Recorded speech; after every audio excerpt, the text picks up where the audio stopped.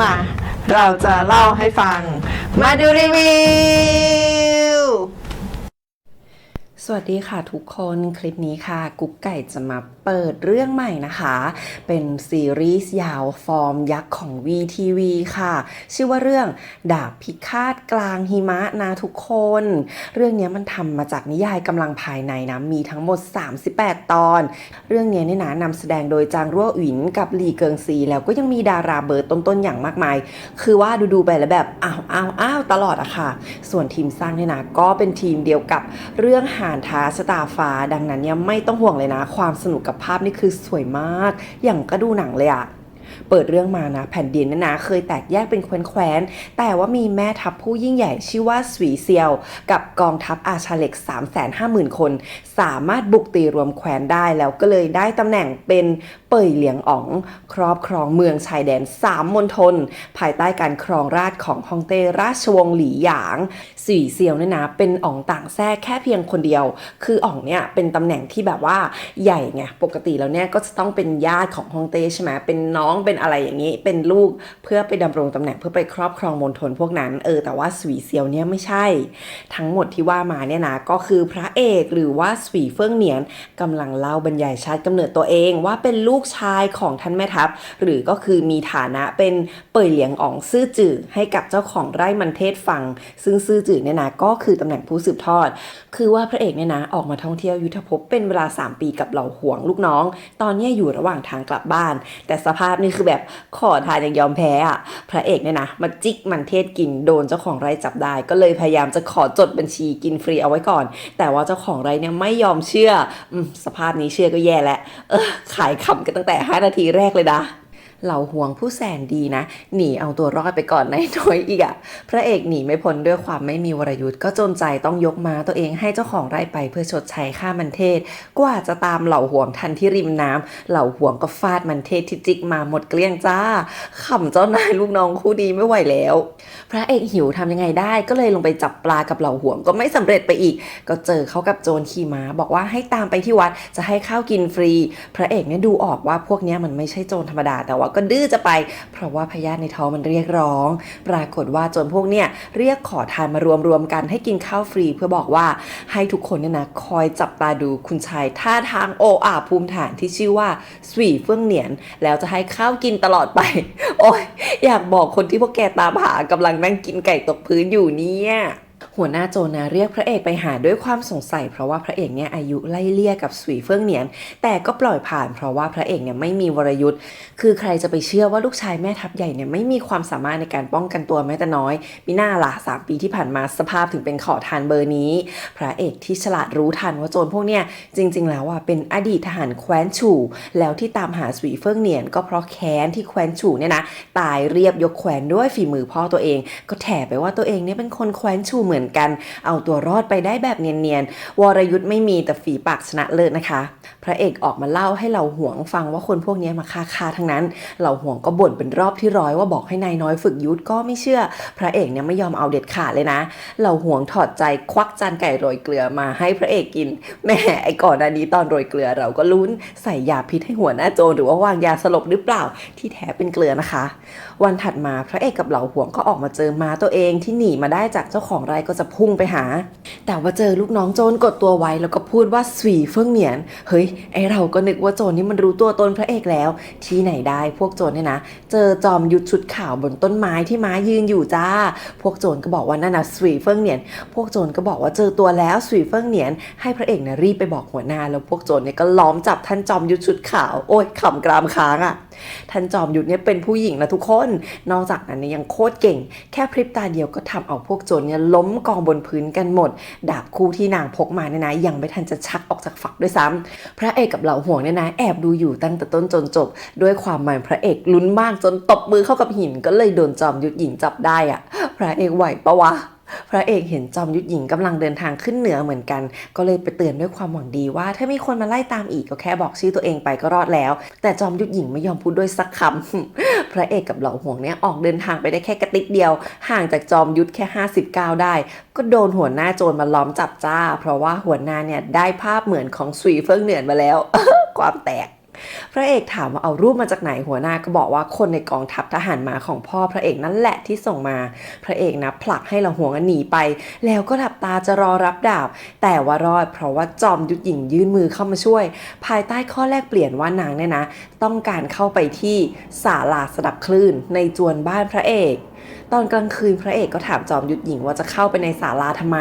นางก็บอกว่าอยากจะได้คัมภีร์เคล็ดวิชาเพิ่มแหมปลอมมากนางเนี่ยน่าจะมีจุดประสงค์อะไรหรือเปล่าแหมดูตรงนี้แล้วเราก็แบบว่านางน่าจะมีจุดประสงค์อื่นหรือเปล่านะระหว่างคุยกันเนี่ยนางมีการเหาะไปซ้อมพวกโจรที่ตามมาด้วยคือว่านางเนี่ยไม่ฆ่าใครนะแค่ซ้อมจนสลบไปเฉยๆเพราะนางบอกว่าโจรพวกนี้ไม่คู่ควรให้นางชักดาบจอมยุทธหญิงเนี่ยให้พระเอกเลือกเองว่าจะเก็บคนพวกนั้นหรือว่าจะปล่อยไปพระเอกก็ไม่ทำอะไรเลยบอกว่าแขนของพ่อเนี่ยไม่เกี่ยวกับตัวเองมันเป็นคนละคนกันส่วนคนพวกนั้นจะแขนพ่อก็ไม่ผิดท่านจอมยุทธหญิงเห็นพระเอกแบ่งแยกได้อย่างชัดเจนเป็นคนดีคนหนึ่งก็เลยเอาดาบตัวเองออกมาให้พระเอกดูทำเอาพระเอกงงว่าตัวเองนี่คู่ควรที่จะได้เห็นดาบแล้วหรอคืนนั้นนะเราห่วงปลุกพระเอกให้รีบชิ่งพร้อมกับม้าขำมามากตาเหลือกไม่อยากจะไปเราห่วงบอกว่ารู้หน้าไม่รู้ใจกลัวว่าจอมยุทธหญิงเนี่ยนะจะไปฆ่าสุยเซียวพ่อพระเอกส่วนที่จอมยุทธหลับไม่ตื่นเพราะว่าเราห่วงเนี่ยเล่นลูกไม้ใส่ยาสลบเบาๆแบบอ่อนจ้าไม่งั้นเนี่ยนะความโคตรเก่งของนาง2 คนกับ1ม้าไม่น่าจะหนีมาได้พระเอกกับเหล่าหวงเนี่ยเดินทั้งคืนแล้วก็เข้าเขตเมืองหลิงโจวแล้วจ้าในที่สุดก็แวะพักที่ร้านเหล้าแต่แกงโจรมันตามมาทันจ้ะพระเอกยังไม่ทันจะทำอะไรจอมยุทธหญิงก็ตามมาทันเช่นกัน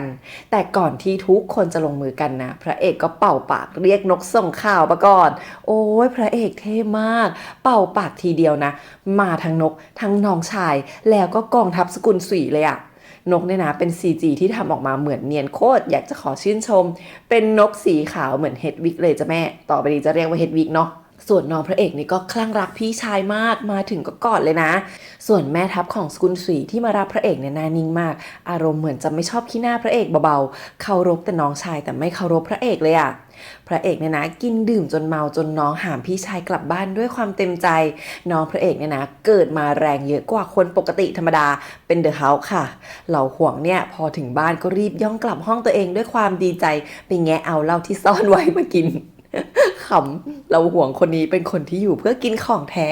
ขนาดพ่อพระเอกนะท่านอ๋องมาขอบคุณเรื่องที่ไปกับพระเอกตั้ง3 ปียังซ่อนไม่ให้ท่านอ๋องเห็นเล่า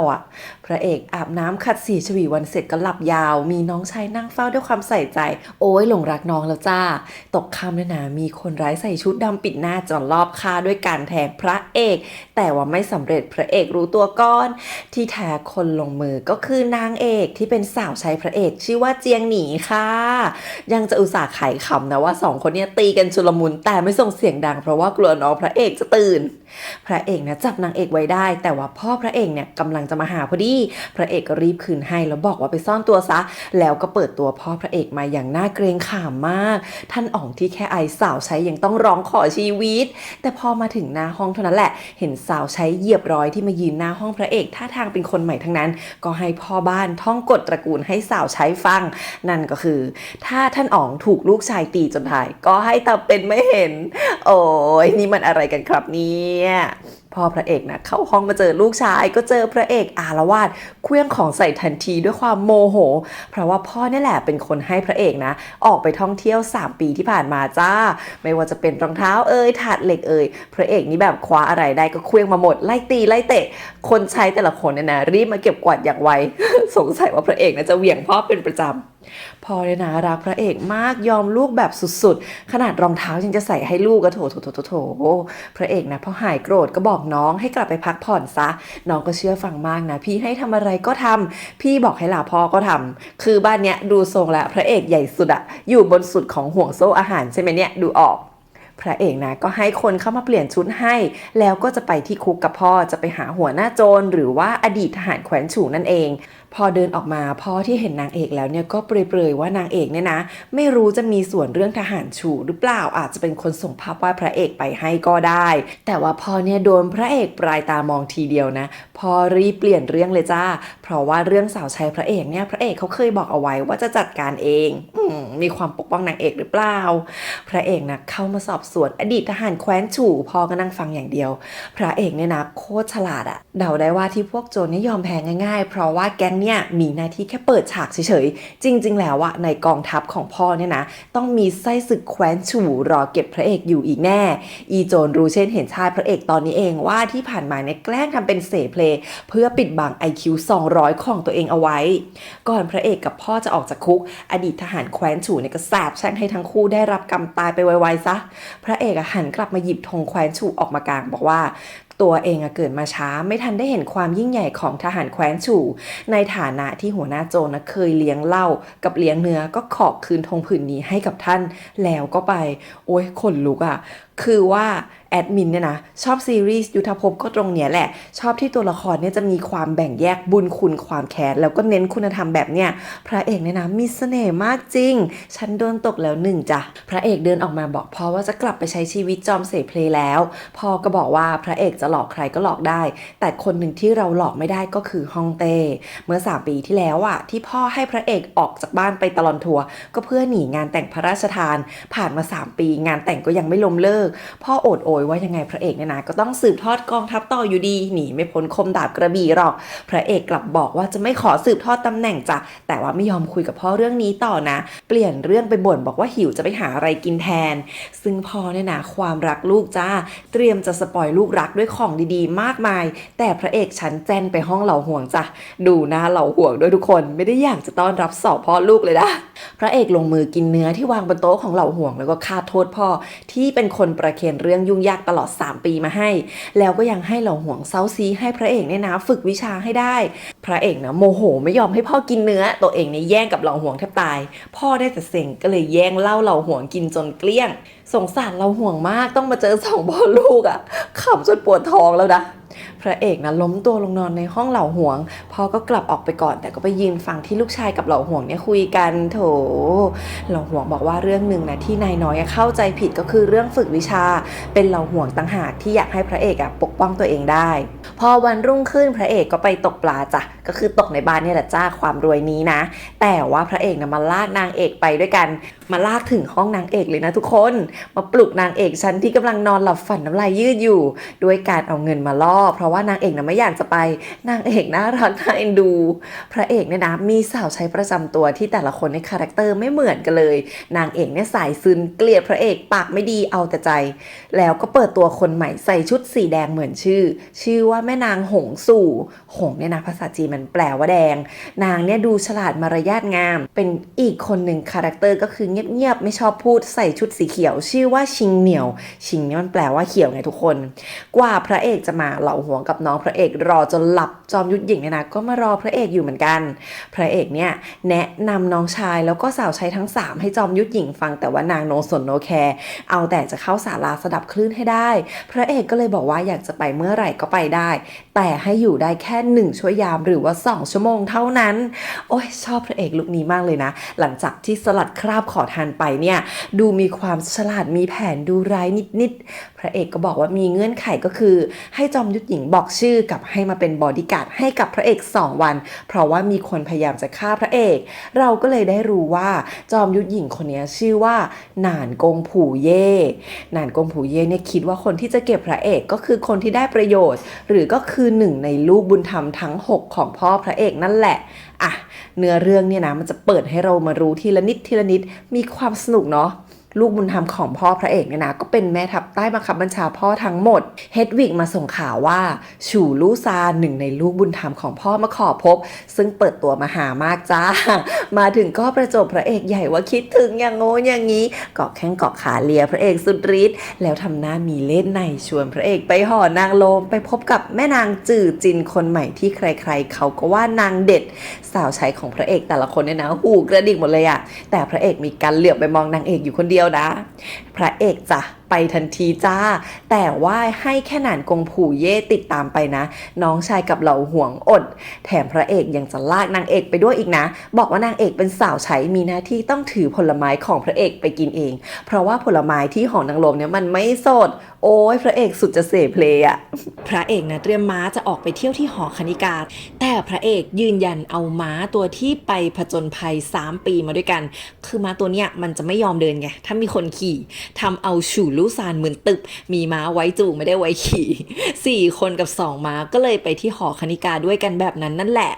พ่อพระเอกนะก็มาไล่น้องชายกับคนใช้ที่ตกปลาอยู่แล้วก็อยู่คุยกับเหล่าห่วง2 ต่อ 2พ่อพระเอกขอบคุณที่เหล่าห่วงเนี่ยนะช่วยดูแลพระเอกมาตั้ง3 ปีแล้วก็บอกว่าจะตอบแทนเป็นกองกำลังให้เหล่าห่วงเนี่ยนะกลับมายืนตำแหน่งห่วง9กระบี่ได้อีกครั้งหนึ่งเฮ้ยที่แท้เหล่าห่วงไม่ใช่คนธรรมดานะเพยถึงกับมีตำแหน่ง9กระบี่นี่ต้องเป็นวรยุทธ์ฝีมือกระบี่คนเก่งแน่นอนเลยกล่องไม้ที่พกติดตัวตลอดเนี่ยก็คงเป็นกล่องใส่กระบี่สินะเราห่วงบอกว่าก่อนหน้านี้ก็ขัดแย้งกับตัวเองเหมือนกันแต่ว่าการที่ไปพเนจรกับนายน้อยทำให้รู้ว่าชีวิตเนี่ยไม่อยากได้อยากเป็นอะไรอีกแล้วใจมันสงบอยากจะเป็นแค่เราห่วงที่อยู่คอยเคียงข้างนายน้อยว่าแล้วก็โยนกล่องไม้ลงทะเลสาบไปเลยจ้ะพระเอกนะเดินจนค่ำจนกว่าจะถึงหอคณิกานางเอกเนี่ยนะซัดผลไม้ที่ถือมาเรียบระหว่างทางแล้วก็อ้างจะไม่เข้าไปแต่ว่าเฟลจ้ะพระเอกลากเข้าไปจนได้นางเอกนะไม่เต็มใจสุดฤทธิ์แต่พอเห็นของกินเท่านั้นแหละตาลุกวาวนิสัยเดียวกับเหล่าห่วงเป๊ะเลยนะน้องตัวเด็ดของหอคณิกาก็เข้ามาคำนับพระเอกพร้อมอุ้มแมวมาด้วยทำเอาเราเบลอไปแป๊บหนึ่งเพราะว่ามัวแต่ดูน้องแมวนั่นแหละน้องคณิกาคนนี้ชื่อว่าอุ๋ยโย่เวยมีความสามารถพิเศษก็คือรำกระบี่ได้แล้วยังบอกว่ามันมีท่ารำพิเศษเอาไว้รำให้คนรักดูเท่านั้นด้วยนะพระเอกเนี่ยยิ้มแบบรู้ทันแล้วก็ยอมตามไปที่ห้องนาง2 ต่อ 2ฉู่ลู่ซานเห็นพระเอกไปก็อมยิ้มมีเล็ดในไปอีกคนโอ๊ยระแวงมากจ้ะฉันจะไว้ใจใครได้บ้างเรื่องนี้อุ๋ยโย่เวยรำกระบี่อย่างสวยนะตัวอ่อนมากพระเอกดูปุ๊บก็รู้เปล่าว่ามันเป็นท่ารำของแคว้นชูอ่ะแผ่นรอบค่ามาอีกหนึ่ง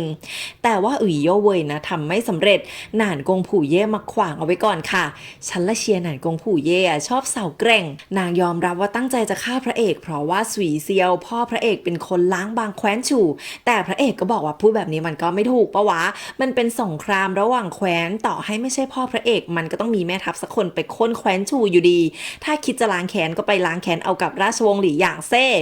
พระเอกมีเหตุผลน่ะอุ๋ยโย่เวยบอกว่าที่แค้นพ่อพระเอกเพราะว่านอกจากจะเป็นคนฆ่าเอาเลือดทั้งวังแคว้นฉู่ทั้งฮ่องเต้ฮ่องเฮาไม่รอดสักรายแต่องค์หญิงน้อยก็ยังโดนตัดหัวไปด้วยนะพระเอกก็เลยให้หนานกงผู่เย่ไปตามนางเอกมาก่อนที่อุ๋ยโย่เวยจะฆ่าตัวตายที่แท้นางเอกของพวกเรามีฐานะเป็นองค์หญิงแคว้นฉู่จ้าทุกคน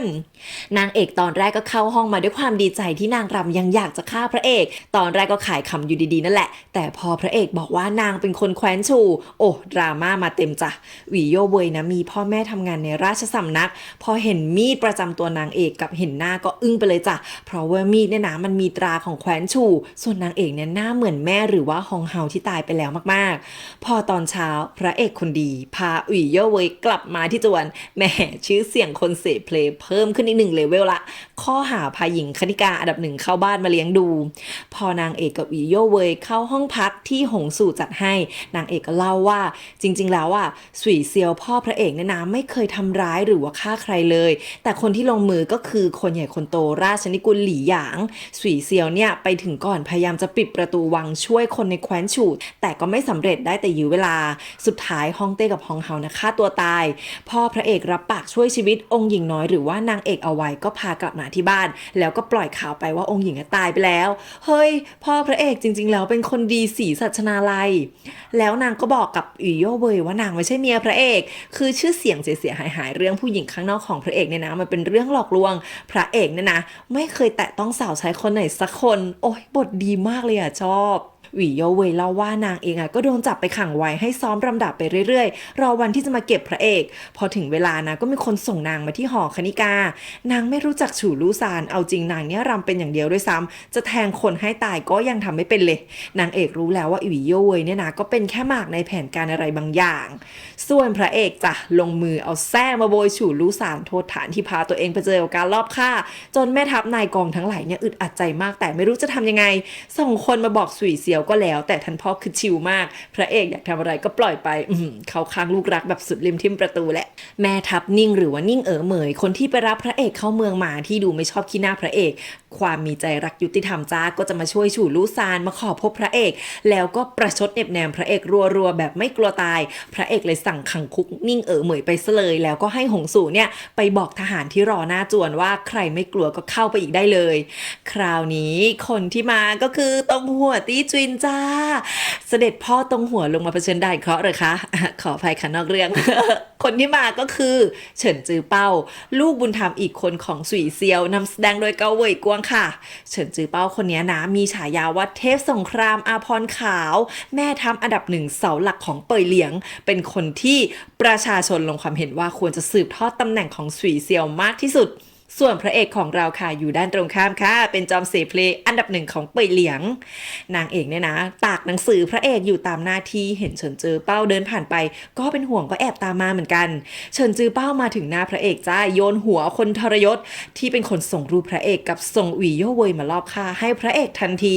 คือเฉินจือเป้าเนี่ยนะฉลาดรู้ทันหมดว่าพระเอกกับฉู่ลู่ซานเนี่ยจงใจจัดละครฉากนี้เพื่อหามือมืดเบื้องหลังมาคนไหนที่โผล่มาจะช่วยฉู่ลู่ซานก็คนนั้นนั่นแหละก็คือกะว่าคนที่โผล่มาเนี่ยนะก็ต้องอยากมาดึงฉู่ลู่ซานไปเป็นพวกโอ้ยฉลาดมากฉู่ลู่ซานที่นอนแบบอยู่นะได้ยินยังลืมตามาดูเลยอ้าวไม่ได้โดนโบยจนสลบอ่ะวะที่แท้พี่ฉู่คนนี้นี่รักพระเอกหรอกหรอโอ้ยโดนหลอกพระเอกนี่คือแบบว่าเอกการละครโคตรอ่ะเฉินจือเป้านะขอคุยกับพระเอก2 ต่อ 2บอกให้พระเอกฆ่าอุ๋ยโย่เวยไปซะแต่พระเอกไม่ยอมบอกว่าสวยเกินไปตัดใจไม่ลงกราบความคีปลุกของพระเอกจ้ะเฉินจือเป้าก็บอกว่าเพื่อขวัญกำลังใจของทหารให้จบเรื่องนี้ไปแบบนี้แหละแล้วค่อยสืบต่อทางลับว่ามันเป็นฝีมือใครกันแน่เฉินจือเป้านะรู้ว่าพระเอกจงใจทำตัวเสเพลเพื่อซ่อน IQ 200เอาไว้แต่ก็บอกว่าไม่ยอมรับพระเอกอยู่ดีตราบใดที่เฉินจือเป้ายังอยู่ทัพเป่ยเหลียงจะไม่มีวันเกิดจราจนเด็ดขาดแล้วก็ไปโอ้ยเท่มากเลยค่ะเลือกไม่ถูกเลือกใครดีคะ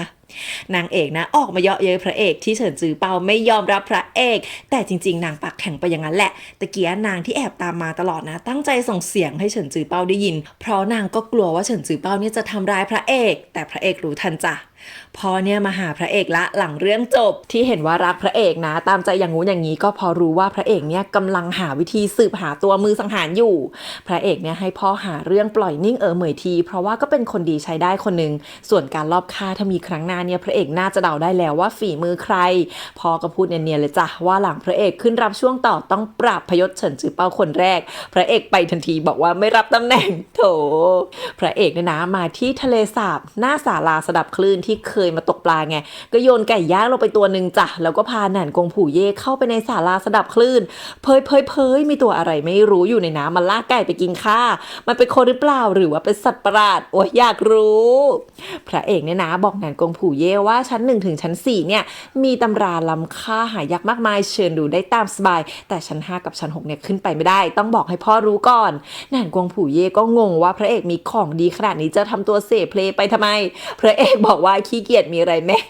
แล้วก็นั่งแข่งขี้มุกโชว์ไปอีกคือดูเรื่องนี้แบบว่าเมื่อยปากมากแต่ละตอนนี้หัวเราะจนกรามแทบค้างแล้วค่ะพระเอกเรียกผู้ดูแลตำราเว่ยออกมาด้วยการฟาดดาบของหนันกงผู่เย่ไปที่ศาลาแรงๆผู้ดูแลลงมาก็เปิดฉากด่าพระเอกก่อนเลยจ้ะพอเห็นว่ามีคนอื่นอยู่ด้วยนะก็รีบเปลี่ยนท่าทีทำเป็นเคารพเรียกพระเอกว่าซื่อจื่อทันทีไม่ทันแล้วไหมผู้ดูแลเว่ยถามว่าพระเอกจะไม่ไปเยี่ยมอาจารย์หน่อยหรอพระเอกก็บอกว่าเอาไว้คลี่คลายเรื่องมือสังหารได้ก่อนแล้วค่อยไปหนันกงผู่เย่งงถามว่าอ้าวไหนว่าไม่มีวรยุทธ์ทำไมมีอาจารย์ด้วยล่ะพระเอกก็บอกว่าอาจารย์เนี่ยสอนเดินหมากไม่ได้สอนต่อยตีที่ฉลาดนี่เป็นเพราะอาจารย์คนนี้ใช่ไหมนะทีนี้ในตลาดนะมันมีบัณฑิตหลินที่ได้ตำแหน่งท่านฮวาคือมันเป็นตำแหน่งรองของจองหัวนะทุกคนมากับที่ปรึกษาสาวผู้มีวรยุทธ์มายืนด่าพระเอกอยู่ครึ่งค่อนวันไหนว่าเพื่อพดุงความยุติธรรมว่าอย่างนั้นเถอะพระเอกรู้เรื่องก็ชวนนางเอกกับเหล่าห่วงไปยืนฟังเขาด่าอย่างมีความสุขบัณฑิตหลินนะด่าไปได้ครึ่งค่อนวันก็มีตาเฒ่าคนนึงมาทำเป็นว่าไอ้รถม้าของบัณฑิตหลินเนี่ยมาชนตัวเองจนบาดเจ็บตาบอดซะอย่างนั้นพระเอกรู้ว่าตาเฒ่าเนี่ยนะมาก่อกวนก็เลยรีบพาตาเฒ่ากลับไปเพราะว่ารู้จักกับตาเฒ่าสุยอยู่แล้วประชาชนก็เลยแยกย้ายกันเป็นอันว่าการด่าพระเอกของบัณฑิตต้องจบลงไปซะอย่างนั้นพระเอกเนี่ยนะพาตาเฒ่ากลับบ้านแล้วก็จับเป็ดไปให้เหล่าห่วงตาเฒ่าบอกว่าไม่ได้เจอกันตั้งนานแต่งงานแล้วหรอเพราะเห็นว่าพระเอกเนี่ยพานางเอกมาด้วยจริงๆไม่ได้เห็นหรอกคือตาเฒ่าเนี่ยนะตาบอดพระเอกก็ยิ้มกริ่มไม่ยอมแก้ไขความเข้าใจผิดนะทั้ง4คนเนี่ยล้อมวงกินซุปเป็ดก่อนจะกลับตาเฒ่ายังบอกนางเอกว่าเมื่อก่อนตัวเองเคยเป็นทหารแล้วก็รบจนตาบอดดีที่ตอนนี้บ้านเมืองสงบแล้วพระเอกเนี่ยนะเป็นคนจิตใจดีนางเอกเลือกคนถูกแล้วพอกลับออกมานะนางเอกก็ถามพระเอกว่าทำไมไม่บอกตาเฒ่าไปว่าตัวเองเป็นใครพระเอกบอกว่าให้ตาเฒ่ารู้แค่ว่าพระเอกคือเจ้าหนูสุยก็พอแล้วเรื่องที่พ่อติดค้างทหารและประชาชนเนี่ยมันมีเพียงใช้ความรุ่งเรืองของบ้านเมืองให้ทุกคนได้อยู่อย่างสงบถึงจะชดใช้ได้ซึ่งช็อตเนี้ย พระเอกนางเอกแล้วก็เหล่าห่วงเนี่ยนะกลับบ้านมาเจอบัณฑิตหลินกับที่ปรึกษาหญิงที่หน้าจวนที่ยืนรอพระเอกจนหลับคือว่าจากตลาดเนี่ยก็มารอด่าพระเอกต่อที่บ้านแต่ว่าไม่มีคนต้อนรับพระเอกก็เลยเชิญเข้าบ้านสดิบดีบัณฑิตนี่ก็นึกดีใจนึกว่าเจอคนในบ้านพระเอกที่มีปณิธานเดียวกันหารู้ไหมว่าพระเอกเนี่ยแหละคือคนที่ตัวเองต้องการมาด่าจ้ะพระเอกนะก็ไปรับรองบัณฑิตหลินที่ริมทะเลสาบแล้วก็ให้นางเอกเนี่ยไปเรียกชิงเหนี่ยวสาวใช้ที่พูดน้อยมารอรับใช้ด้วยนะพอตัวเองเฉลยว่าคือซื่อจื่อนี่แหละบัณฑิตก็พูดจายุแยงให้ที่ปรึกษาหญิงที่มีวรยุทธ์ลงมือจะฆ่าพระเอกซะแต่ว่าสาวใช้ชิงเหนี่ยวพูดน้อยต่อยหนักมีวรยุทธ์เข้ามาเซฟพระเอกเอาไว้ได้จริงๆแล้วพระเอกเนี่ยวางแผนส่องเด้งยืมมือบัณฑิตนี่แหละเพื่อเปิดเผยชมหน้าสาวใช้ที่พ่อส่งมาแถมยังบอกชิงเหนี่ยวว่าไม่กลัวว่าจะโดนทำร้ายเพราะว่ารู้ตัวตนว่าชิงเหนี่ยวเนี่ยมีวรยุทธ์ตั้งนานแล้วขำที่ปรึกษาที่ดูทรงแอบรักบัณฑิตหลินเนี่ยนะรีบชิงบอกว่านางวางแผนทำร้ายพระเอกคนเดียวแต่ว่าบัณฑิตหลินไม่เกี่ยวพระเอกก็เลยเล่นละครจ้าให้บัณฑิตเนี่ยต้องเอาตัวรอดด้วยการทั้งด่าทั้งจะลงมือทุบตีผู้หญิงจนที่ปรึกษาหญิงคนนี้รู้เช่นเห็นชาติของบัณฑิตหลินเอาพ่อคะพระเอกจะรีครูสตรีเข้าจวนอีกแล้วใช่หรือไม่พระเอกนะให้บัณฑิตหลินดูว่าทะเลสาบสวยไหมปลาสวยหรือเปล่าแล้วก็บอกว่าทิวทัศน์กลางทะเลสาบดีกว่านี้อีกนะนางเอกเรารับบทลำบากเป็นฝีพายพาผู้ชายทั้งสองไปดูปลาที่ใจกลางทะเลสาบจ้า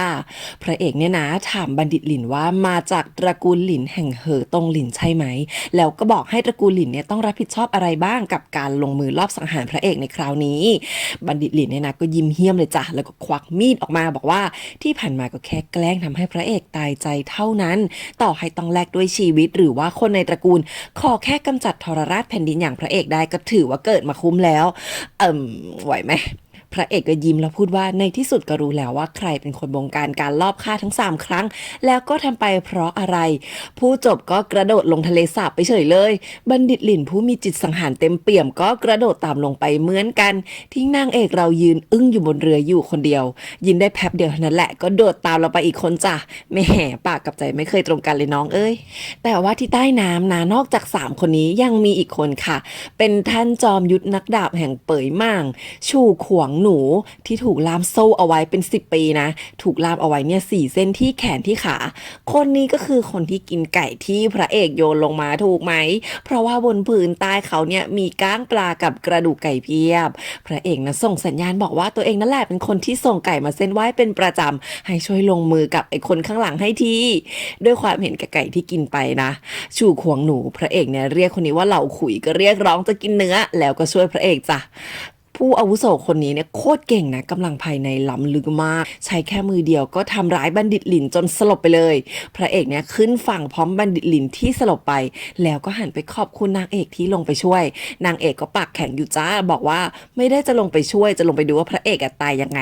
จ้ะพูดไปเถอะไม่มีใครเชื่อหรอกนางเอกถามพระเอกถึงได้รู้ว่าคนที่อยู่ใต้น้ำเนี่ยเป็นคนไม่ใช่ปีศาจพระเอกเองก็ไม่รู้จักชื่อแต่ว่าคนเนี่ยเคยช่วยพระเอกเอาไว้ตอนที่พระเอกตกทะเลสาบตอนเด็กๆจากนั้นพระเอกก็เลยเอาของกินมาให้บ่อยๆก็เลยสนิทกันว่างั้นแต่ว่าที่อยู่ใต้น้ำได้เนี่ยพระเอกวิเคราะห์ว่าด้วยความเก่งกาจความวรยุทธ์ล้ำลึกเนี่ยนะก็น่าจะใช้อากาศจากการฆ่าปลาแล้วก็ชิงถุงลมปลามาหายใจโอ้โหยุทธภพมากค่ะดูแล้วแบบอึ้งแป๊บหนึ่งเลยนะตรงเนี้ยนางเอกคิดได้ว่าพระเอกรู้แต่แรกก็เลยตั้งใจหยุดเรือตรงนั้นแหละเพื่ออย่างเชิงไอ้บัณฑิตหลินถ้าเกิดลงมือขึ้นมาเนี่ยพระเอกก็ยังลงไปหาความช่วยเหลือจากผู้อาวุโสใต้ทะเลสาบได้ก็เลยด่าพระเอกว่าจงใจมาลองเชิงนางด้วยใช่ไหมว่าจะร่วมมือลงมือฆ่าพระเอกด้วยหรือเปล่าพระเอกนะสาบานในนามท่านแม่ที่ตายไปแล้วว่าไม่เคยคิดลองเชิงนางเอกเลยโอ้ยพระเอกคือแสดงสายตาเก่งมากดูแล้วรู้เลยว่าเขาเนี่ยเชื่อมั่นเชื่อใจนางเอกสุดๆเลยนะเหล่าห่วงวิ่งหน้าเริดเอาชุดมาให้พระเอกเปลี่ยนซึ่งพระเอกก็บ่นว่าแทนที่จะไปตามคนมาช่วยดันไปเอาชุดมาให้แทนอะไรของเหล่าห่วงเนี่ยว่าแล้วพระเอกก็ปีนลงน้ำไปใหม่ไปเอากล่องไม้ที่เหล่าห่วงโยนทิ้งไปคืนมาพอรู้ว่าเป็นของสำคัญที่เหล่าห่วงเนี่ยนะเอาไว้ข้างตัวมาตลอดเหล่าห่วงบอกว่าไม่เอาแล้วมันเป็นอดีตไปหมดแล้วแต่พระเอกกลับบอกว่าไม่เห็นต้องปฏิเสธตัวเราในอดีตเลยถ้าไม่มีเราในอดีตเนี่ยนะจะมีเราในวันนี้ได้ไงเหล่าห่วงก็เลยยอมรับกล่องไม้กลับไปนะมี ความซึ้งพระเอกมาบอกบัณฑิตในคุกว่าผลของการลอบสังหารทำให้ตระกูลหลินของบัณฑิตเนี่ยนะต้องจบสิ้นทั้งตระกูลในข้อหากบฏซึ่งบัณฑิตก็ไม่เข้าใจว่าแค่ตัวเองเนี่ยลอบฆ่าพระเอกจะทำให้คนอื่นเดือดร้อนไปได้ยังไงพระเอกก็ถอดใจใส่แล้วบอกว่าคนเราเนี่ยนะมันทำอะไรก็ต้องรอบคอบจะได้ไม่กลายเป็นหมากโดนล้างตระกูลให้คนอื่นและยังไม่รู้ตัวไปอีกพระเอกเนี่ยออกจากคุกไปหาอาจารย์ก็ยังเจอหนานกงผู่เย่ที่ยังอ่านตำราพื้นฐานอยู่ที่ชั้นแรกเพราะว่านางนี่อยากจะเป็นหนึ่งในใต้ล่าพระเอกก็ไปบอกอาจารย์ว่าไขคดีลอบฆ่าได้แล้วคนที่บงการทั้ง3ครั้งก็คือจิ้งอันอ๋องที่ชื่อว่าเจ้าเหิงที่ดูแลเมืองชิงโจวคือเมืองชิงโจวเนี่ยนะก็เป็นเมืองประมาณว่าเป็นคู่แข่งเป็นคู่ปรับของเป่ยเหลียงทั้งหมดเนี่ยก็คืออยากจะทำให้เรื่องการฆ่าพระเอกเนี่ยออกมาดูเหมือนกับว่าตระกูลหลินของบัณฑิตเนี่ยร่วมมือกับอดีตทหารแคว้นฉู่ที่เป็นกบฏมาฆ่าพระเอกจนทำให้ตระกูลหลินเนี่ยต้องโดนกบฏตกตายทั้งตระกูลที่จิ้งอันอ๋องทำแบบนี้ก็เพราะว่าจริงๆแล้วตระกูลหลินเนี่ยแหละเป็นคนกุมอำนาจการเงินอยู่ที่ชิงโจวไงถ้ากำจัดตระกูลหลินไปได้ปุ๊บจิ้งอันอ๋องคนเดียวก็จะได้กุมอำนาจเบ็ดเสร็จที่ชิงโจวจ้ะต่อให้ลงมือไม่สำเร็จพระเอกตายนะเป่ยเหลียงวุ่นวายชิงโจวก็ได้ประโยชน์อยู่ดีอาจารย์บอกว่าพระเอกนะวิเคราะห์ได้ดีแต่ก็ยังมองไม่รอบกระดานจริงๆแล้วคนเล่นเกมนี้นะมันยังมีที่ฉลาดกว่านั้นคือสุยเซียวพ่อพระเอกจ้าแล้วเราก็ได้เห็นว่าพ่อพระเอกเนี่ยนะเดาทางจิ้งอันอ่องได้แต่แรกเหมือนกันแล้วก็เป็นคนส่งที่ปรึกษาหญิงคนนั้นหรือว่าชื่อจริงๆก็คือซูซิลไปเจอกับท่านฮวาให้ซูซิลเนี่ยทำหน้าที่เป็นพยานการกบฏพร้อมกับส่งเสริมให้เกิดเรื่องรอบสังหารจ้ะแล้วยังเนียนๆเผยตัวชิงเนียนที่พระเอกสงสัยว่ามีวรยุทธ์ที่อยู่ข้างกายพระเอกไปอีกแล้วหลังจากตระกูลหลินล้มลงเนี่ยนะคนที่รับช่วงดูแลทรัพย์สินที่ชิงโจวที่เป็นคนข้างกายของจิ้งอันอ๋องกลับเป็นคนสนิทของพ่อพระเอกที่วางตัวเอาไว้จ้าบัณฑิตหลินเนี่ยนะแค้นใจเจ็บใจมากแต่ก็ทำอะไรไม่ได้ทางด้านพระเอกที่ยังไม่รู้แต่อาจารย์ก็ไม่ยอมบอกตรงๆนะแต่ก็สอนว่าเวลาเล่นหมากอย่ามองแต่กระดานให้มองแผนการของคนที่เล่นหมากด้วยแล้วก็ให้ป้ายคำสั่งให้พระเอกลงไปดูในคุกใต้ดินที่ลึกที่สุดในโจรเองว่ามีใครอยู่ซึ่งคนที่อยู่ก็คือนิ่งเหมยทุกคนพระเอกเนี่ยงงมากเพราะว่าบอกพ่อให้ปล่อยตัวไปตั้งนานแล้วนิ่งเหมยยังจะประชดพระเอกว่าเป็นคนขังตัวเองแท้ๆลืมไปแล้วหรือไงพระเอกก็ไม่เข้าใจว่าทำไมนิ่งเหมยเนี่ยโดนขังเพราะว่านิ่งเหมยเนี่ยนะไม่ได้เกี่ยวกับการลอบฆ่าพระเอกสักหน่อยก็เลยไปหาพ่อเพื่อถามด้วยตัวเองเจอว่าพ่อนี่อยู่กับเฉินจือเป้าพอพระเอกมานะพ่อก็ให้เฉินจือเป้าออกไปเลยอยากจะเดาว่าเฉินจือเป้าเนี่ยน่าจะเป็นคนดีทำทุกอย่างให้สุยเซียวพ่อพระเอกแหละพ่อพระเอกก็คือดูทรงน่าจะเป็นคนดีถูกไหมแต่ว่าไม่อยากจะเดาแหละเพราะว่าดูมา4ตอนแรกเดาผิดหมดเลยจ้ะพระเอกคาดคั้นสุยเซียวพ่อตัวเองเรื่องนิ่งเหมยซึ่งพ่อก็ยอมบอกว่าสิ่งที่จะทำลายกองทัพเป่ยเหลียงได้คือภัยจากภายในที่ต้องขังนิ่งเหมยก็เพราะว่าหลายๆคนในกองทัพกับนิ่งเหมยเนี่ยนะสนับสนุนน้องชายพระเอกให้เป็นคนมารับช่วงต่อจากพ่อให้เป็นคนมาปกครองเป่ยเหลียงเพราะความเก่งทรงพลังพระเอกบอกว่างั้นก็ยกให้น้องไปเลยพ่อก็ขยี้ว่าน้องพระเอกเนี่ยเป็นเด็กจิตใจดีไร้เดียงสา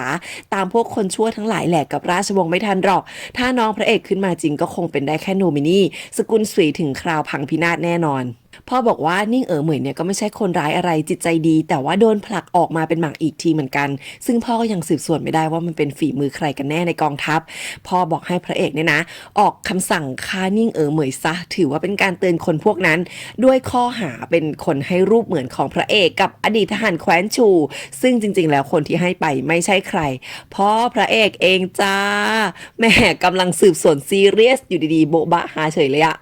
พระเอกเนี่ยรู้ทันแล้วว่าจิ้งอันอ่องเนี่ยนะวางแผนเพื่อกุมอำนาจตัวเองที่ชิงโจวส่วนพ่อเนี่ยก็ซ้อนแผนเพื่อกำจัดคนที่ไม่เห็นด้วยกับตำแหน่งซื่อจื่อของพระเอกคือยังคงตามพ่อไม่ทันเรื่องบัณฑิตหลินอยู่ดีแหละถึงพ่อจะบอกว่าทำเพื่อพระเอกนะแต่ยังไงพระเอกก็ไม่ยอมฆ่านิ่งเหมยที่เป็นคนบริสุทธิ์อยู่ดีพ่อก็เลยบอกว่างั้นก็เลือกเอาระหว่างฆ่านิ่งเหมยหรือส่งน้องชายพระเอกไปอยู่ที่อื่นแต่พระเอกนะไม่เอาทั้งสองทางแล้วก็สะบัดหน้าไป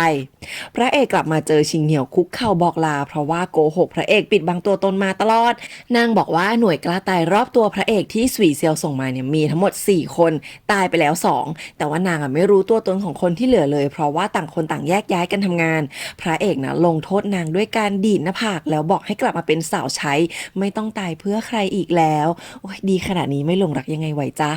หงสู่ก็เลยเหน็บแนมชิงเหนียวว่าเป็นที่โปรดปรานของพระเอกจริงนะชิงเหนียวเลยถามกลับว่าฐานะจริงของหงสู่คืออะไรกันแน่ หงสู่ไม่ตอบแต่ว่าอมยิ้มให้ชิงเหนี่ยวเดาเอาเองโอ้ยแอบเดาว่าคนนี้จะร้ายหรือเปล่าดูจากหน้าหรือว่านางจะเป็นคนสืบข่าวให้ใครสักคนก็แล้วกันโอ้ยเดาไม่ถูกเดาไว้ก่อน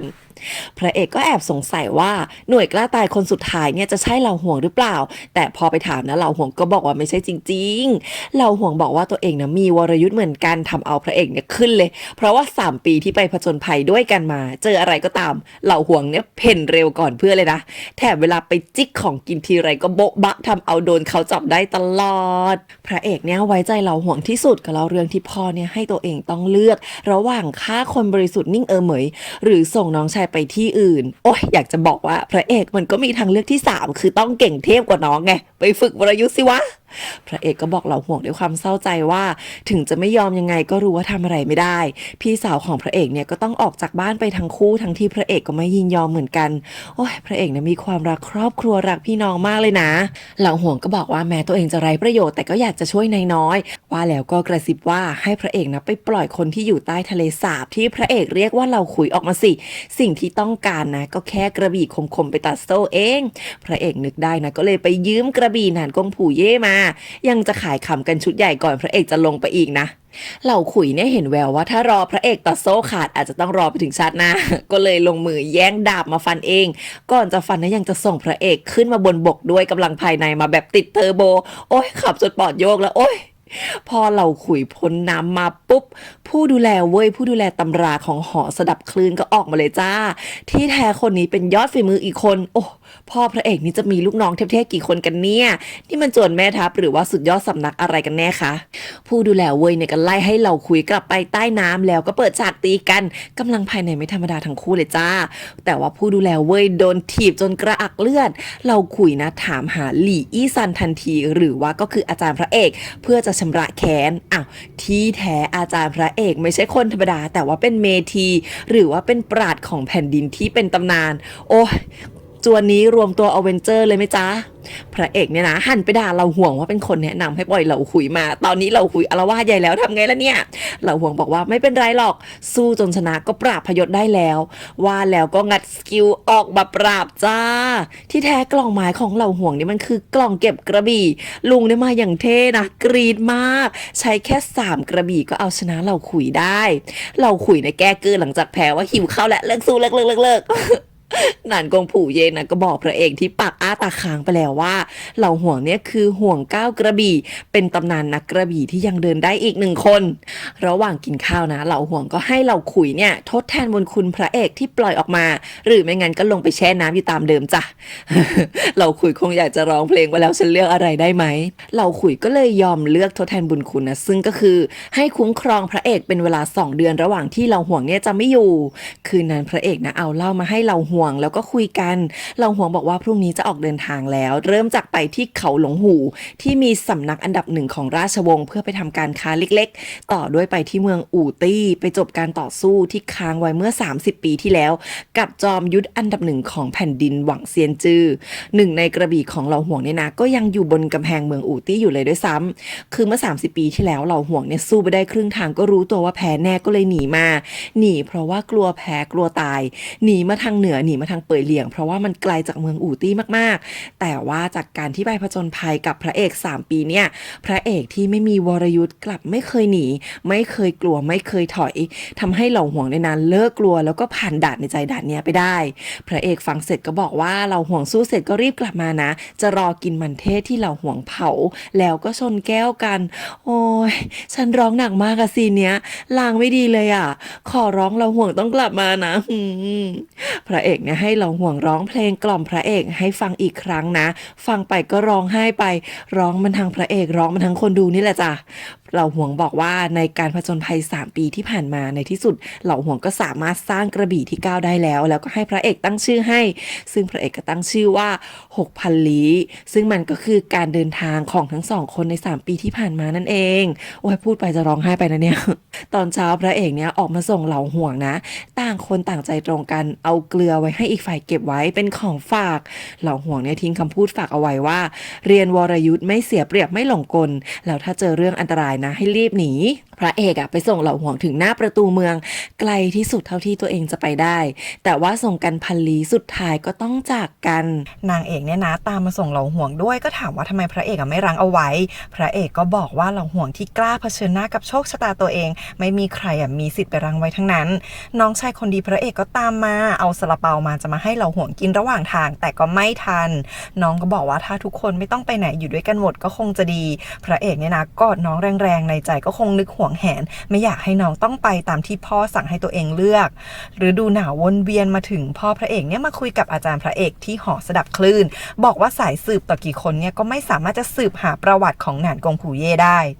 แต่อาจารย์บอกว่าให้เชื่อในสายตาพระเอกเถอะแล้วระดับวรยุทธ์ของนางเนี่ยก็เก่งมากให้เวลาอีก10 ปีจะต้องเป็นยอดฝีมืออันดับหนึ่งของยุทธภพได้แน่นอนพ่อพระเอกวางใจแล้วก็เลยบอกอาจารย์ว่าให้ไปร่วมงานสวมหมวกให้พระเอกในวันนี้กันเถอะซึ่งพิธีสวมหมวกนะทุกคนหรือว่าสวมกวานสำหรับผู้ชายจีนเนี่ยนะมันเป็นประเพณีเก่าแก่เป็นการแสดงว่าบรรลุนิติภาวะแล้วสำหรับผู้ชายอายุ20สำหรับผู้หญิงเนี่ยนะจะเป็นพิธีปักปิ่นตอนที่อายุ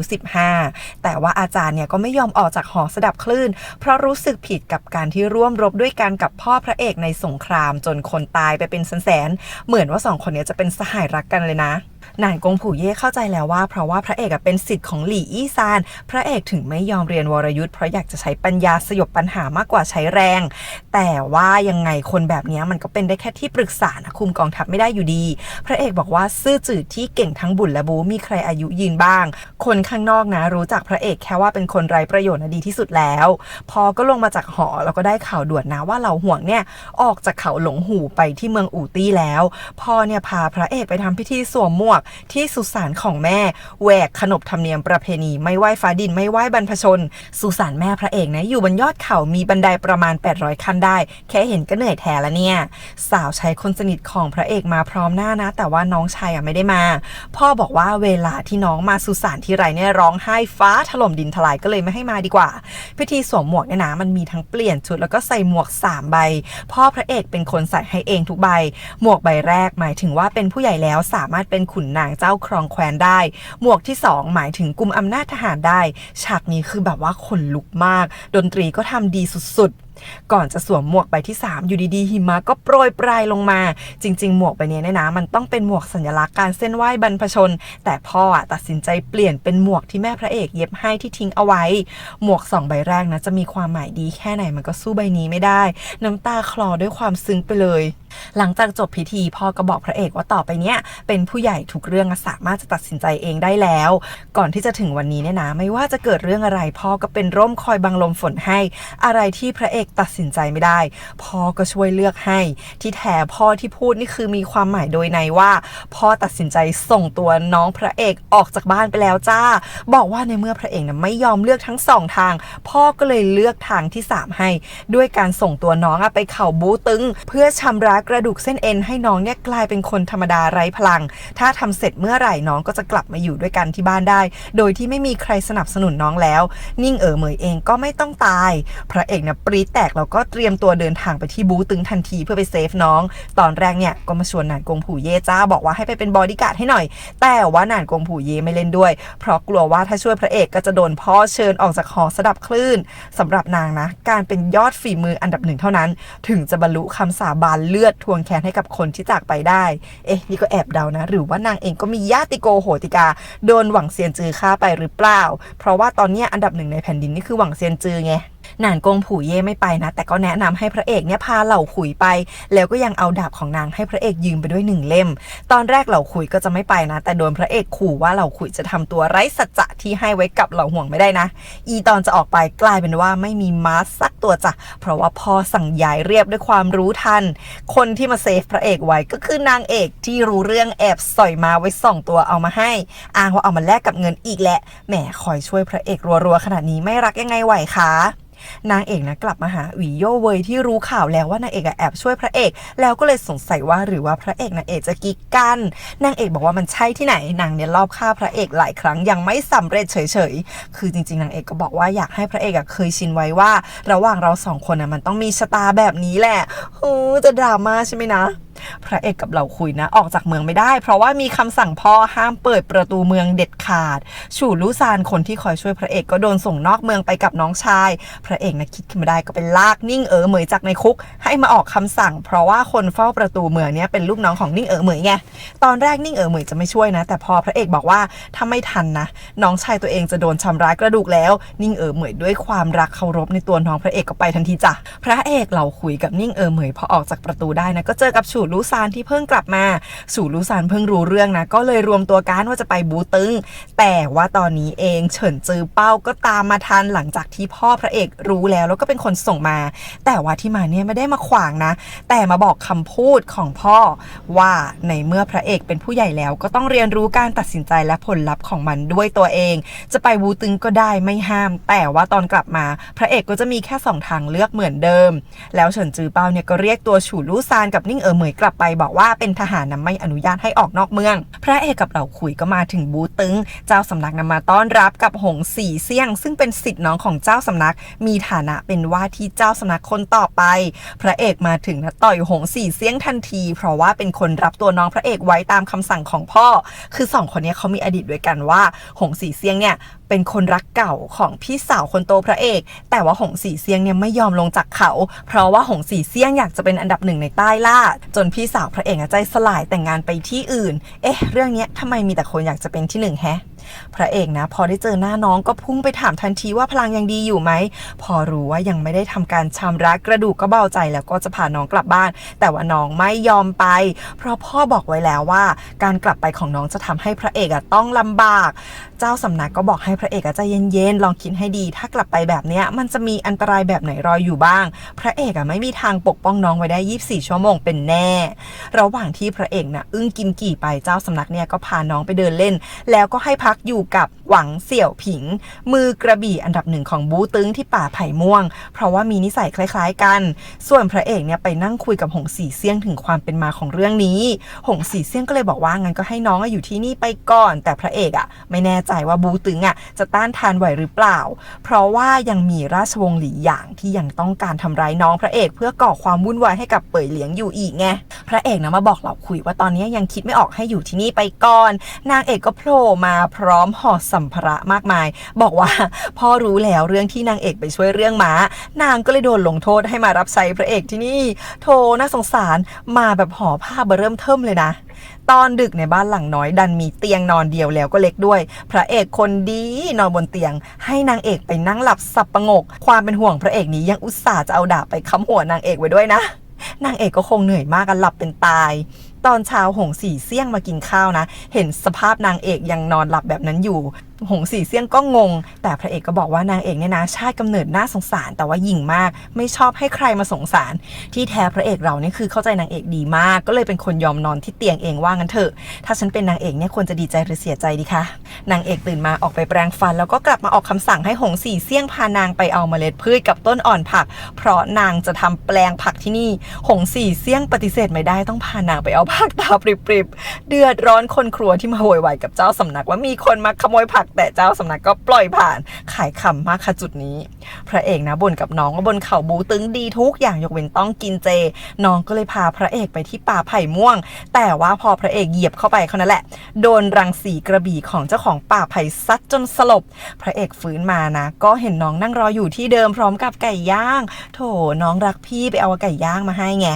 น้องยังบอกว่าพี่ควรต้องกลับบ้านไปช่วยพ่อเพราะว่าพ่อต้องการให้ช่วยนะแล้วก็รู้ดีด้วยนะว่าพ่อส่งตัวเองมาที่นี่มาทำไมแต่ก็ยอมเพราะว่าอยากจะให้พระเอกไม่ต้องยุ่งยากใจพระเอกนะซึ้งใจมากกับความรักของน้องเหล่าขุยมาบอกว่ามีคนจากเขาหลงหูมาขอพบน้องพระเอกก็ให้น้องไปรอก่อนนะส่วนตัวเองนะออกไปรับหน้าคนที่มานะเป็นถึงเจ้าสำนักชื่อว่าเจ้าซีถวนบอกว่าจะมารับตัวน้องพระเอกไปตอนแรกพระเอกเราเนี่ยก็เตรียมกับเหล่าคุยไว้ดิบดีบอกว่าจะทำลายเจ้าซีถวนแต่ว่าเฟลทุกรอบจุดนี้ขายคำอีกแล้วจ้าเจ้าซีถวนนะเห็นเหล่าคุยไม่ยอมเลิกราทำร้ายตัวเองอยู่ได้ก็เลยพูดออกมาว่าที่มาเนี่ยเป็นห่วงก้าวกระบี่เป็นคนบอกให้ตัวเองมาทางพ่อพระเอกกับเฉินจือเปาเนี่ยนะกำลังคุยกันว่าราชวงศ์เนี่ยอยากจะโค่นเป่ยเหลียงใจจะขาดก็จับตาดูเรื่องน้องชายพระเอกอยู่ถ้าเกิดพระเอกเนี่ยนะสืบทอดเป่ยเหลียงขึ้นมาน้องเนี่ยจะเป็นจุดอ่อนให้ราชวงศ์เอามาบี้ บี้พระเอกได้แต่ถ้าเกิดว่าให้น้องเป็นคนสืบทอดน้องที่มีความไร้เดียงสาตามเกมการเมืองไม่ทันเนี่ยก็เข้าทางราชวงศ์อยู่ดีฟังแล้วยังกลุ้มแทนว่าจะช่วยทุกคนยังไงดีเนี่ยส่วนที่เขาบูตึงนะเจ้าซีถวนเนี่ยมาบอกพระเอกว่าเหล่าห่วงเนี่ยไปที่เขาหลงหูบอกให้เจ้าซีถวนมารับตัวน้องพระเอกไปเพราะว่าทั้งแผ่นดินเนี่ยนะมีแต่เขาหลงหูที่ปกป้องน้องพระเอกไว้ได้สาเหตุนั้นมันก็มีอยู่2 อย่างเรื่องแรกเจ้าซีถวนเจ้าสำนักเนี่ยมองหาคนที่มีแก่นกระดูกแบบน้องพระเอกมาแสนนานเพื่อจะให้มาสืบทอดวิชารับเป็นศิษย์เรื่องที่2เป็นเรื่องลับสุดยอดเจ้าซีถวนเนี่ยไล่ทุกคนออกไปก่อนจะบอกพระเอกว่าในเขาหลงหูเนี่ยนะซ่อนราชนิกุลที่ถือว่าเป็นบรรพบุรุษแท้เจ้าของราชวงศ์หลี่หยางเอาไว้เป็นที่เกรงใจของราชวงศ์ว่างั้นเถอะคนนี้เนี่ยนะอยากจะเป็นที่1ในยุทธภพเหมือนกันก็คืออยากจะโค่นหวังเซียนจือนั่นแหละเอาจริงๆดูมาถึงตรงนี้เนี่ยนะแอบจะสงสารหวังเซียนจืออยู่นิดนึง เป็นอะไรทำไมใครๆก็อยากจะมาฆ่าแล้วเนี่ยมันก็เป็นการฆ่าที่เหล่าห่วงเนี่ยมาเจรจาคือตัวเองจะไปสู้กับหวังเซียนจือให้ราชนิกุลคนนั้นเนี่ยนะไปแอบดูวิชาของหวังเซียนจือแลกกับการที่เขาหลงหัวต้องปกป้องน้องพระเอกจากราชวงศ์หลี่หยางเหล่าห่วงเนี่ยบอกเอาไว้ว่าเนี่ยมันเป็นทางเลือกที่3ที่ปูทางเอาไว้ให้กับพระเอกข่าวล่าสุดที่เจ้าซีถวนรู้ก็คือเหล่าห่วงเนี่ยนะน่าจะไปถึงกำแพงเมืองอู่ตี้แล้วพระเอกเข้าใจแล้วว่าที่เหล่าห่วงเนี่ยเลือกจะไปประมือกับหวังเซียนจือก็เพื่อตัวเองแต่ก็ยังดื้อปฏิเสธจะไม่ส่งตัวน้องให้เจ้าซีถวนบอกว่าอยากจะปกป้องน้องเองแต่น้องพระเอกเปิดประตูเข้ามาบอกว่าจะไปเขาหลงหูจ้าแม่แห่ดื้อเจอดื้อสมกับเป็นพี่น้องนะคะพระเอกนะก็ห้ามน้องไม่ได้ไงได้แต่ร่ำลาด้วยความอาลัยแล้วก็ขอปิ่นปักผมของน้องไว้ดูต่างหน้าพี่จะติดน้องมากไปไหมคะพี่เจ้าซีถวนเนี่ยฝากพระเอกไปบอกเจ้าสำนักบูตึงว่าอยากจะมาเรียนรู้แลกเปลี่ยนวิชาคือจะมาท้าสู้ว่างั้นเถอะพระเอกน้ำตาคลอเมื่อเห็นน้องเดินจากไปนางเอกก็ถามว่ารู้ใช่ไหมว่าต้องทำยังไงถึงจะรับตัวน้องกลับมาพระเอกตอบว่าจะต้องรับสืบทอดเป่ยเหลียงถึงจะรับน้องกลับมาได้ยังไม่ทันหายเศร้าเรื่องน้องจากไป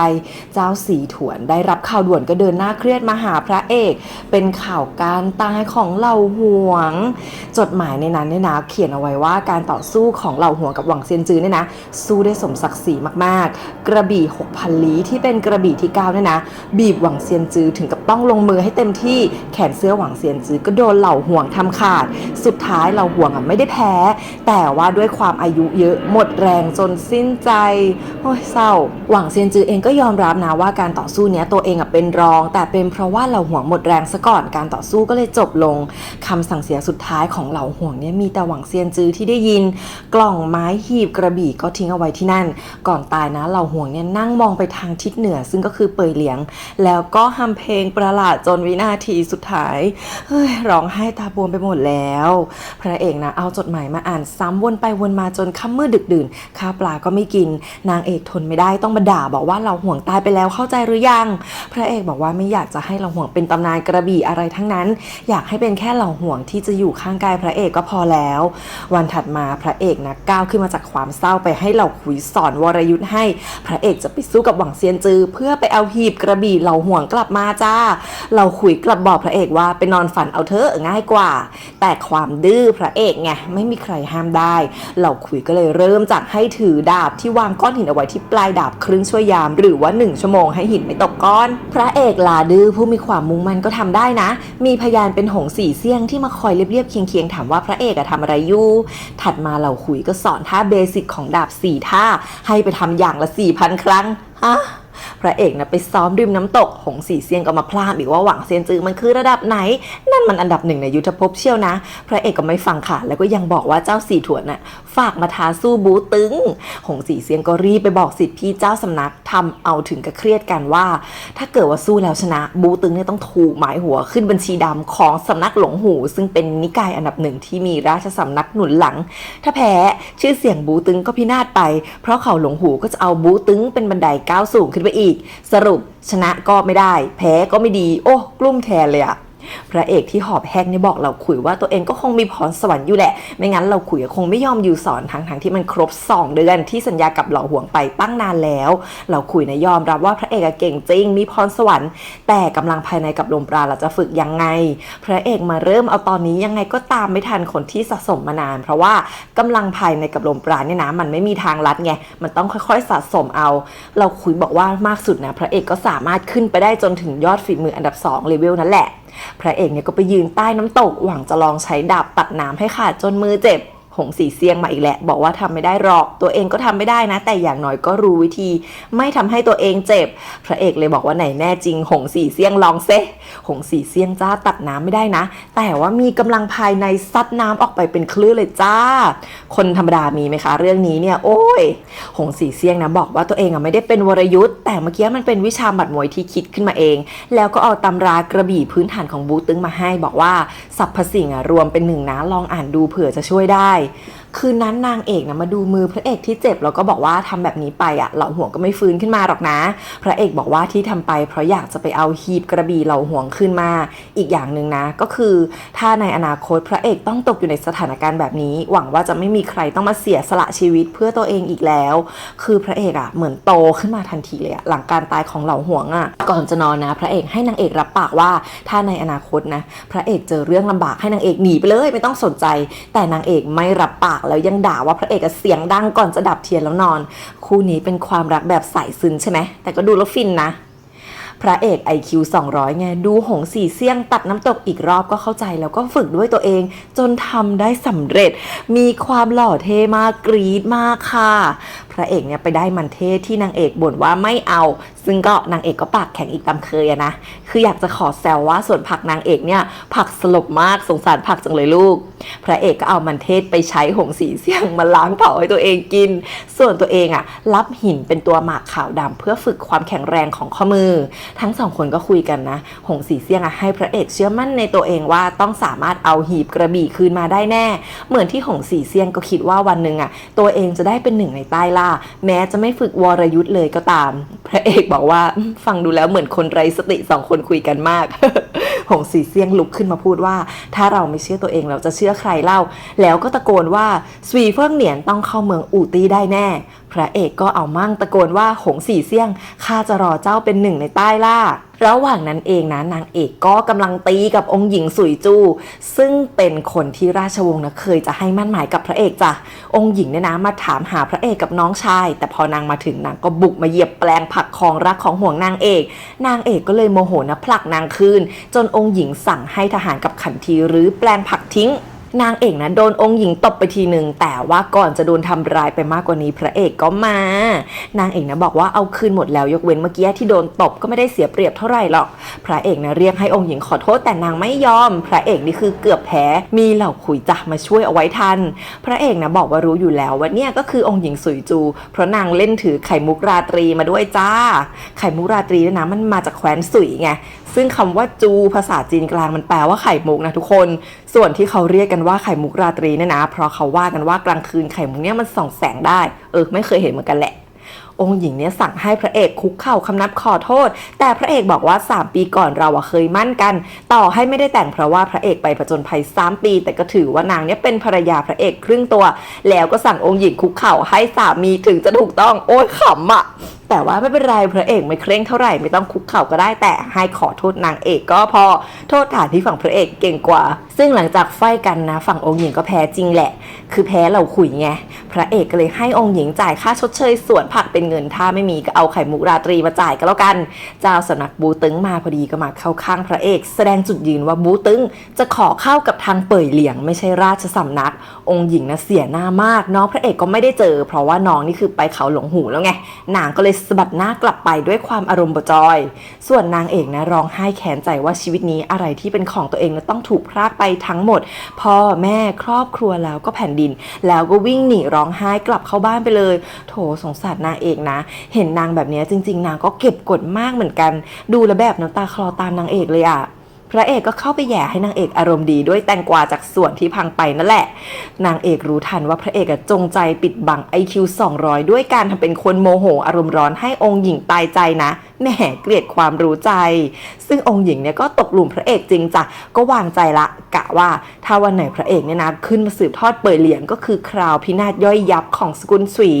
แล้วก่อนที่คณะองค์หญิงจะลงเขากลับเจอหงสี่เซี่ยงที่มาดักรอบอกว่าเจ้าสำนักเนี่ยตัดสินใจเข้ากับเป่ยเหลียงแต่ว่าหงสี่เซี่ยงกับคนอื่นๆไม่เห็นด้วยมาขอสวามิภักดิ์ราชสำนักเฉยเลยเว้ยว่าแล้วก็พาองค์หญิงกับคณะไปแอบดูพระเอกกับเจ้าสำนักคุยกันจ้าคือพระเอกหลังจากทำให้นางเอกอารมณ์ดีนะก็มาหาเจ้าสำนักที่ริมน้ำตกเจ้าสำนักบอกว่าสำนักยุทธภพทั้งหลายเนี่ยนะเป็นเหมือนใบไม้เล็กๆท่ามกลางคลื่นลมของราชสำนักกับเป่ยเหลียงยังไงวันหนึ่งก็ต้องเลือกสักทางก็จะขอเลือกทางเป่ยเหลียงดีกว่าแล้วก็บอกว่าเคล็ดวิชาที่เจ้าสำนักฝึกสำเร็จนอกจากเปลี่ยนกระดูกได้นะยังสามารถถ่ายทอดพลังลมปราณทั้งหมดให้คนอื่นได้ด้วยนะถึงจะมีข้อแม้ยิบย่อยแล้วยังต้องแลกกับชีวิตตัวเองก็ตามพอดีพระเอกจะเข้าเกณฑ์ข้อแม้ยิบย่อยทั้งหมดพระเอกไม่ยินยอมนะแต่ว่าเจ้าสำนักจะไม่ให้ทางเลือกพระเอกบอกว่าทำไปเพื่อบูตึงทั้งนั้นว่าแล้วก็ซัดพระเอกตกน้ำถ่ายทอดพลังลมปราณให้แบบไม่ถงไม่ถับสุขภาพพระเอกสักคำฉากนี้เนี่ยทั้งภาพและเสียงทำได้ขนลุกอยู่นะทุกคนดูแล้วแบบเก๋กู๊ดมากพระเอกเนี่ยดิ้นรนอยู่ในน้ำจนหลับตาคิดถึงหน้าคนสำคัญในชีวิตใช่ไหมเพราะว่ามีหน้าพ่อน้องชายเราห่วงแล้วก็นางเอกแล้วก็มีเรื่องที่ตอนเด็กๆเนี่ยนะนางเอกมาปลอบใจตอนพระเอกแม่ตายบอกว่าพระเอกยังเหลือพ่อกับพี่น้องดีกว่านางเอกตั้งเยอะที่เหลืออยู่ตัวคนเดียวแล้วในโลกใบนี้แล้วพระเอกนะก็ลืมตาขึ้นมาเห็นหน้าท่านแม่ที่เรียกชื่อพระเอกอยู่พระเอกก็ว่ายน้ำมาจะโผล่พ้นผิวน้ำให้ได้แต่ว่าวิชานี้จ้ามันทำให้ผิวน้ำเนี่ยนะกลายเป็นแผ่นน้ำแข็งบางๆสีทองไปหมดแล้วแม่เอ้ยพ่อเอ้ยพระเอกเจาะแผ่นน้ำแข็งออกมาไม่ได้ก็สลบแล้วก็ค่อยๆดิ่งดำลงน้ำไปเจ้าสำนักบูตึงใช้พลังดึงพระเอกขึ้นมานะแล้วก็ถ่ายทอดลมปราณให้ในการขั้นสุดท้ายหงสีเซี่ยงบอกองค์หญิงว่าถ้าไปขัดขวางตอนนี้แหละจะทำให้ลมปราณของพระเอกนะปั่นป่วนแต่ว่าทั้งคณะก็ฝ่าไปไม่ได้จ้าเพราะว่าเทพกระบี่บูตึงแห่งป่าไผ่ม่วงเนี่ยมาขวางเอาไว้บอกว่าเนี่ยเป็นการตัดสินใจของศิษย์พี่เจ้าสำนักใครก็ห้ามมาขวางเจ้าสำนักนะถ่ายทอดพลังให้พระเอกเสร็จตัวเองก็ไม่มีพลังเหลือเลยจ้าองค์หญิงก็เลยบอกหงสีเซี่ยงว่าราชสำนักจะหนุนหลังให้หงสีเซี่ยงเนี่ยขึ้นเป็นเจ้าสำนักคนต่อไปเองโทษฐานที่มาสวามิภักดิ์ไงแต่เดี๋ยวก่อนนะหงสีเซี่ยงยังไงก็ต้องขึ้นเป็นเจ้าสำนักอยู่แล้วนี่ว่าสรุปบูตึงเนี่ยเข้าได้กับทั้งสองฝั่งเฉยเลยทุกคนทั้งเป่ยเหลียงทั้งราชวงศ์ทั้งหมดเนี่ยมันคือการแสดงบูตึงเอกการละครโอ้ยมันเป็นแผนพระเอกเนี่ยฟื้นขึ้นมานะมีสัญลักษณ์สายฟ้าฟาดที่หน้าผากด้วยเรื่องนี้นะมีเฮดวิกแล้วก็ต้องมีแฮร์รี่พอตเตอร์เจ้าสำนักบอกว่าที่พระเอกไม่รู้สึกต่างจากเดิมเพราะว่าพระเอกเข้ากับพลังลมปราณได้ดีแต่ว่าตอนหลังเนี่ยนะจะเหลือพลังอยู่กี่ส่วนมันก็แล้วแต่บุญแต่กรรมแล้วล่ะพระเอกหยิบดาบมาทดลองก็สามารถผ่าหินได้ด้วยรังสีดาบทั้งที่ดาบยังไม่ทันจะถึงหินด้วยซ้ำพระเอกเทพแล้วจ้าทางด้านองค์หญิงนะระหว่างทางกลับเมืองหลวงขันทีเท่าคนสนิทของนางก็แวะซื้อน้ำร้อนที่แท้เนียนมาส่งข่าวให้กับชูลู่ซานเฮ้ยไม่เหมือนที่คุยกันไว้นี่หว่าสรุปทั้งชูลู่ซานทั้งขันทีเท่าเป็นคนของสวีเซียวพ่อพระเอกซะอย่างนั้นขันทีนะส่งข่าวว่าน้องพระเอกไปที่เขาหลงหูแล้วด้วยฝีมือการจัดการของเหล่าหวงกับพระเอกได้พลังลมปราณจากเจ้าสำนักบูตึงองค์หญิงก็คิดว่าพระเอกโง่เง่าเข้าทางพ่อพระเอกเรียบร้อยสรุปคนที่ฉลาดที่สุดคือพ่อพระเอกใช่ไหมอีตอนขันทีกลับมาองค์หญิงซึ่งมีความระแวงนะก็ยังส่งทหารไปแอบดูแต่ว่าจับไม่ได้จ้ะพอคณะองค์หญิงจากไปนะชู่ลู่ซานทำลายหลักฐานด้วยการรื้อเผาร้านน้ำชาทิ้งไปทหารท้ายขบวนยังลากไม้กับม้าไปด้วยนะเพื่อทำลายร่องรอยของรอยเท้าม้าโคตรเทพเหล่าขุยนะเห็นว่าพระเอกคือได้พลังลมปราณมาแล้วก็มาบอกลาพระเอกซึ่งพระเอกก็คุกเข่าขอบคุณที่เหล่าขุยสั่งสอนตัวละครนะมาแล้วก็ไปมากเรื่องเนี้ยคำพูดสุดท้ายก่อนจากไปของเหล่าขุยก็คือถ้ามีวาสนาก็คงจะได้พบกันอีกพระเอกกลับมาส่องหน้าผากตราสายฟ้าว่ามันเหมือนจะทำให้มันหายไปไม่ได้นางเอกรีบบอกว่าถ้าพระเอกไม่เอายกพลังให้นางก็ได้นะชู่ลู่ซานการละครจะวิ่งหน้าเลิศมาหาบอกว่า ข้าน้อยมารับท่านกลับบ้านแล้วพระเอกก็เลยบอกให้นางเอกนะเก็บของกลับบ้านเถอะนางเอกนะมีแอบอะไรเบาๆก่อนจากไปหงสีเซี่ยงมาส่งพระเอกพร้อมให้ตำราวิธีฝึกลมปราณของบูตึงให้พระเอกไปฝึกฝนเพิ่มเติมพระเอกก็บอกว่าสิ่งที่ติดค้างบูตึงเอาไว้พระเอกจะไม่มีวันลืมแล้วก็ให้หงสีเซี่ยงเนี่ยนะช่วยเก็บบ้านที่ตัวเองอยู่กับช่วยปลูกผักไว้ให้ทีโอ้ยความใส่เปย์ใส่ใจนางเอกงี้พระเอกนะขึ้นมาตัวเดียวกับนางเอกอ้างว่านางเอกขี่มาไม่เป็นโอ้ยเขินน่ะความหวานมีน้อยใช้สอยประหยัดมากนะคะเรื่องนี้หงสีเซียงที่ได้รับสืบทอดตำแหน่งเจ้าสำนักเรียบร้อยแล้วนะก็กลับมาบอกสิทธิพี่เจ้าสำนักว่าพระเอกลงเขาไปแล้วส่วนตัวเองถ้าไม่ได้ที่หนึ่งในใต้ล่าก็จะไม่ยอมลงเขาเด็ดขาดแต่ก็กลัวว่าชีวิตนี้ก็อาจจะทำไม่ได้แล้วไอ้กระบี่ที่มันแขวนอยู่ที่ริมหลังคาบูตึงนี่มันยังไงคะมันมีจังหวะถ่ายให้เราดูหลายช็อตมากเลยนะมันน่าจะมีความสำคัญอะไรบางอย่างหรือเปล่า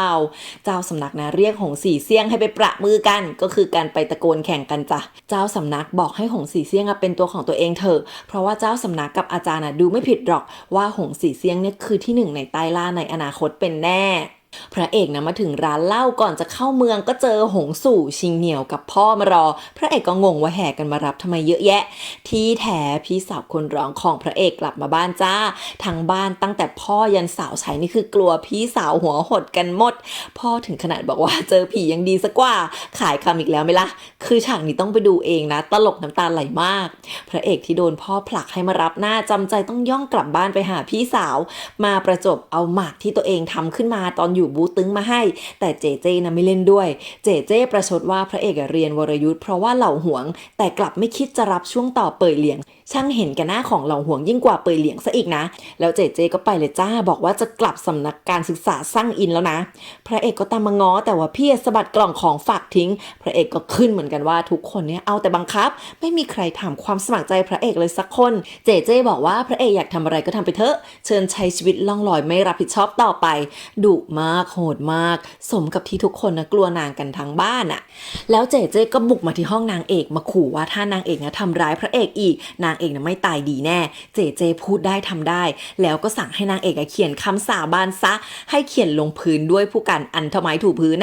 เจเจไม่อยู่รอดูนางเอกเขียนจนจบก็กลับไปแต่ที่จริงที่นางเอกเขียนเนี่ยก็คือคำว่าเจียงหนีขอสาบานว่าจะฆ่าสุยเฟิงเหนียน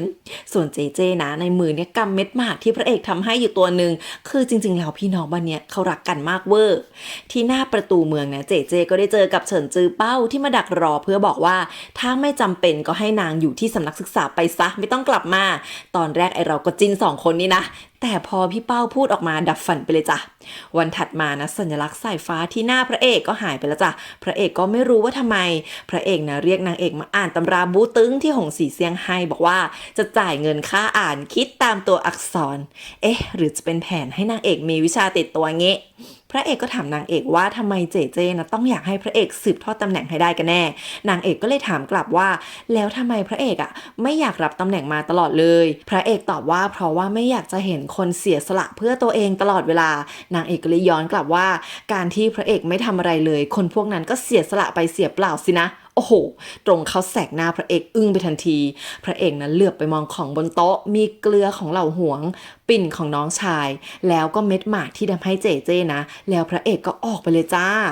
พระเอกมาหาพ่อเพื่อถามว่าเรื่องเหล่าหวงเนี่ยเป็นแผนของพ่อใช่ไหมพ่อก็บอกว่าไม่เกี่ยวจริงๆนะพระเอกเดาได้ว่าตอนแรกที่พ่อวางแผนเอาไว้ก็คงเป็นให้องค์หญิงเนี่ยมารับตัวน้องชายตัวเองไปพระเอกก็โวยวายใส่พ่อใหญ่เลยว่าราชสำนักเนี่ยแค่อยากจะใช้น้องเป็นเบี้ยพ่อเนี่ยทำกับน้องลงคอได้ยังไง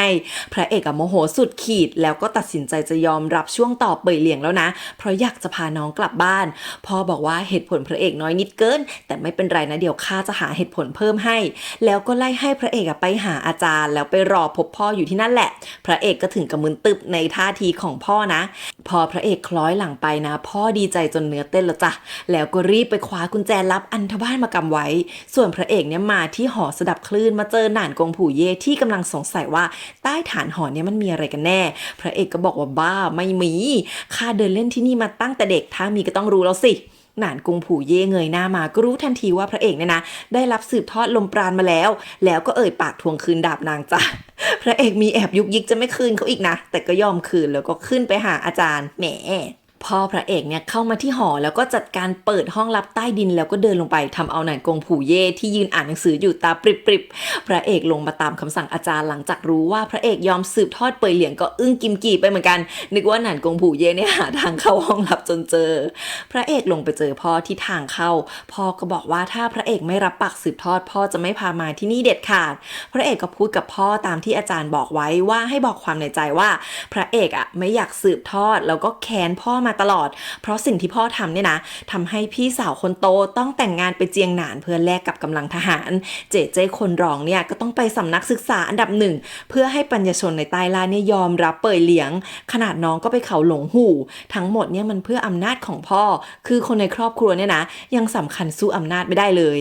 พ่อก็เลยพาพระเอกไปห้องใต้ดินที่นั่นเนี่ยมีป้ายวิญญาณกับหมวกทหารเป็นร้อยเรียงกันอยู่คือทำฉากดีมากอลังการงานสร้างสุดๆอ่ะดูแล้วขนลุกไปหมดแล้วจ้ะพ่อเนี่ยจุดธูปให้ป้ายวิญญาณพ่อของเฉินจือเป้าที่เสี่ยงชีวิตยอมตายเพื่อพ่อบอกว่าใครๆเนี่ยนะบอกให้พ่อคอยระวังเฉินจือเป้าไว้แต่พ่อรู้ดีว่าสำหรับเฉินจือเป้าความสงบสุขของเปยเหลียงในวันนี้ก็คือสิ่งที่พ่อตัวเองเอาชีวิตแลกมาแล้วคนอื่นๆในนั้นเนี่ยนะก็มีสตอรี่สละชีพเพื่อชาติเพื่อเปยเหลียงกันทั้งนั้นบางคนยังไม่ได้ตายนะแต่ว่าโดนโทษประหารเพื่อสร้างระเบียบวินัยให้กองทหารก็มีพอพระเอกเนี่ยคือจำได้ทุกคนทุกรายละเอียดเลยนะทั้งหมดเนี่ยก็คือทหารม้า600นายที่เป็นกองทหารก่อตั้งกองทัพม้าในวันนี้โอ้ยน้ำตาคลอแล้วจ้าพ่อบอกว่าใครๆก็เรียกว่าพ่อเนี่ยเป็นเพชฌฆาตเพราะพ่อฆ่าคนมาเยอะมากเจอคนฆ่าคนเจอผีฆ่าผีคนที่พ่อกำจัดไปเนี่ยก็คือพวกผู้มีอำนาจตระกูลสูงศักดิ์ทั้งหลายมันก็เหมือนต้นไม้ใหญ่นั่นแหละที่ถ้ามีกิ่งก้านใหญ่เยอะๆคนธรรมดารากหญ้าก็ได้แต่เน่าตายอยู่ที่พื้นดินไม่มีโอกาสได้เติบโตรับแสงสิ่งที่พ่อทำให้การสอบคัดเลือกขุนนางครั้งนี้คนธรรมดาประชาชนก็สามารถเข้าสอบได้ไม่อย่างนั้นเนี่ยนะมันก็จะเข้าระบบเดิมๆก็คือส่งต่อตำแหน่งให้กันในตระกูลสูงศักดิ์เท่านั้นทั้งหมดเนี้ยมันก็คือความหวังความฝันของพ่อและทุกวิญญาณในห้องใต้ดินนี้โอ้ยขนลุกพี่สาวทั้งสองของพระเอกนะก็เต็มใจที่จะไปสร้างรากฐานเพื่อปกป้องพระเอกให้สืบทอดเปยเหลียงได้อย่างราบรื่นที่สุดทั้งที่พ่อเนี่ยนะเกลียดการส่งต่อของตระกูลสูงศักดิ์แต่พ่อเนี่ยจะให้พระเอกสืบทอดให้ได้เพราะว่าถ้าผู้ปกครองเปยเหลียงเปลี่ยนแซ่เมื่อไหร่มันต้องเกิดความวุ่นวายในกองทหารทันทีราชสำนักเองเนี่ยก็รอจังหวะอยู่ทั้งหมดที่พ่อกับทหารพวกนี้ใช้เลือดเนื้อวิญญาณแลกมามันก็จะสูญสิ้นไปทั้งหมดแล้วเนี่ยมันก็เป็นเหตุผลที่พระเอกต้องรับสืบทอดเปยเหลียงต่อไปพระเอกนะที่เข้าใจแล้วก็เหมือนกับโตขึ้นในพริบตาเดียวเลยนะพระเอกเนี่ยนะคำนับทุกวิญญาณแล้วก็หันกลับมาบอกพ่อว่าไม่เห็นด้วยกับวิธีของพ่อพระเอกจะไม่ยอมเดินซ้ำทางนี้จะรักษาทั้งความฝันแล้วก็คนในตระกูลเอาไว้พ่อบอกว่าโลกเนี้ยมันไม่ง่ายแบบนั้นหรอกนะจะให้ดีพร้อมทุกอย่างมันก็จะรักษาอะไรไม่ได้เลยแต่พระเอกก็ยืนยันที่จะลองดูลุงเว้ยผู้ดูแลตำราตื่นมาจากนอนกลางวันเห็นช่องลับเปิดอยู่หนานกงผู่เย่บอกว่าพ่อกับพระเอกเนี่ยนะลงไปด้วยกันข้างใต้ลุงก็กระดีกระดาไปเก็บของเตรียมตัวเดินทางไกลทันที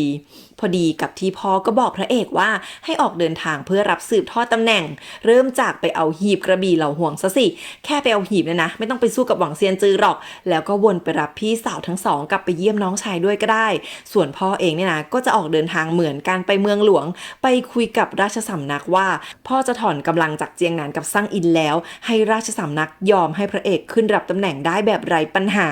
แต่พระเอกเนี่ยก็ต้องเลือกเองว่าถ้าการที่เอาตัวพี่สาวกลับมาต้องมีคนตายจะทำยังไงแต่พระเอกก็บอกว่าจะต้องทำให้สำเร็จโดยที่ไม่ฆ่าใครให้ได้พอเนี่ยไล่พระเอกให้กลับไปแล้วก็ขิงความสามารถในการเลี้ยงลูกของตัวเองกับวิญญาณพี่น้องทหารแล้วบอกว่าหวังว่าการตัดสินใจในความยากลำบากจะทำให้พระเอกเนี่ยนะเลิกไร้เดียงสาแล้วก็เติบโตขึ้นได้สักทีเสร็จแล้วจ้าก็เอากุญแจลับอันธบัลอันนั้นไปโยนใส่ห้องขังห้องหนึ่งบอกว่าได้ยินเรื่องตะกี้หมดแล้วเนอะยังไงการเดินทางเนี้ยมันก็มีอันตรายพระเอกเนี่ยต้องมีใครคอยปกป้องโดยเฉพาะตอนไปเอากระบี่เหล่าห่วงนี่แหละหวังเซียนจือเนี่ยนะก็วรยุทธ์พัฒนาขึ้นเยอะเฮ้อแล้วก็เดินจากไปอ้าวหลอกใครไปปกป้องลูกอีกแล้วพ่อต้องเป็นโจทย์เก่าหวังเซียนจือใช่ไหมนะพ่อยังมีไอเทมลับมีคนเทพที่ซ่อนอีกกี่คนกันคะสุดมากอะพ่ออะ คืนส่งท้ายปีใหม่นะพระเอกก็พานางเอกกับของขวัญไปหาตาเฒ่าสวีที่เคยไปขวางรถม้าประดิษฐ์หลินไงตาเฒ่าบอกว่าไม่น่าจะต้องลำบากเลยปกติศาลาว่าการก็ส่งของมาให้ทุกปีอยู่แล้วพระเอกไม่ฟังที่ตาเฒ่าเนี่ยแซวเรื่องนางเอกอีกแล้วแต่ถามว่าตอนที่เป็นทหารเนี่ยนะทำไมถึงมาติดตามแม่ทัพสวีเซียวตาเฒ่าก็บอกว่าเพื่อให้มีข้าวกินกับเพื่อความสงบสุขรุ่งโรจน์แบบทุกวันนี้พระเอกนะอมยิ้มแล้วก็พูดว่าจะรักษายุครุ่งโรจน์นี้เอาไว้ให้เองพระเอกออกมานะแล้วก็บอกนางเอกว่ารู้แล้วว่าพ่อส่งมอบเป่ยเหลียงให้กับเฉินจือเปาไม่ได้เพราะว่าใจของเฉินจือเปาเนี่ยนะไม่สงบนิ่งแบบที่เห็นภายนอกถ้าเฉินจือเปาขึ้นมาต้องเกิดสงครามวุ่นวายเป็นแน่เอ๊ะยังไงดูตรงนี้แล้วแบบแอบคิดเฉินจือเปาอยากเป็นฮ่องเต้หรอคะพระเอกนะเอาเชือกถักเป็นสร้อยข้อมือสีแดงให้นางเอกที่ทำเป็นปากแข็งอีกแหละบอกว่ายอมรับไว้ก็ได้เผื่อจะเอาไปขายอยู่ดีๆซูซิลก็โผล่มาพระเอกกับนางเอกก็เลยได้รู้ว่าอ้าวนางเป็นลูกน้องของพ่อจ้านางเนี่ยมาถ่ายทอดคำสั่งจากพ่อพระเอกว่าชีวิตของนิ่งเหมยนะให้พระเอกเลือกเอาเองพระเอกก็เลือกปล่อยนิ่งเหมยสิแล้วก็บอกว่าให้ออกเดินทางไปด้วยกันเพื่อไปรับน้องชายกลับมาบอกว่านิ่งเหมยเนี่ยจะเชื่อหรือไม่เชื่ออะไรก็แล้วแต่ละกันเอ๊ะตอนนี้ดูแล้วแบบเหมือนที่พ่อพระเอกทำเลยไหมอย่าดูที่คำพูดของพ่อให้ดูสิ่งที่พ่อทำดีกว่านี่ก็แอบคิดนะว่าถ้านิ่งเหมยรู้ความจริงทั้งหมดว่าพระเอกนะขวางพ่อทุกทางเพื่อรักษาชีวิตนิ่งเหมยเอาไว้นิ่งเหมยเนี่ยก็น่าจะนับถือพระเอกสุดหัวใจหรือว่าจะเป็นแผนที่พ่อวางไว้ให้ลูกชายเนี่ยนะได้ลูกน้องเทพๆแม่ทัพเก่งๆมาไว้ในอุ้งมือหรือเปล่า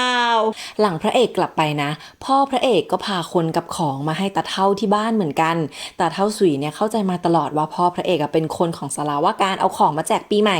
ตาเฒ่าบอกว่าถ้าเกิดว่าพ่อมาเร็วอีกนิดนึงนะก็จะได้เจอเจ้าหนูสวีแล้วยังจะฝากฝังพ่อว่าให้ช่วยดูแลเรื่องงานเรื่องการของพระเอกให้หน่อยอีกนะตาเฒ่าบอกว่าเรื่องเดียวที่เสียดายก็คือยังไม่เคยเจอแม่ทัพสวีด้วยตัวเองอ้าวก็เนี่ยนั่งคุยอยู่เนี่ยค่ะพ่อพระเอกบอกว่าสวีเซียวตอนนี้หนวดงอกไปหมดแล้วตาเฒ่าก็เลยของขึ้นลุกมาด่าว่าห้ามเรียกชื่อท่านแม่ทัพเฉยๆพ่อพระเอกรีบลุกมาปลอบทำให้ได้จับมือกันนะตาเฒ่าเนี่ยเคยจับมือท่านแม่ทัพครั้งเดียวแต่ว่าจำขึ้นใจก็เลยจำได้ว่าพ่อพระเอกก็คือสวีเซียวท่านแม่ทัพมาเองก็ก้มลงทำความเคารพทันทีโอ้ยซึ้งอ่ะตาเฒ่าได้รู้ว่าพระเอกเองเป็นซื่อจื่อแล้วสหายร่วมรบเนี่ยตายหมดแล้วตาเฒ่าก็บอกว่าชาตินี้ไม่เสียดายอะไรก็จะไปบอกสหายทุกคนในปรโลกเองว่าเปยเหลียงเนี่ยนะมีผู้สืบทอดแล้วพระเอกนะกลับมาที่หอสดับคลื่นมาชวนหนานกงผู่เย่ดื่มเหล้าด้วยกันในคืนสิ้นปีพระเอกบ่นว่าก็คนเหมือนกันฉลองปีใหม่มันเหมือนกันแต่ต้องมารบกันให้ตายกันไปข้างนึงหนานกงผู่เย่พูดว่าคนกับคนสู้กันหมู่บ้านกับหมู่บ้านก็สู้กันแล้วแคว้นกับแคว้นไหนเลยจะหนีพ้นนางพูดถูกนะคมมากอะข้างนอกเนี่ยนะมีลำนำเปยเหลียงที่พี่ของพระเอกเนี่ยเป็นคนแต่งเนื้อร้องส่วนพระเอกเป็นคนแต่งทำนองเป็นเพลงปลุกใจที่ร้องกันทุกสิ้นปีคือเพลงเพราะมากฟังแล้วขนลุกไปหมดเลยอะหนานกงผู่เย่นะรู้ว่าพระเอกจะออกเดินทางอีกแล้วก็เอาดาบคู่ของตัวเองเนี่ยมาให้ยืมแล้วสองคนเนี่ยก็ดื่มเหล้ากันจนหนานกงผู่เย่เนี่ยนะเมาหลับไปเรียบร้อยพระเอกเมาแล้วเหมือนกันนะหยิบดาบคู่มาแล้วก็จะออกไปแต่ว่าหันไปเจอผู้อาวุโสท่าทางยาจกที่พ่อพระเอกปล่อยออกมาจากห้องลับใต้ดินพระเอกนึกว่าลุงเป็นโจรก็บอกว่าไปจิกของชั้น4สิมีแต่ของขายได้แล้วก็เดินกลับไปดูหนานกงผู่เย่อีกรอบลุงเนี่ยมีกำลังภายในสูงมากหายไปไวยังกะผีพระเอกเนี่ยนะเมาจำอะไรไม่ได้แล้วยังบอกหนานกงผู่เย่ว่าไม่ต้องไปส่งเมาแค่ไหนก็กลับห้องถูกแต่ว่ากลับห้องถูกยังไงตื่นมาในห้องของนางเอกจ้านางเอกเนี่ยนะก็หลับไม่รู้เรื่องตื่นมาเห็นพระเอกก็ด่าแล้วก็ถีบไล่พระเอกให้กลับห้องตัวเองไปเงียบๆห้ามบอกใครเด็ดขาดคือขำไม่ไหวมากช็อตนี้ตอนเช้ามานะพระเอกเนี่ยเตรียมตัวออกเดินทางคณะเดินทางเนี่ยคนโคตรเยอะอะมีรถมาตั้ง2 คันแน่คนเนี่ยนะเริ่มจากนิ่งเหมยกับทหาร100 คนตามที่พระเอกเนี่ยขอพ่อเอาไว้สงสัยว่ากลัวพ่อจะเก็บนิ่งเหมยใช่ไหมนอกจากนั้นเนี่ยพ่อก็จัดให้มีชิงเหนี่ยวมาเป็นสารถี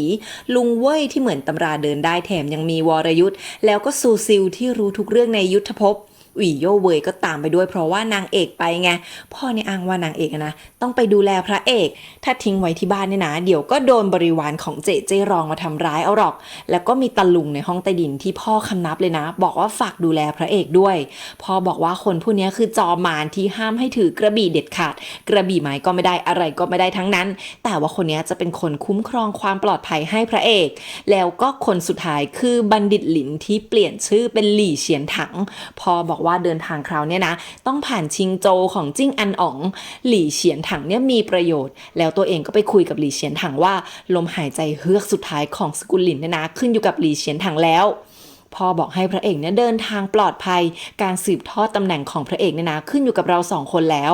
พระเอกนะถามพ่อก่อนจากไปว่าพ่อมีแผนการอีกมากมายแค่ไหนกันแน่พ่อก็ยิ้มแล้วบอกว่าก็แค่ก้าวไปข้างหน้าเท่านั้น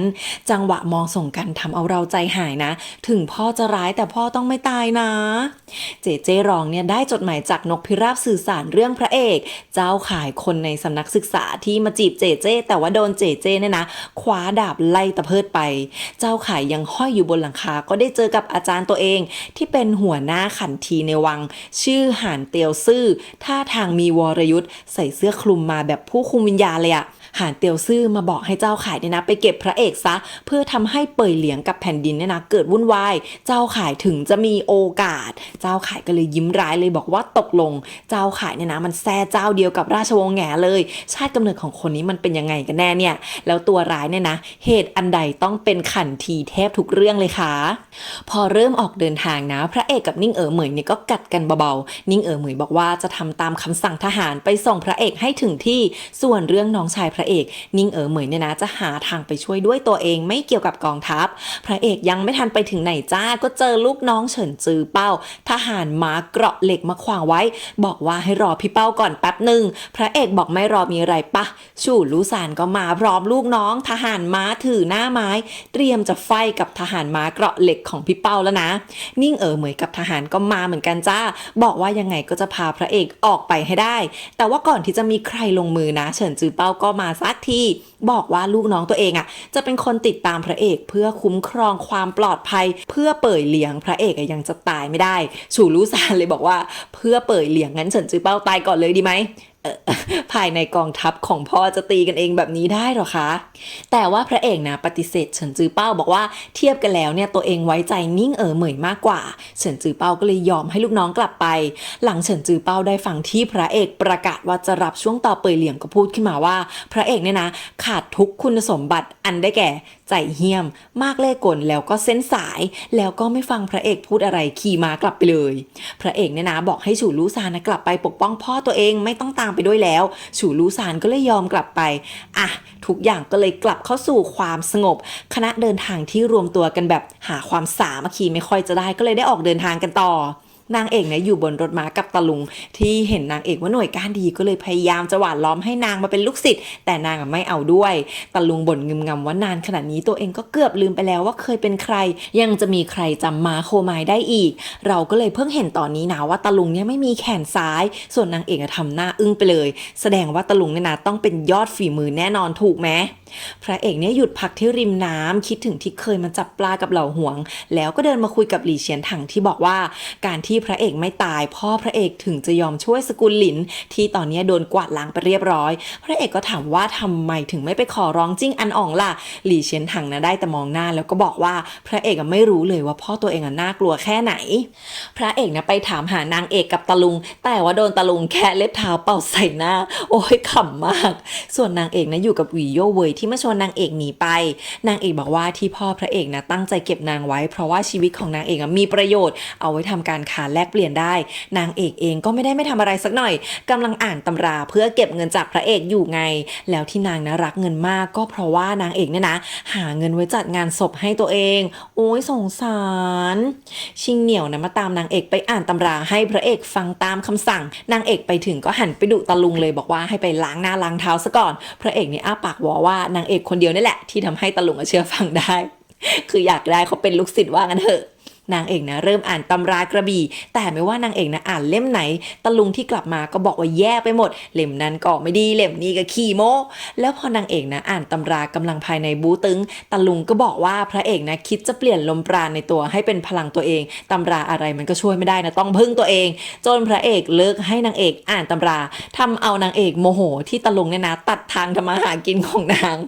ทางด้านพ่อพระเอกเนี่ยนะก็จะออกเดินทางแล้วนะก็บอกว่าฉู่ลู่ซานไม่ต้องตามไปแต่สั่งให้เฝ้าประตูเอาไว้ถ้าวันไหนได้รับผู้กระบี่จากนกอินทรีเมื่อไหร่ก็ให้รีบพาลูกน้องไปหาพระเอกที่ชิงโจวหลังจากไปถึงแล้วพระเอกให้ทำอะไรก็ทำตามนั้นนั่นแหละส่วนตำแหน่งผู้รักษาการเป่ยเหลียงให้เฉินจือเป้าดูแลฉู่ลู่ซานทำหน้าเซ็งแล้วก็ปักหลักเฝ้ารอตามคำสั่งพ่อคือไม่อยากจะเดาฉู่ลู่ซานแล้วนะเพราะว่าโดนหลอกมา2 รอบแล้วจ้าส่วนคณะพระเอกที่ออกเดินทางต่อเนี่ยนะนิ่งเหมยเนี่ยกับทหารก็อยู่ห่างไป1 ลี้หรือว่า500 เมตรเพราะว่าพระเอกเนี่ยตั้งใจให้มีมือสังหารโผล่มาจะได้เดาฐานะตะลุงจากวิชาที่ใช้ก็มีมาจริงๆจ้าคนที่โผล่มาเนี่ยนะเป็นมนุษย์เกราะแดงคือใส่เกราะสีแดงจริงๆอะลุงเว่ยก็บอกว่าในอดีตเนี่ยนะเคยมี4 ปรมาจารย์มนุษย์เกราะแดงเนี่ยก็เป็นหนึ่งในนั้นแต่ว่ามนุษย์เกราะแดงเนี่ยไปลอบฆ่าฮองเต้ก็เลยโดนห่านเตียวซื่อเก็บซะแล้วก็แขวนศพประจานไปตั้งนานแล้วห่านเตียวซื่อก็คือไอ้ขันทีที่เป็นอาจารย์ของเจ้าข่ายไงทุกคน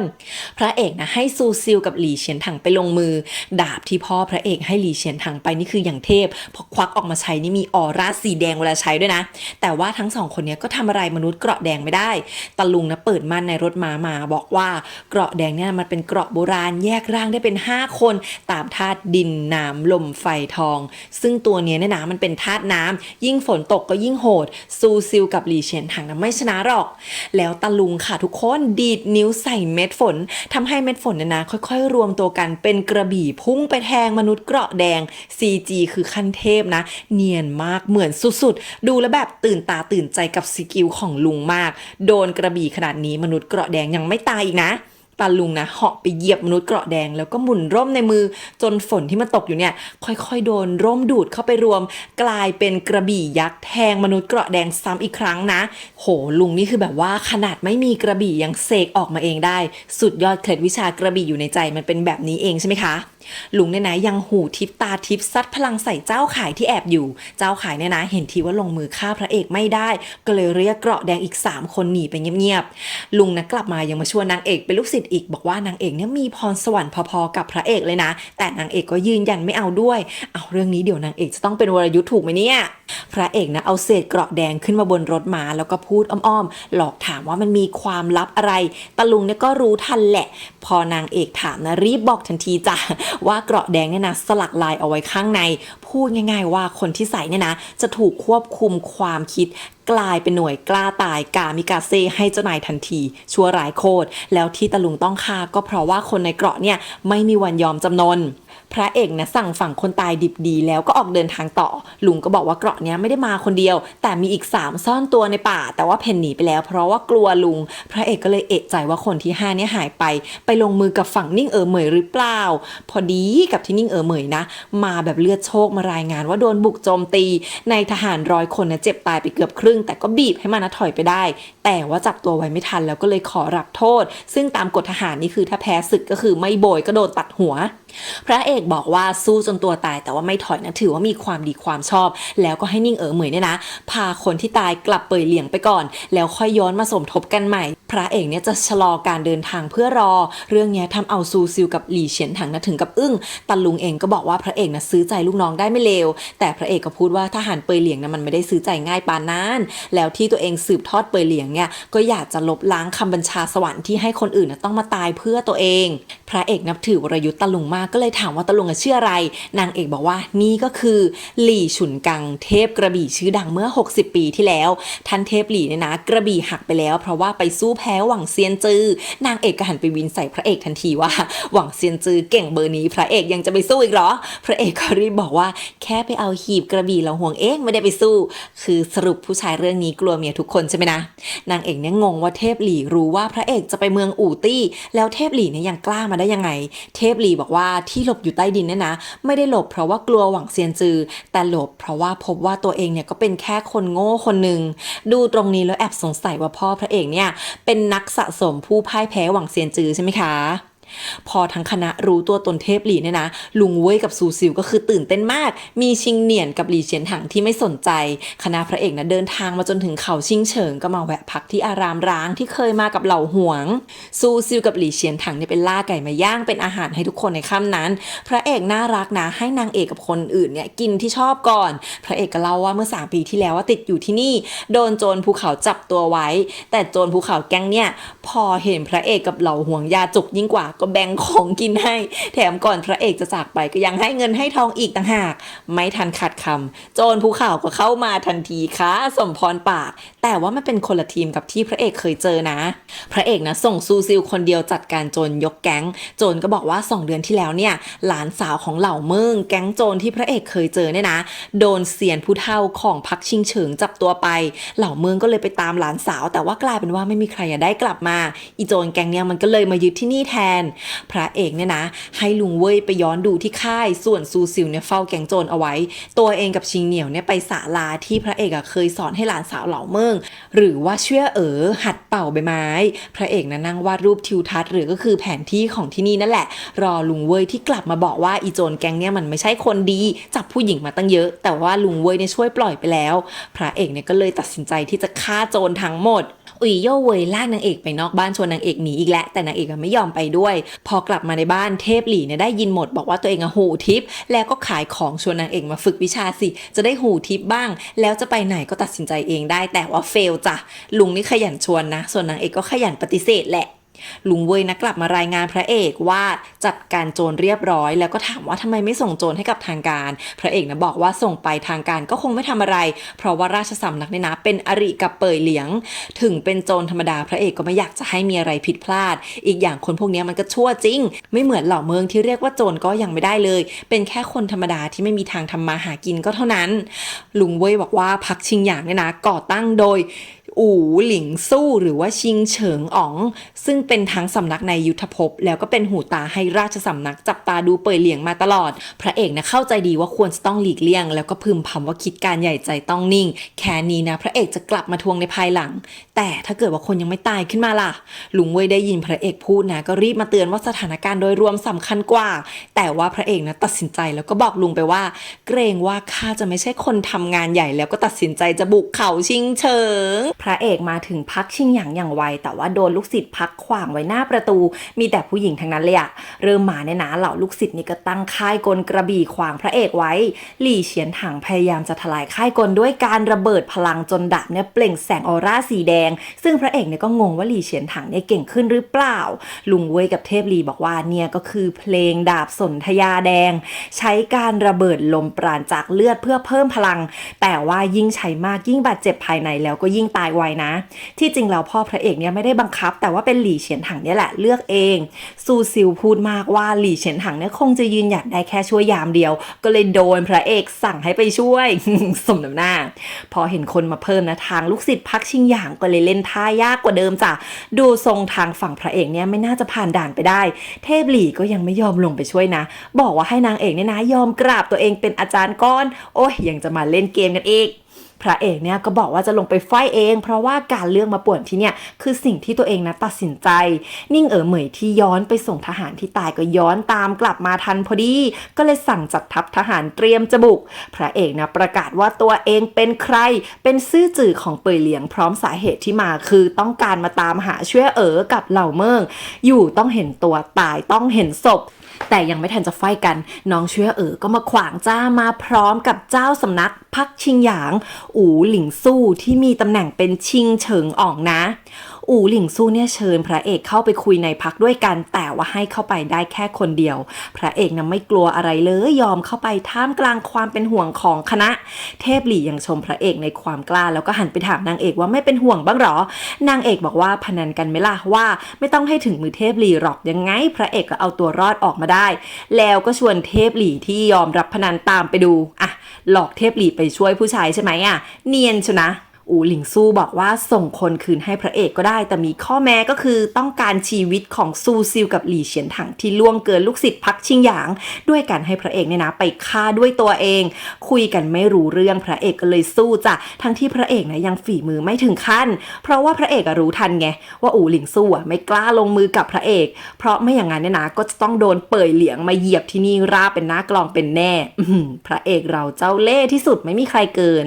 นางเอกกับเทพหลี่เนี่ยนะเกาะอยู่บนหลังคาเทพหลี่ถึงกระถอนใจว่านางเอกเนี่ยช่างรู้ใจพระเอกจริงๆเทพหลี่แพ้พนันไปเรียบร้อยอูหลิงสู้ชมว่าพระเอกเนี่ยนะตาถึงกล้าหาญแล้วอยู่ดีๆก็มีท่านป้าคนหนึ่งออกมาพบพระเอกซึ่งท่านป้าเนี่ยเป็นมือกระบี่ประจำตัวของแม่พระเอกเติบโตมาเหมือนกับพี่น้องของแม่พระเอกเลยคือจริงๆแล้วเนี่ยนะแม่เนี่ยเป็นคนสกุลอูซึ่งเป็นเจ้าของตำนานสุสานกระบี่สกุลอูแม่พระเอกเนี่ยก็เป็นมือกระบี่อันดับหนึ่งเหมือนกันแต่หลังจากที่แม่พระเอกตายไปเนี่ยท่านป้าคนนี้ที่เป็นคนที่เติบโตมาด้วยกันกับแม่ก็คือหายตัวไปที่แท้คดีพลิกมากเลยค่ะท่านป้าค่ะแต่งงานกับอูหลิงสู้ซึ่งพักชิงหยางจริงๆแล้วเป็นสายลับสองหน้าความจริงเป็นหูเป็นตาสืบฝั่งราชสำนักมาให้พ่อพระเอกหรอกส่วนเหล่าเมืองแกงโจงที่เป็นสหายพระเอกเนี่ยนะถูกรับตัวมาที่พักชิงหยางตั้งแต่แรกแล้วก็ส่งกลับไปอยู่ที่เปยเหลียงแล้วเพื่อความปลอดภัยจะได้ไม่ถูกจับไปเป็นจุดอ่อนของพระเอกเพียงแต่ว่าเชื่อหลานสาวเหล่าเมืองเนี่ยนะมีพรสวรรค์ก็เลยอยู่ฝึกวิชาที่นี่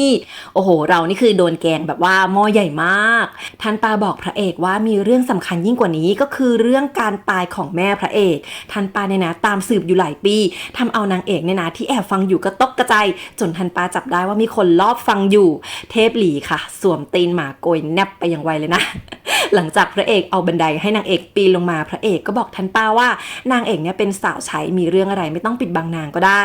ท่านป้าบอกว่าหลังจากแม่พระเอกตายท่านป้ากับพ่อพระเอกถึงได้เพิ่งรู้ว่าแม่เนี่ยบาดเจ็บหนักคือแม่พระเอกเนี่ยไม่ได้ตายแบบธรรมชาติจ้ะ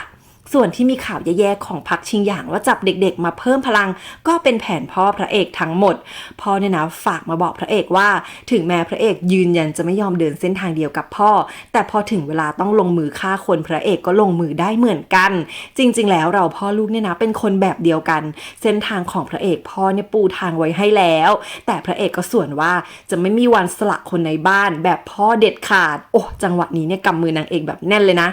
นางเอกบอกกับพระเอกว่าแม่พระเอกเป็นคนที่มอบความอบอุ่นให้นางให้ผ่านช่วงเวลายากลำบากไปได้ตอนเด็กๆเส้นทางแก้แค้นเรื่องแม่ของท่านเนี่ยนะนางเอกจะร่วมทางด้วยอย่างแน่นอนท่านป้าเอารายละเอียดเรื่องที่สืบมาได้ให้พระเอกอ่านแล้วก็บอกว่าท่านป้าเองเนี่ยนะมีลูกชาย1 คนแต่ว่าอยู่ที่เมืองหลวงก็คือโดนทางราชสำนักเอาตัวไว้เป็นตัวประกันความภักดีของพักชิงหยางว่างั้นระหว่างที่พระเอกเนี่ยอ่านเรื่องราวที่ท่านป้าสืบมาได้ท่านป้าก็ไปจัดการสอยนกพิราบสื่อสารของสามีที่ส่งข่าวออกไปทิ้งสามียอมรับว่าตัวเองส่งข่าวเรื่องการเดินทางของพระเอกกับตำแหน่งค่ายทหารเป่ยเหลียงเพราะอยากจะแลกเอาตัวลูกชายกลับมาตามคำแนะนำของลูกท่านป้าถามว่าแน่ใจได้ยังไงว่าลูกเรานะไม่แปรพักตอนนี้เนี่ยนะท่านแม่ทัพสุยเซียวพ่อพระเอกไปเมืองหลวงแล้วถ้าเกิดว่าไม่ได้ตัวลูกชายกลับมาพร้อมท่านแม่ทัพท่านป้าจะบุกเข้าไปช่วยลูกเองแต่ถ้าเกิดสามีเนี่ยนะส่งข่าวไปให้เมืองหลวงจริงๆท่านป้าก็คงได้แต่ฆ่าตัวตายชดใช้ความผิดต่อหน้าหลุมศพแม่พระเอกคือท่านป้าเนี่ยมีความภักดีสูงมากส่วนพระเอกนะอ่านรายงานจนจบก็รู้แล้วว่าคนที่ทำร้ายแม่ตัวเองจนตายก็คือราชสำนักนั่นแหละคือว่าลงมือทำร้ายตอนที่แม่ท้องพระเอกเพราะว่าตอนนั้นเนี่ยนะมันเป็นจังหวะเดียวกับที่พ่อพระเอกกำลังจะได้แต่งตั้งเป็นอ๋องจากความดีความชอบที่รบชนะคือราชสำนักจะไม่แต่งตั้งก็ไม่ได้ก็กลัวว่าพ่อพระเอกเนี่ยนะจะมีทายาทตอนนั้นเนี่ยแม่พระเอกวรยุทธสูงเพราะงั้นคนที่ลงมือมาเก็บแม่เนี่ยต้องเป็นคนที่เก่งมากเหมือนกันส่วนที่พ่อพระเอกไม่ยกทัพมาแก้แค้นก็เพราะว่าไม่อยากจะเอาประชาชนมาเป็นหมากไม่อยากจะทำร้ายคนบริสุทธิ์ไงท่านป้านะพาพระเอกมาเอากระบี่ของแม่ซึ่งมันเป็นกระบี่ชื่อว่ากระบี่หงส์มังกรต้าเหลียงจริงๆแล้วหลังจากที่คนในสำนักกระบี่สกุลอู่ตายเนี่ยนะต้องส่งตัวกระบี่กลับไปที่สุสานสกุลอู่แต่เนื่องจากว่าแม่พระเอกเนี่ยโดนไล่ออกจากบ้านเพราะว่าคนที่บ้านห้ามคบกับพ่อแต่ว่าแม่ไม่ยอมทำให้กระบี่ของแม่เนี่ยนะส่งกลับไปไม่ได้อุ๊ยตำนานรักของพ่อกับแม่ก็ไม่เบาเหมือนกันนะคะแม่พระเอกนะสั่งเอาไว้ว่าถ้าพระเอกฝึกวรยุทธ์ก็ให้มอบกระบี่ต่อให้พระเอกแล้วก็ใช้เป็นของรับไหว้ลูกสะใภ้ถ้าเกิดว่าลูกสะใภ้เนี่ยใช้กระบี่เหมือนกันอ้าว นางเอกได้ของตอนแรกนางเอกพอรู้ว่านี่คือสินสอดนางก็ไม่ยอมรับพระเอกเนียนบอกว่าเจ้าเป็นสาวใช้จะถือกระบี่ให้นายไม่ได้หรือไงนางเอกถึงได้ยอมรับไปถือไว้นะขายขำอีกแหละพระเอกกลับออกมาคนเดียวทางประตูหน้าอย่างสง่าผ่าเผยซึ่งที่ประตูเนี่ยนะคุมเชิงกันอยู่ตั้งนานสงสารลูกศิษย์พักชิงอย่างมากจ้ะเงื้อกระบี่กี่นานแล้วเนี่ยแต่คริวกินกันไปยังพระเอกยังทำเป็นตะโกนด่าชุดใหญ่ก่อนไปด้วยนะเพื่อความสมจริงส่วนนางเอกเนี่ยนะหอบกระบี่ออกทางประตูข้างไปแทนพระเอกกับทุกคนเนี่ยนะไปรอนางเอกที่ไม่ยอมมาสักทีแล้วทุกคนเนี่ยก็ได้ยินเสียงเสือหูขุ่ยคำรามซึ่งมันเป็นสัตว์ประหลาดดุร้ายที่เก่งมากพระเอกกับลุงเว่ยแล้วก็ชิงเหนี่ยวก็เลยเข้าไปตามหานางเอกก็ไปเจอว่านางเอกเนี่ยนะอยู่กับแม่เสือหูขุ่ยที่ใกล้จะตายนางเอกทันเห็นแค่ว่าตัวที่ทำร้ายเนี่ยนะเป็นสัตว์สีขาวดำแถมยังมีคนบนหลังที่ถือดอกทานตะวันไปด้วยแอดก็มโนว่าสงสัยจะเป็นม้าลายกับเจ้าชายน้อยละมั้ง พระเอกนะจัดการผ่าท้องช่วยลูกเสือออกมาได้2ตัวเป็นพี่สาวกับน้องชายลุงเว่ยเนี่ยบอกว่าลูกเสือนะลืมตามาเห็นใครก็จะคิดว่าคนนั้นเป็นแม่ให้พระเอกรอจังหวะให้ลูกเสือมองเห็นพระเอกเป็นคนแรกพระเอกจะได้ลูกเสือมาในครอบครองแต่พระเอกก็ไม่ยอมค่ะพระเอกนะให้ลูกเสือได้มองหน้าแม่ตัวเองบอกว่าให้จำแม่เอาไว้ให้ดีจังหวะนี้เนี่ย CG เสือเนี่ยก็เนียนพอใช้ได้นะแต่ดูไปเนี่ยฉันร้องไห้อ่ะสงสารแม่เสือกับลูกเสือแม่เสือเนี่ยนะส่งสายตาฝากลูกไว้กับพระเอกก่อนตายซึ่งลูกเสือก็นับพระเอกเป็นพ่อยอมรับพระเอกคนเดียวคนอื่นนี่คือแตะไม่ได้เลยนะกัดดะดุมากแต่ว่าคือพระเอกบอกอะไรก็เชื่อนะคือฉลาดมากค่ะพระเอกเนี่ยตั้งชื่อให้ว่าผู่ซ่ากับจินกังพระเอกก็ยังให้ฝังแม่เสือไว้โดยที่ไม่ยอมแตะต้องอะไรเลยไม่ฟังที่ลุงเว่ยบอกว่าทางร่างของเสือหูคุยมีแต่ของวิเศษแค่เกล็ดก็ดีเลิศไม่แพ้เกราะแดงแล้วเฮ้ยฉันเป็นลุงเว่ยคงเซ็งบอกอะไรพระเอกนะไม่เคยทำตามเลยนะแต่ว่าความดีของพระเอกแบบนี้เนี่ยแหละที่มันจับใจอะเนอะส่วนท่านป้าค่ะส่งผู้กระบี่ไปกับนกอินทรีไปที่เปยเหลียงตามคำสั่งของพ่อพระเอกเพื่อเรียกกำลังเสริมให้ป้าเนี่ยบอกสามีว่าถ้าพระเอกเลือกจะไม่บุกพักชิงหยางก็แปลว่ามีนิสัยระแวดระวังกำลังเสริมเนี่ยก็คงไม่ต้องแต่พระเอกที่เป็นแบบนี้เนี่ยนะก็ไม่เสียทีที่เป็นลูกชายของแม่พระเอกเนี่ยเปลี่ยนเป็นใช้เรือเข้าชิงโจวระหว่างทางนางเอกก็ชมเทพหลี่ว่าตกปลาเก่งมากทั้งที่เรือก็แล่นไวเทพหลี่บอกว่าไม่ได้ตกปลาหรอกแต่ว่าใช้เบ็ดนะเป็นกระบี่แทงปลาขึ้นมา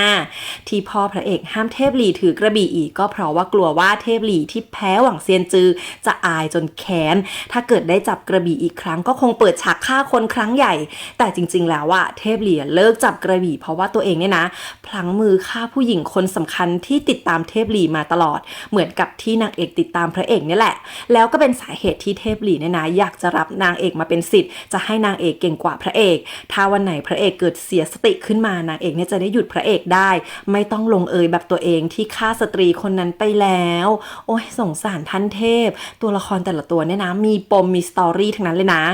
ทางด้านจิ้งอันอ๋องเนี่ยมีลูกชายคนหนึ่งเหมือนกันชื่อว่าเจ้าสวินเป็นซื่อจืดทัดเทียมกับพระเอกนะเจ้าสวินเนี่ยพาเจ้าข่ายมาหาจิ้งอันอ๋องกับเศรษฐีหวังซึ่งเศรษฐีหวังคนนี้เนี่ยแหละคือคนดูแลสมบัติสกุลหลินต่อมาก็คือสายของพ่อพระเอกไงเจ้าสวินบอกว่าถูกชะตากับเจ้าข่ายซึ่งเจ้าข่ายก็มายุแยงให้จิ้งอันอ่องเนี่ยเก็บพระเอกซะจะได้รวบเปยเหลียงเข้ากับชิงโจวแต่ว่าจิ้งอันอ่องเนี่ยไม่เอาด้วยแล้วก็ไล่ตะเพิดออกไปทางด้านนางเอกที่รู้ว่ายังไงเทพหลี่เนี่ยนะก็จะไปท้าสู้กับหวังเซียนจืออยู่ดีด้วยความคันไม้คันมืออยากลองวิชานางก็เลยเอากริดของตัวเองให้ไปเป็นคนดีเนาะมีความเป็นห่วงท่านเทพหลี่งี้พอท่านเทพเห็นปุ๊บก็รู้ว่ามันเป็นของดีสมบัติแคว้นฉู่ซึ่งคงจะเดาฐานะนางเอกได้แล้วแหละท่านเทพเนี่ยนะยอมรับเอากริดไปเสียบเป็นปิ่นแต่ว่าสิ่งที่นางเอกให้เทพหลีตอบแทนก็คือให้ไปสอนวิชาพระเอกอ้างว่าเผื่อวันไหนพระเอกเรียนเสร็จแล้วเกิดอยากให้นางอ่านตำรานางจะได้กลับมาทำมาหากินได้โอ้ยพูดไปจะมีใครเชื่อน้องบ้างคะเทพหลีเนี่ยนะก็มาสอนพระเอกใช้พลังด้วยการเอาเหอเถาหรือว่าวอลนัทมาให้พระเอกนะทุบให้แตกลึกซึ้งนะคะดูไปก็งงไปอะเทพหลี่เนี่ยบอกให้พระเอกทำเหมือนตอนที่เทพหลี่เนี่ยปะทะเกราะแดงด้วยการสร้างน้ำฝนให้เป็นกระบี่ในวันนั้นส่วนทางด้านชิงโจวเจ้าข่ายเนี่ยยุจิ้งอันอ่องไม่ได้ก็เลยไปยุเจ้าสวินแทนแถมยังพาไปเจออู่ลิ่วติ่งอัจฉริยะยอดกระบี่จากสุสานสกุลอู่ที่มาตามหาพระเอกเหมือนกันเพื่อล้างแค้นที่แม่พระเอกเนี่ยหนีไปทำให้ชื่อเสียงของสำนักเนี่ยตกต่ำแล้วก็บอกว่าจะบอกเบาะแสของพระเอกให้อู่ลิ่วติ่งทันทีที่รู้ ส่วนพระเอกนะฝึกทั้งวันก้าวหน้าไปมากเทพหลียังอึ้งว่าเก่งกว่าตัวเองตอนหนุ่มๆอีกนะเทพหลีสอนพระเอกว่าฤทธากระบี่ก็คือการส่งลมปราณผ่านกระบี่ไปส่วนเพลงกระบี่ชั้นสูงทั้งว่องไวทั้งมั่นคงฤทธากระบี่เนี่ยเอาไว้ใช้สยบศัตรูส่วนเพลงกระบี่เอาไว้ใช้สังหารซึ่งเพลงกระบี่เนี่ยนะน่ากลัวกว่าฤทธากระบี่เยอะทางด้านฉู่ลู่ซานที่นอนเฝ้าหน้าประตูจวนแม่ทัพเปยเหลียงจริงมาตั้งหลายวัน ในที่สุดก็ได้รับผู้กระบี่แล้วความดีใจนี้นะรีบเคลื่อนทัพไปสมทบกับพระเอกทันทีแบบใครไม่ไปตัดหัวบอกว่าชุดกล่องชุดเกราะอะไรไว้ไปเปลี่ยนเอากลางทางคนนี้นี่คือขายขำตลอดวันถัดมานะพระเอกกับนางเอกเนี่ยมานั่งชมวิวบนหัวเรือด้วยกันพระเอกก็รู้แหละว่าที่เทพหลีมาสอนตัวเองเนี่ยเป็นฝีมือการช่วยเหลือของนางเอกความหวานมีน้อยใช้สอยกันประหยัดนะทุกคนอยู่ดีๆก็มีเรือลำใหญ่มา2 ลำหน้าลำหลังลำซึ่งลำหน้าเนี่ยก็คือเจ้าสวินกับเจ้าข่ายที่จะมาเก็บพระเอกแบบไม่ได้ปรึกษาจิ้งอันอองพ่อตัวเองหรอกนะส่วนลำหลังก็คือเศรษฐีหวังมากันแบบไม่ได้นัดกันมาจ้ะเจ้าสวินเนี่ยเห็นเศรษฐีหวังคุกเข่าให้พระเอกเหมือนว่ามารับก็เลยนึกว่าพ่อตัวเองนี่แหละส่งคนมาก็เลยหันหัวเรือกลับไปส่วนเศรษฐีหวังจะประกาศบอกพระเอกว่าตัวเองนี่แหละเป็นคนของเปยเหลียงเป็นลูกน้องท่านแม่ทัพสุยเซียวมีซูซิลมาช่วยยืนยันเศรษฐีหวังบอกว่าตอนนี้สินทรัพย์สกุลหลินเนี่ยอยู่ในมือของเศรษฐีหวังแล้ววันที่พระเอกมาเหยียบชิงโจวก็เป็นวันที่เศรษฐีหวังจะได้กลับคืนฐานะเดิมเศรษฐีหวังร้องไห้บอกว่ารอวันนี้มานานแล้วโถสงสารอีกแล้วเนี่ยแล้วเศรษฐีหวังเนี่ยนะก็เชิญพระเอกไปที่เกาะส่วนตัวของตัวเองกลางทะเลสาบที่ชื่อว่าเกาะหมู่ซานเศรษฐีหวังเนี่ยนะพาทุกคนในบ้านมาคุกเข่าคำนับพระเอกแล้วพระเอกก็เลยให้ทุกคนลุกขึ้นบอกว่าที่เปยเหลียงเนี่ยนะไม่มีการคำนับแบบนี้เป็นทหารเปยเหลียง1 วันก็คือทหารเปยเหลียงตลอดชีวิตมีซึ้งเบาๆเลยอะเศรษฐีหวังก็แนะนำลูกสาวนะว่าชื่อหวังชูตงแล้วบอกให้ลูกสาวเนี่ยไปปรนนิบัติพระเอกคืนนี้ทำเอาทั้ง2 คนนะร้องหาพร้อมกันเลยทีเดียวเจ้าสวินเนี่ยเข้ามาหาจิ้งอันอ๋องพอเห็นว่าภรรยาเอกของพ่อนั่งอยู่ก็ทำหน้าไม่ดีใส่ไม่อยากจะเรียกแม่ตามตำแหน่งด้วยซ้ำพระชายาของจิ้งอันอ่องเนี่ยนะชื่อว่าเผยหนานเว่ยยังสาวอยู่มากๆเจ้าสวินเนี่ยมาบ่นว่าทำไมพ่อต้องให้เศรษฐีหวังไปรับพระเอกแถมยังคุกเข่าให้พระเอกอีกด้วยทำให้จิ้งอันอ่องเนี่ยเพิ่งจะรู้ความจริงว่าเศรษฐีหวังเนี่ยก็คือคนของสุยเซียวเจ้าสวินโมโหจะไปฆ่าทั้งเศรษฐีหวังกับพระเอกแต่ว่าโดนพ่อห้ามไว้แต่ว่าพอเจ้าสวินออกมาเจอเจ้าข่ายก็เรียกให้ไปฆ่าพระเอกด้วยกันไม่ได้ฟังที่พ่อตัวเองห้ามเลยใจร้อนวู่วามสุดๆส่วนพระเอกตอนกลางคืนเนี่ยนะก็พาเศรษฐีหวังไปเจอกับหลี่เฉียนถังหรือว่าบัณฑิตหลินเพื่อที่จะพาบัณฑิตหลินเนี่ยแหละไปเจอแม่ที่เศรษฐีหวังเนี่ยเก็บชีวิตเอาไว้2 แม่ลูกได้พบหน้าก็น้ำตาไหลแต่พอแม่รู้ว่าบัณฑิตหลินรอดตายเพราะยอมทำงานรับใช้สุยเซียวทรราชของแผ่นดินแม่ก็เลยตบหน้าแล้วก็ประกาศตัดขาดทันทีบอกว่าสุยเซียวนั้นมันเป็นคนชั่วการที่ลูกไปฆ่าพระเอกทำเอาแม่ภูมิใจมากต่อให้ต้องโดนฆ่าล้างแค้นยกครัวก็ยอมแต่ว่าลูกกลับรักตัวกลัวตายแม่ก็จะถือว่าลูกตายไปแล้วยังดีสักกว่าแล้วก็ปิดประตูใส่หน้าโถกว่าบัณฑิตหลินจะมาถึงจุดนี้ได้นะกล้ำกลืนฝืนทนไปตั้งเท่าไหร่พอหลี่เฉียนถังออกมานะเศรษฐีหวังก็บอกว่าจะส่งคนสกุลหลินที่เหลือไปที่ปลอดภัยแต่มีเงื่อนไข2 ข้อก็คือ 1. ไปล้วงความลับของจิ้งอันอ๋องจากคนรับใช้เก่าของสกุลหลิน 2. ก็คือต้องมีชีวิตอยู่เพื่อความปลอดภัยของพระเอกเท่านั้นพระเอกเนี่ยพยายามจะห้ามแต่ว่าเศรษฐีหวังกับหลี่เฉียนถังเนี่ยนะตกลงกันเองเสร็จสับคือหลี่เฉียนถังเนี่ยนะมีชีวิตอยู่เพื่อพระเอกหรือจริงๆก็มีชีวิตอยู่เพื่อสกุลหลินที่เหลือนั่นแหละตอนเช้าก่อนพระเอกจะเดินทางเข้าเมืองไปเรื่องค่ารับใช้เก่าสกุลหลินเศรษฐีหวังเนี่ยพยายามจะยัดเยียดลูกสาวตัวเองให้ไปด้วยแต่ว่าชูตงเนี่ยไม่ชอบขี้หน้าพระเอกเลยไม่ยอมไปพระเอกบอกลุงเว่ยว่าเดาได้แล้วว่าหมากตาต่อไปของพ่อเนี่ยคืออะไร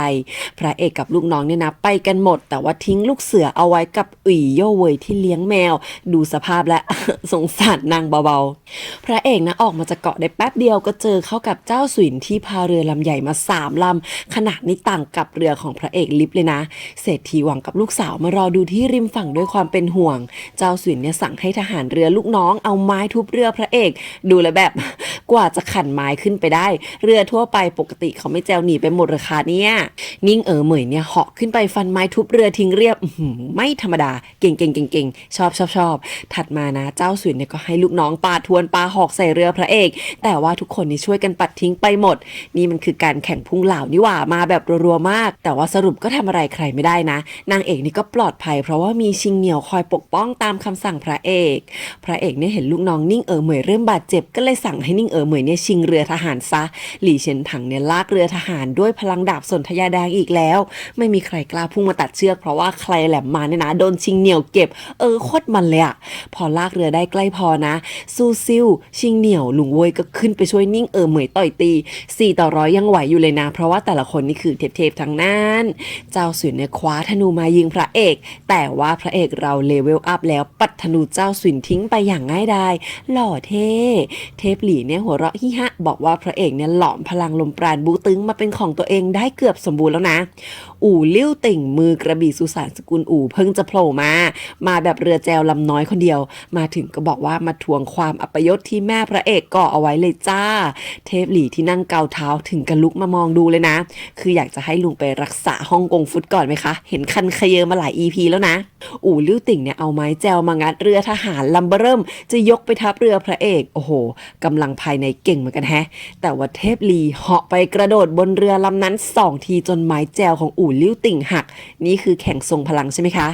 อู่ลิ่วติ่งสู้ไม่ได้ก็แจวเรือกลับไปเงียบๆมาเร็วเคลมเร็วเวอร์พระเอกลงไปช่วยลูกน้องตัวเองขึ้นมาจากน้ำก็มีมนุษย์เกราะแดงพุ่งมาทำร้ายแต่ว่าพระเอกเทพแล้วหลบทันเจ้าขายเห็นอย่างนั้นก็เลยเหยียบมนุษย์เกราะแดงเพ่นหนีไปก่อนเหลือเจ้าสวินรอรับหน้าพระเอกบนเรือของตัวเอง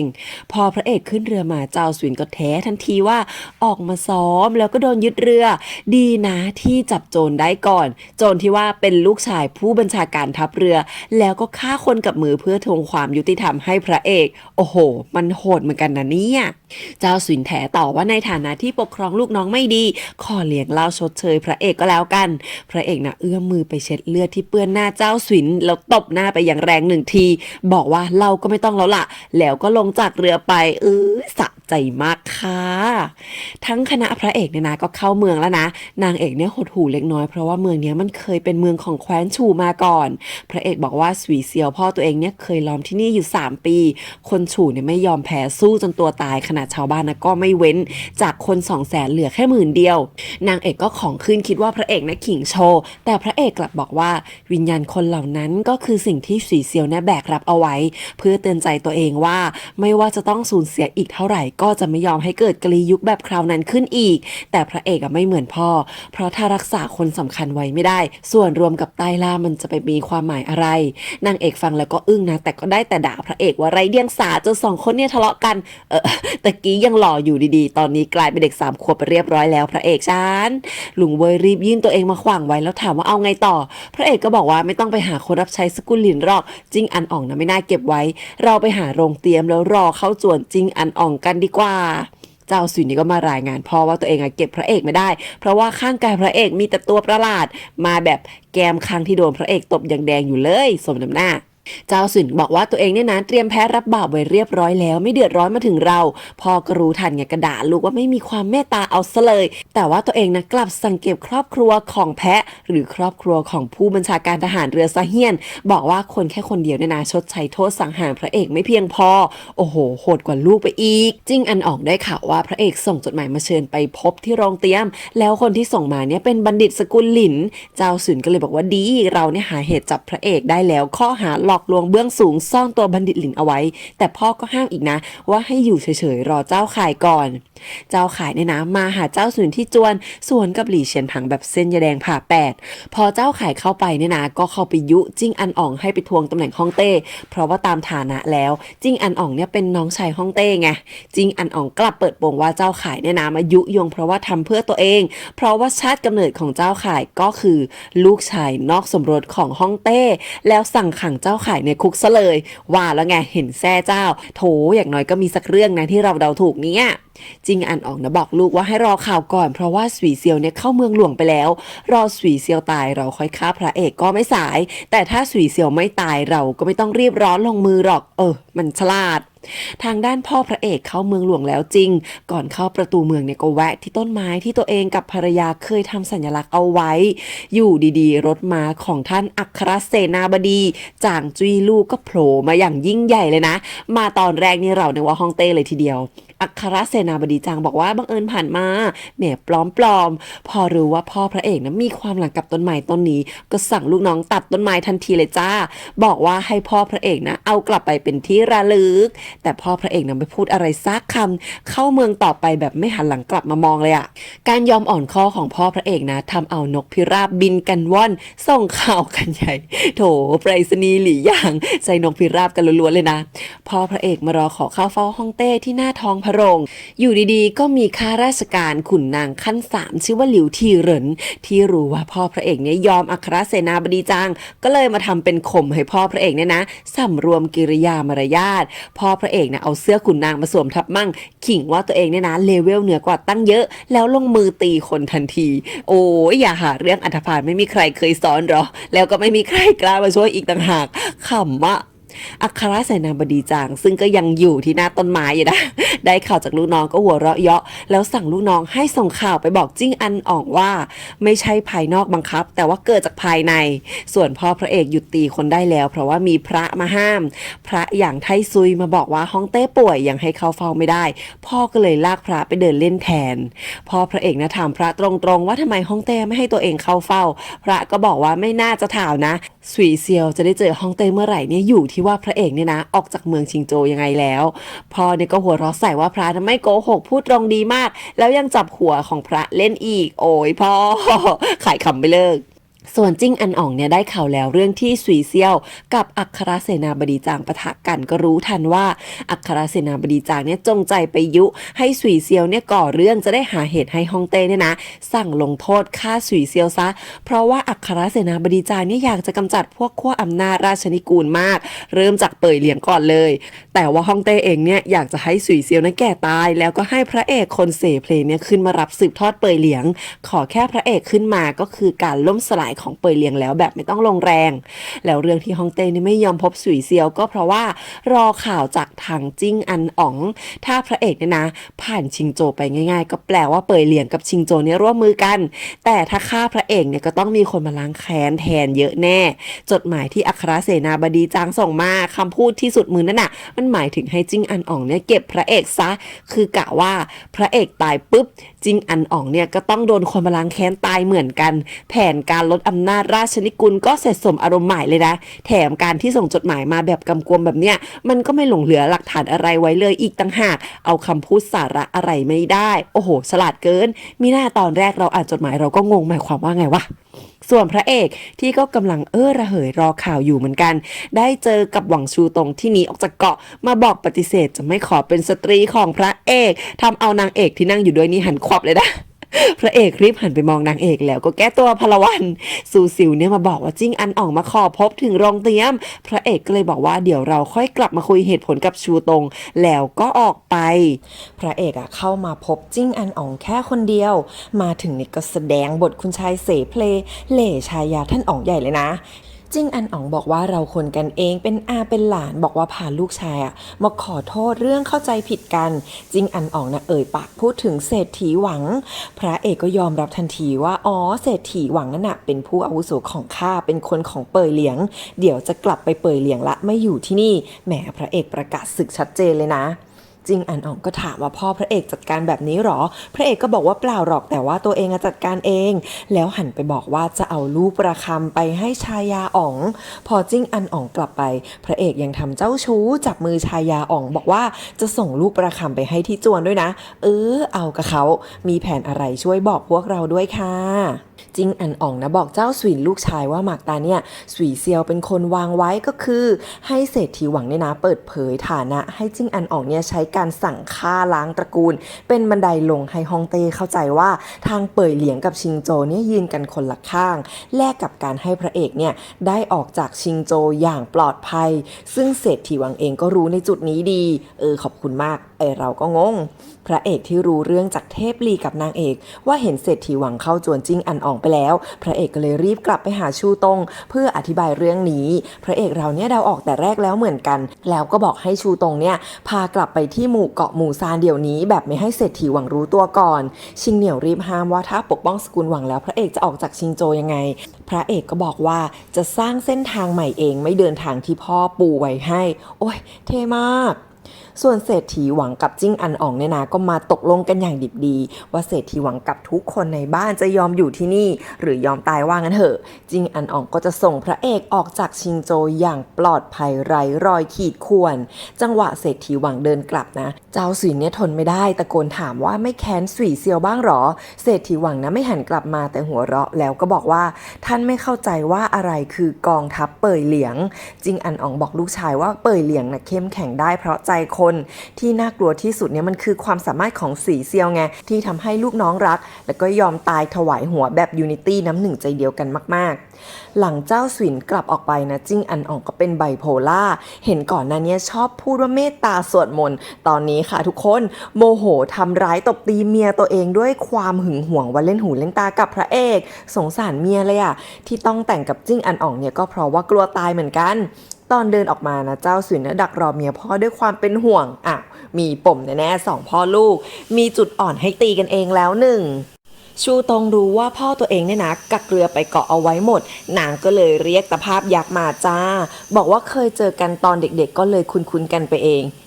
เหมือนกับเราคุยใต้ทะเลสาบไหมบนหลังตะภาพเนี่ยนะมีศิลาจารึกโบราณอันยักษ์ด้วยนะชูตงถามว่าพระเอกจะเลือกช่วยบ้านนางเอาไว้ทำไมพระเอกเล่าว่าตอนท่องยุทธภพเมื่อ3 ปีที่แล้วได้เจอสหายนักกระบี่ชื่อว่าเวินหัวที่เป็นยาจกพอกันแต่ไม่ว่าจะลำบากแค่ไหนเวินหัวก็ไม่ยอมรับจ้างฆ่าคนเพราะถ้าแค่อยากมีชีวิตรอดแล้วทำได้ทุกอย่างก็ไม่คู่ควรกับการจับกระบี่แล้วพระเอกเองก็เหมือนกันจะไม่ยอมทำเรื่องที่ต้องละอายใจเด็ดขาดแม้ทางเลือกที่มีจะลำบากแค่ไหนก็ตามแหมทั้งตะภาพทั้งชูตงนี่โดนพระเอกตกไปเรียบร้อยแล้วจ้ากลิ่นความดีพระเอกมันหอมฟุ้งอ่ะพระเอกกับชูตงเนี่ยมาให้คนทั้งสกุลหวังเก็บข้าวเก็บของอพยพไปเป่ยเหลียงเศรษฐีหวังเนี่ยมาทันตอนเขาย้ายกันไปครึ่งทางก็งงเป็นไก่ตาแตกพระเอกจัดการฟาดเศรษฐีหวังจนสลบแล้วส่งตัวออกไปแทน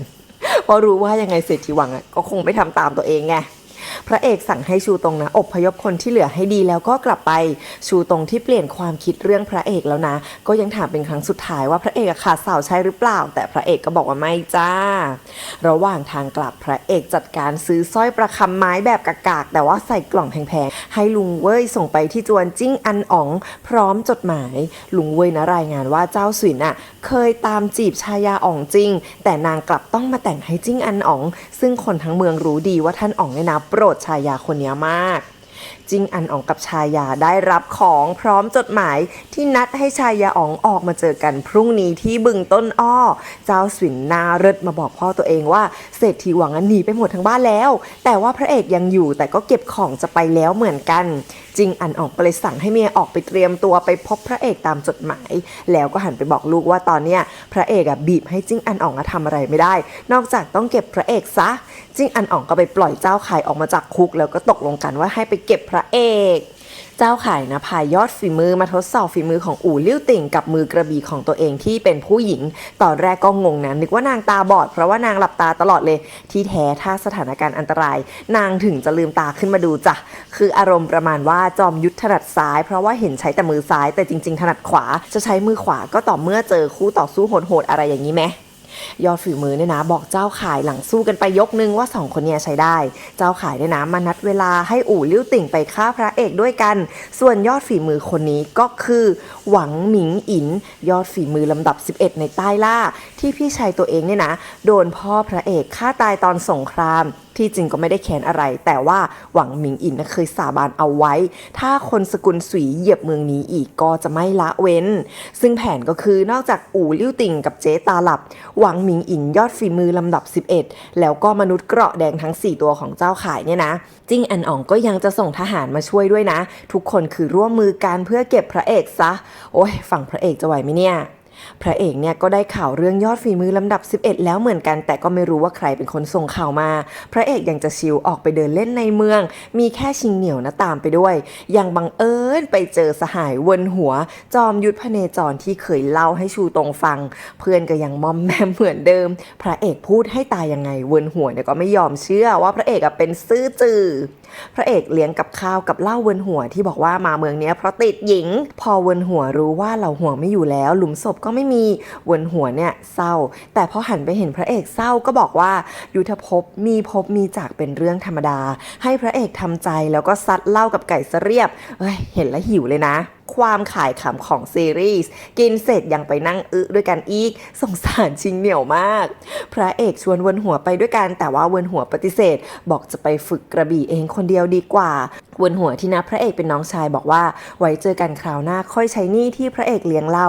แล้วก็แยกย้ายกันด้วยเพลงแรปเนื้อหาสุดเพี้ยนที่แต่งกันเอง2 คนโอ้ยไหวไหมเนี่ยชิงเหนียวยังมองบนน่ะพระเอกนะให้ลุงเว้ยหาจุดอ่อนของเกราะแดงให้ดีพรุ่งนี้คาดว่ายังไงมันต้องโผล่มาแน่นอนพระเอกคุยกับลุงเว้ยเสร็จก็ออกมาเจอหลี่เฉียนถังที่เฝ้ายามอยู่ก็เลยบอกว่าให้แยกย้ายไปเถอะไม่ต้องมาตามตัวเองแล้วคนสกุลหลินที่เหลือก็ปลอดภัยแล้วไงหลี่เฉียนถังในที่สุดก็เริ่มเข้าใจแล้วว่าอะไรเป็นอะไรทั้งที่ตัวเองเนี่ยนะมาฆ่าพระเอกแต่คนที่ให้ทางรอดตัวเองกลับเป็นพระเอกกับพ่อแล้วก็รู้สึกว่าทั้งชีวิตที่ผ่านมาเนี่ยนะตัวเองเนี่ยทำแต่เรื่องที่มันไร้สาระเหลวไหลหลี่เฉียนถังยืนยันไม่ไปเพราะอยากจะทำให้ได้ตามที่พูดไว้สักครั้งหนึ่งในชีวิตนี่ก็คือยอมรับพระเอกแล้วนะเรื่องนี้เนี่ยไม่ว่าจะเป็นผู้หญิงผู้ชายหรือว่าสัตว์โดนพระเอกตกไปหมดไม่มีเหลือพระเอกกลับมาเจอนางเอกก็งงว่าทำไมยังอยู่เพราะว่าพระเอกเนี่ยให้นิ่งเหมยพานางเอกกับหวีโย่เวยไปที่เกาะก่อนแล้วค่อยกลับมารวมตัวกันเพราะไม่รู้ว่าเรื่องพรุ่งนี้มันจะออกหัวหรือว่าออกก้อยนางเอกก็เถียงว่าถ้าผิดพลาดขึ้นมาจะเป็นยังไงพระเอกก็บอกว่าถ้าผิดพลาดขึ้นมาพระเอกก็คงตายไปแล้วล่ะ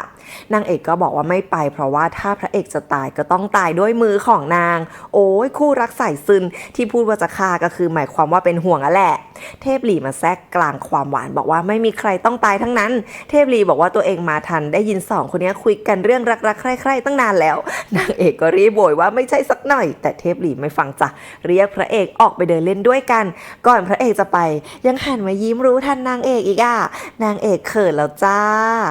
เทพหลี่นะบอกว่าพ่อพระเอกขอร้องเอาไว้ว่าถ้าพระเอกร้องขอขึ้นมาก็ให้พาพระเอกนะกลับไปทันทีแต่พระเอกบอกว่าจะไม่หนีแล้วก็จะไม่ยอมทิ้งใครเอาไว้ข้างหลังเทพหลี่ก็เลยสอนเคล็ดลับท่า1กระบี่เซียนหมอบซึ่งเป็นท่าที่ท่านเทพหลี่เนี่ยนะใช้เก็บมนุษย์เกราะแดงเมื่อครั้งที่แล้วบอกว่าอันเนี้ยมันคือการใช้ใจหยิบยืมพลังจากธรรมชาติมาเป็นของตัวเองหยิบยืมพลังสวรรค์กำราบทุกสรรพสิ่งโอ้ลึกซึ้งพระเอกก็ตื่นเต้นถามว่านี่ท่าไม้ตายหรือยังเทพหลี่บอกว่ายังท่าไม้ตายของข้าก็คือ2แขนเสื้ออสรพิษเขียวหรอกหลุดปากแล้วจ้าเดี๋ยวต้องโดนพระเอกไถ่วิชาอีกเป็นแน่ท่านเทพวันถัดมานะพระเอกกับคณะก็มารอที่บึงต้นอ้อตามนัดฉากสวยมากขอชื่นชมคนหาสถานที่เทพหลี่เนี่ยรออยู่ในรถเอาไม้มาเหลาทำกระบี่ไม้ของตัวเองใหญ่เลยชายาอ่องเนี่ยมาตามคำสั่งของจิ้งอันอ่องตามนัดพอใกล้จะถึงนะก็โดนทหารเทเหลือแค่คนรถโดดเดี่ยวจิ้งอันอ่องนี่กะทิ้งเมียแล้วแหงแก๊งดักฆ่าเนี่ยก็มากันพร้อมแล้วเช่นกันแต่มีแค่ทหารของจิ้งอันอ่องที่นัดไว้ไม่ยอมมาอย่างว่านะมันไม่มีสัจจะในหมู่โจรไงนิ่งเหมยกับทหารที่ไปส่งหวีโย่เวยก็ตามกลับมาทันพอดีแต่กลับพบว่าทหารลูกน้องหายไป3 คนเพราะว่าโดนอีมนุษย์เกราะแดงจับไปเงียบๆแล้วจ้ายังไม่ทันที่พระเอกกับนิ่งเหมยจะค้นหาความจริงรถม้าของชายาอ่องก็มาคนรถเนี่ยนะพอจอดรถมาเสร็จก็เพ่นหนีไปทันทีชายาอ่องเนี่ยมาพร้อมจดหมายที่จิ้งอันอ่องฝากมาให้เขียนว่าส่งหลานพันลี้แค่4 คำพระเอกบอกว่าที่เขียนมาเนี่ยนะมันมี2 ความหมายแรกก็คือส่งพระเอกไปตายความหมายที่2ไม่ทันจะได้คุยอีแก๊งดักฆ่ามันก็เริ่มลงมือจ้ะพระเอกเนี่ยให้ลุงเว่ยซูซิลกับหลี่เฉียนถังไปดีลกับมนุษย์เกราะแดงที่มันโผล่มา3 ตัวนิ่งเหมยเนี่ยก็ให้ลูกน้องตามไปช่วยด้วยนะพระเอกเนี่ยลากชายาอ่องให้มาขึ้นรถม้ากับนางเอกเพื่อความปลอดภัยหวังหมิงอินยอดฝีมืออันดับ11ก็โผล่ออกมาค่ะเท เทพหลี่นะบินออกมาจากรถม้าจะมาตีกับหวังหมิงอินยอดฝีมือลำดับ 11 ในใต้ล่าแต่ว่าอู่ลิ้วติ่งจ้ามาขวางไว้แยกเทพหลี่ไปสู้กับตัวเองประกาศว่าพกกระบี่โบราณจริยราชันชื่อแบบยาวนิดนึงกระบี่อันดับ 2 ในใต้ล่ามาขอท้าสู้อันดับ 2 ที่ว่านี่คืออาวุธนะไม่ใช่ฝีมือส่วนกระบี่อันดับ 1เนี่ยเป็นกระบี่ของแม่พระเอกพอเทพหลี่โดนดึงไปก็เลยเหลือหวังหมิงอินเดินตรงมาหาพระเอกนิ่งเหมยนะให้ลูกน้องไปสู้แต่ว่าหวังหมิงอินนี่คือเก่งมากหลบได้ตั้งแต่ธนูเหล็กด้วยการใช้กำลังภายในปัดทิ้งเกลี้ยงเลยส่วนทางด้านลุงเว่ยเนี่ยให้หลี่เฉียนถังกับซูซิลช่วยกันรบยื้อเวลามนุษย์เกราะแดงเอาไว้ก่อนระหว่างที่ลุงเนี่ยนะหาจุดอ่อนพวกมันถ้าเจอแล้วอ่ะจะหยุดมนุษย์เกราะแดงไว้ได้ชั่วขณะตอนนั้นพวกเราค่อยรวมพลังกันทำลายมนุษย์เกราะแดงให้สิ้นซากตัวที่รบกับซูซิลคือเกราะไม้ตัวที่ไฟกับหลี่เฉียนถังคือเกราะไฟมีการพ่นไฟได้อย่างกับไอรอนแมนเลยนะส่วนเกราะดินจ้ะดำดินยู่ตัวที่เหลือไม่ได้ออกโรงนี่คืออยู่กับเจ้าข่ายก็คือเกราะทองมันเป็นตัวที่เก่งที่สุดชิงเหนียวขออนุญาตพระเอกใช้ทวนบัตรดลของราชาทวนที่พกมาแบบพระเอกไม่รู้เรื่องอ่ะคือบนรถมานะยังอุตส่าห์จะซ่อนของไว้อีกนะนิ่งเหมยเนี่ยสู้กับวังมิงอินจนสลบไปอีกคนนึงเทพหลี่เห็นคณะของตัวเองคนอื่นตีกันวุ่นวายก็จะรีบปิดงานที่สู้อยู่ไปดูพระเอกก็เลยใช้ท่าไม้ตายแขนเสื้ออสรพิษเขียวซัดใส่อู่ลิ้วติ่งเจ๊ตาหลับได้เลิกลืมตาจ้าเจ๊เป็นคนแรกนะที่เดาฐานะของเทพหลี่ออกสักทีอู่ลิ้วติ่งเรียกกระบี่อันดับ 2ของตัวเองออกมาซึ่งก็คือสิ่งที่เจ๊ตาหลับแกแบกเอาไว้บนหลังมาตลอดแต่ว่าเทพหลี่นะซัดทีเดียวแบบไม่หันไปมองด้วยอ่ะอู่ลิ้วติ่งกระเด็นกระอักเลือดพลังเทพหลี่นี่คือทำเอาต้นอ้อนี่คว่ำไป500 เมตรได้อู่ลิ้วติ่งกับเจ๊ตาหลับก็เลยรีบหนีไปก่อนเพื่อนเลยตอนนี้เองลุงเว่ยก็คือเดาทางมนุษย์เกราะแดงออกได้แล้วก็จิ้มไปที่รักแร้ทำให้เกราะแดงสตันไปชั่วขณะค่ะส่วนหลี่เฉียนถังเนี่ยนะทุ่มสุดตัวใช้เลือดเรียกพลังออกมาสู้กับเกราะไฟจนเกราะไฟมันระเบิดตัวเองตายไปเลยทางด้านพระเอกหวังวิงอินเนี่ยกำลังไฟกับชิงเหนียวเทพหลี่ก็กลับมาช่วยพอดีแต่ว่าระหว่างที่3คนเนี่ยกำลังตีกันเกราะดินมันก็ดำดินโผล่มาที่พระเอกก็เลยจัดการซัดมันด้วยวิชา1กระบี่เซียนหมอบไปอย่างสวยงามและง่ายดายพระเอกลงมือมาทีอย่างเท่เลยนะหวังมิงอินหันไปซัดชิงเหนียวสลบแล้วพุ่งมาหาพระเอกนี่คือสู้ไม่ได้เกือบจะตายแล้วจ้าอยู่ดีๆมีสาวน้อยยิ้มแป้นยอดฝีมือมาแทงหวังมิงอินจนตายด้วยมือเปล่าแบบว่ามือเปล่าแทงทะลุหน้าอกไปเลยอะบ้าไปแล้วจ้ะพระเอกคือเงือบมากเพราะว่ารู้จักแม่นางคนนี้นางคือแม่นางเฮอของร้านขายเนื้อปรุงรสในเมืองเป่ยเหลียงพระเอกนะรีบหันกลับไปดูชิงเหนียวแล้วก็วอนขอให้เทพหลี่ช่วยรักษาชีวิตไว้รวมทั้งทหารที่เหลือด้วยนะพระเอกถึงก็ยอมโขกหัวคำนับเทพหลี่เลยเทพหลี่ทำยังไงได้ก็ต้องช่วยสิทั้งที่ตัวเองนี่ก็ไม่ได้เป็นหมอคณะนี้ก็คือขาดหมอไปนะทำไมพ่อไม่เตรียมไว้ให้ด้วยล่ะเนี่ย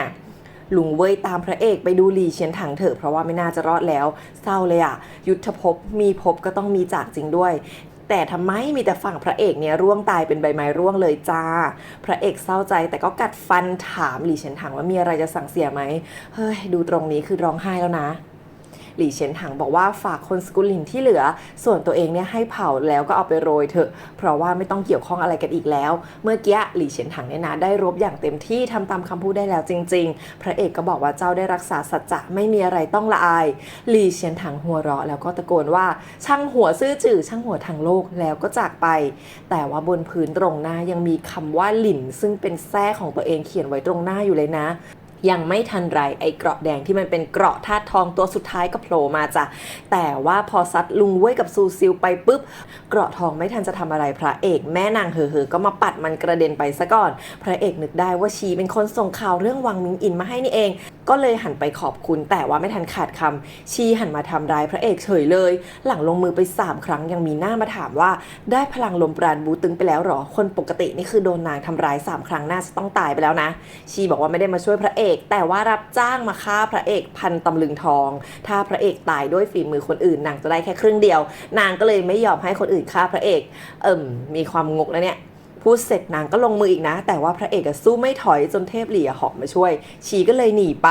เทพหลี่มาบอกว่าตะเกียพระเอกใช้วิชาของเหล่าห่วงวิชาห่วง9 กระบี่นี่หว่าพระเอกก็บอกว่าเหล่าห่วงทิ้งไว้ให้แล้วตัวเองก็แอบฝึกมาตลอดเทพหลี่บอกว่าชิงเหนียวปลอดภัยแล้วแต่ว่าเจ้าน่ะสิกำลังจะตาย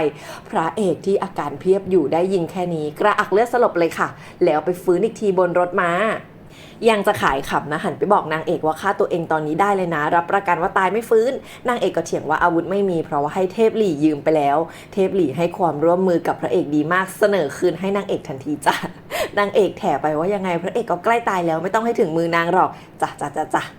เทพหลี่บอกพระเอกว่าการลงมือของแม่นางเฮอทำให้ลมปราณบูตึงกับลมปราณจริงๆของพระเอกตีกันจนลมปราณย้อนกลับไม่ตายคงจะยากวิธีแก้ก็คือต้องทำลายพลังลมปราณทิ้งหมดยังไม่ทันตัดสินใจจิ้งอันอ๋องกับทหารก็มาจ้า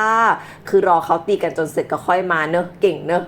พระเอกก็หน้าซีดเลยนะปากซีดเชียแต่ก็ฝืนไว้แล้วก็ลงไปพบจิ้งอันอ่องตามลำพังท่ามกลางความเป็นห่วงของนิ่งเหมยจิ้งอันอ่องก็เหน็บว่าพระเอกกล้าจริงนะพระเอกย้อนว่าถึงยังไงท่านอาก็ไม่สังหารข้าหรอกเพราะว่ามือสังหารพวกนี้เป็นการจัดฉากให้ฮงเต้เชื่อใจว่าจิ้งอันอ่องไม่ได้เอาใจออกห่างจิ้งอันอ่องถามว่าถ้ารู้อยู่แล้วจะช่วยชีวิตเศรษฐีหวังจนทำตัวเองตกอยู่ในสถานการณ์แบบนี้ทำไมพระเอกก็ตอบว่าทางเลือกนั้นของสุยเซียวพระเอกไม่ชอบพระเอกเนี่ยเดาได้ว่าเรื่องที่ใครๆก็รู้ว่าจิ้งอันอ่องโปรดพระชายาเผยหนานเหวยเนี่ยมันเป็นเรื่องปลอมแน่เป็นเรื่องที่จิ้งอันอ่องจงใจกุขึ้นมาให้ทุกคนคิดว่าพระชายานี่คือจุดอ่อนของตัวเองเพราะจิ้งอันอ่องออกจะฉลาดจะหลงผู้หญิงได้ไงจิ้งอันอ่องก็ด่าพระเอกว่าออกทะเลไปใหญ่แล้วแต่พระเอกก็ยังเถียงว่าเรื่องจุดอ่อนปลอมๆเนี่ยแหละคือทางรอดที่พระเอกเลือกและก็คือความหมายโดยในจดหมายที่จิ้งอันอ่องเขียนมาว่าส่งหลานพันลี้ความหมายที่สองที่พูดค้างเอาไว้กับเผยหนานเหวยก็คือมอบนางเป็นของกำนันให้เพื่อออกเดินทางสตอรี่ที่สร้างไว้ที่สองคนนี้เป็นอันรู้กันเองก็คือว่าพระเอกผู้มีความเสเพลลวนลามพระชายาแล้วยังชิงตัวเอาชีวิตพระชายาไปข่มขู่จิ้งอันอ๋องอีกจิ้งอันอ๋องที่รักพระชายามากทำอะไรไม่ได้จำใจต้องปล่อยพระเอกออกจากชิงโจวด้วยความแค้นซึ่งความแค้นชิงเมียนี่เป็นความแค้นชนิดที่ตายก็ไม่เผาผีไงทำให้แบบเนี้ยฮ่องเต้ก็คือสบายใจได้พระเอกยังบอกว่าการจัดฉากเนี่ยจัดจริงๆแต่ว่าส่งคนมาเก็บก็จริงเหมือนกันก็คือถ้าพระเอกตายไปก็แปลว่าพระเอกไม่เก่งพอที่จะมาเป็นทีมพันธมิตรเดียวกันได้โอ้โหเฮ้ยพระเอกคือใจเด็ดมากจ้ะจิ้งอันอ่องก็ดันตกลงด้วยแฮะในเงื่อนไขที่ว่าการร่วมมือกันนะจะเกิดขึ้นหลังจากพระเอกสืบทอดเปิดเหลี่ยงเรียบร้อยแล้วเท่านั้นเจ้าขายที่ได้ฟังเรื่องทั้งหมดอยู่มีคนรู้มีคนเห็นหันไปอีกทีเฮอมาไล่เจ้าขายบอกว่าค่าหัวของพระเอกชีจะเอาหมดเจ้าขายตอนแรกจะให้เกราะทองไปสู้แต่เฮอนางมีของมีสัตว์เลี้ยงเป็นหมีแพนด้าขาโหดเจ้าขายเห็นปุ๊บเลยต้องไปอย่างไวเลยจ้าเฮอเนี่ยนะแบกดอกทานตะวันขี่หลังแพนด้าจากไปที่แท้นี่มันคือไอตัวที่มันไปเก็บแม่ของจินกังกับผู่ซ่านี่ว่าทำลายภาพลักษณ์คิ้วๆของช่วงในใจฉันไปหมดแล้วจิ้งอันอ่องก็จากไปพร้อมกับทิ้งตำราดาบกับม้าโคไม้ครึ่งท่อนซึ่งเป็นอาวุธของเทพหลี่ไว้ให้พระเอกด้วยนะรู้อีกนะว่าพระเอกนี่คือมีเทพหลี่คุ้มกันมาตั้งแต่แรกก่อนไปยังทิ้งท้ายบอกว่าเผยหนานเหวยไม่น่าจะใช่คนดีเข้าหาลูกชายเจ้าสวินแบบมีจุดประสงค์จิ้งอันอ่องเลยชิงแต่งนางมาซะเลยจิ้งอันอ่องนี่คือไม่ธรรมดานะทุกคนมีความร้ายกาจสูสีกับพ่อพระเอกสุดๆเลยอะ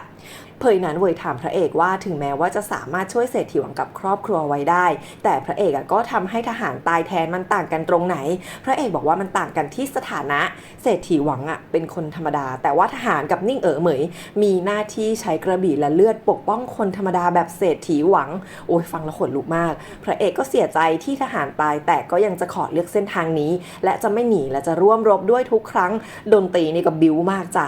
พระเอกชนะใจทหารกับนิ่งเหมยเรียบร้อยกว่าจะชนะใจได้ค่ายอักษรเฟิงของนิ่งเหมยเหลือไม่ถึง10คนแล้วเนี่ยเทพหลี่เนี่ยนะชมพระเอกว่าดิวมาได้เก่งมากนางเอกก็เหน็บว่ามีแต่จิ้งจอกทั้งนั้นพวกนี้แล้วบอกว่าเฮอกับแพนด้าขาโหดคือคนที่นางเจอบนเขาชิงเฉิงคือคนฆ่าแม่เสือหูขุยเป็นการคอนเฟิร์มซึ่งพระเอกก็งงว่าจิ้งอันอ๋องบอกว่าจ้างนางมาฆ่าพระเอกแล้วไงนางเนี่ยแอบตามมาตั้งนานแล้ววะพระเอกก็ยังเถียงว่าไม่สิถ้าคิดจะฆ่าพระเอกนะตอนอยู่เปิดเหลี่ยงก็ทำได้ส่วนชื่อเนี่ยคือนางชื่ออะไรก็ไม่รู้แต่พระเอกเห็นนางยิ้มแป้นตลอดเวลาก็เลยเรียกนางว่าแม่นางเฮอขายขำกันต่อเนื่องค่ะระหว่างคุยกันนะพระเอกเลือดออกจากตาประมาณว่าเลือดออกจากทวารทั้ง7ใกล้ตายแล้วจ้ะเท พหลีบอกว่านอกจากทำลายลมปราณทิ้งทั้งหมดมันก็มีอีกทางเลือกคือย่อยลมปราณถอดรกเปลี่ยนกระดูกชื่อ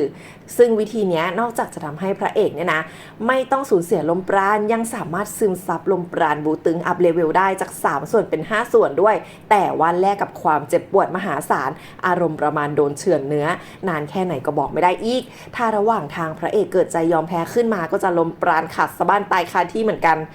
ค่ะไม่ต้องสงสัยนะพระเอกเอาด้วยแน่นอนบอกว่ายังคงต้องล้างแค้นให้เหล่าหวงกับแม่ตัวเองให้สำเร็จเทพหลีให้นางเอกมาช่วยห้ามแต่นางเอกก็ไม่จ้ะบอกว่าเป็นนางก็เลือกแบบพระเอกนั่นแหละเทพหลีก็เลยต้องจัดการให้ซึ่งพระเอกคือแสดงดีมากดูแลแบบเจ็บปวดแทนพระเอกนี่คือร้องด้วยความเจ็บปวดแบบดังมากจนลุงเว่ยยังแทบร้องไห้เทพหลีเนี่ยนะพอจัดการเสร็จก็ให้ลุงเว่ยจอดรถม้าแล้วออกมารอข้างนอกเหลือแต่นางเอกที่อยู่กับพระเอกข้างในนางเอกสายฮาร์ดคอร์บอกพระเอกว่าทนไปเถอะเจ็บก็ดีกว่าตายเพราะถ้าตายไปมันก็ไม่เหลืออะไรแล้วนะอยู่ดีๆพระเอกก็เงียบเสียงไปซูซิลนั้นก็มั่นใจมากว่าพระเอกไม่น่าจะรอดหรอกก็เลยจะชิ่งบอกว่าไปก็ดีกว่าอยู่รอให้พ่อพระเอกมาลงโทษจนตายนิ่งเหมยมาขวางทันทีบอกว่าหนีทับโทษตัดหัวแต่ลุงเว่ยบอกว่าปล่อยนางไปเถอะแต่ยังไม่ทันจะไปพระเอกรอดจ้ะซูซิลลืมดูไปได้ยังไงคะว่าใครบทมากสุดคนนั้นก็คือพระเอกไงพระเอกเนี่ยออกมาจากรถม้าพูดคำแรกว่ากระอักกระอ่วนแล้วสิคือขำมากถ้ากินน้ำอยู่คงน้ำพุ่งออกจากปากไปแล้ว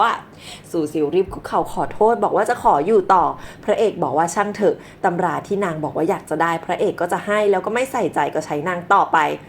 หรือพระเอกจะรู้ทันอะไรนางอีกแล้วไหมคะเฮ้ยไม่อยากจะเดาแทนเรื่องนี้ฉลาดกันหมดยกเว้นพวกเราคนดูเนี่ยค่ะพระเอกนะไปอาบน้ำเปลี่ยนชุดแล้วก็บอกเทพหลีว่าตัวเอง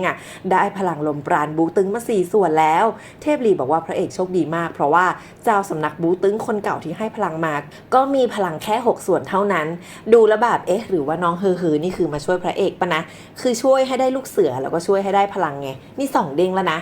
พระเอกก็ไปอ้อนเทพหลีขอเรียนท่าไม้ตายซึ่งเทพหลีใจดีสอนให้จริงด้วยแหละบอกว่าสอนก็ได้เพราะว่าจะเรียนได้หรือไม่ได้มันก็เป็นเรื่องของแก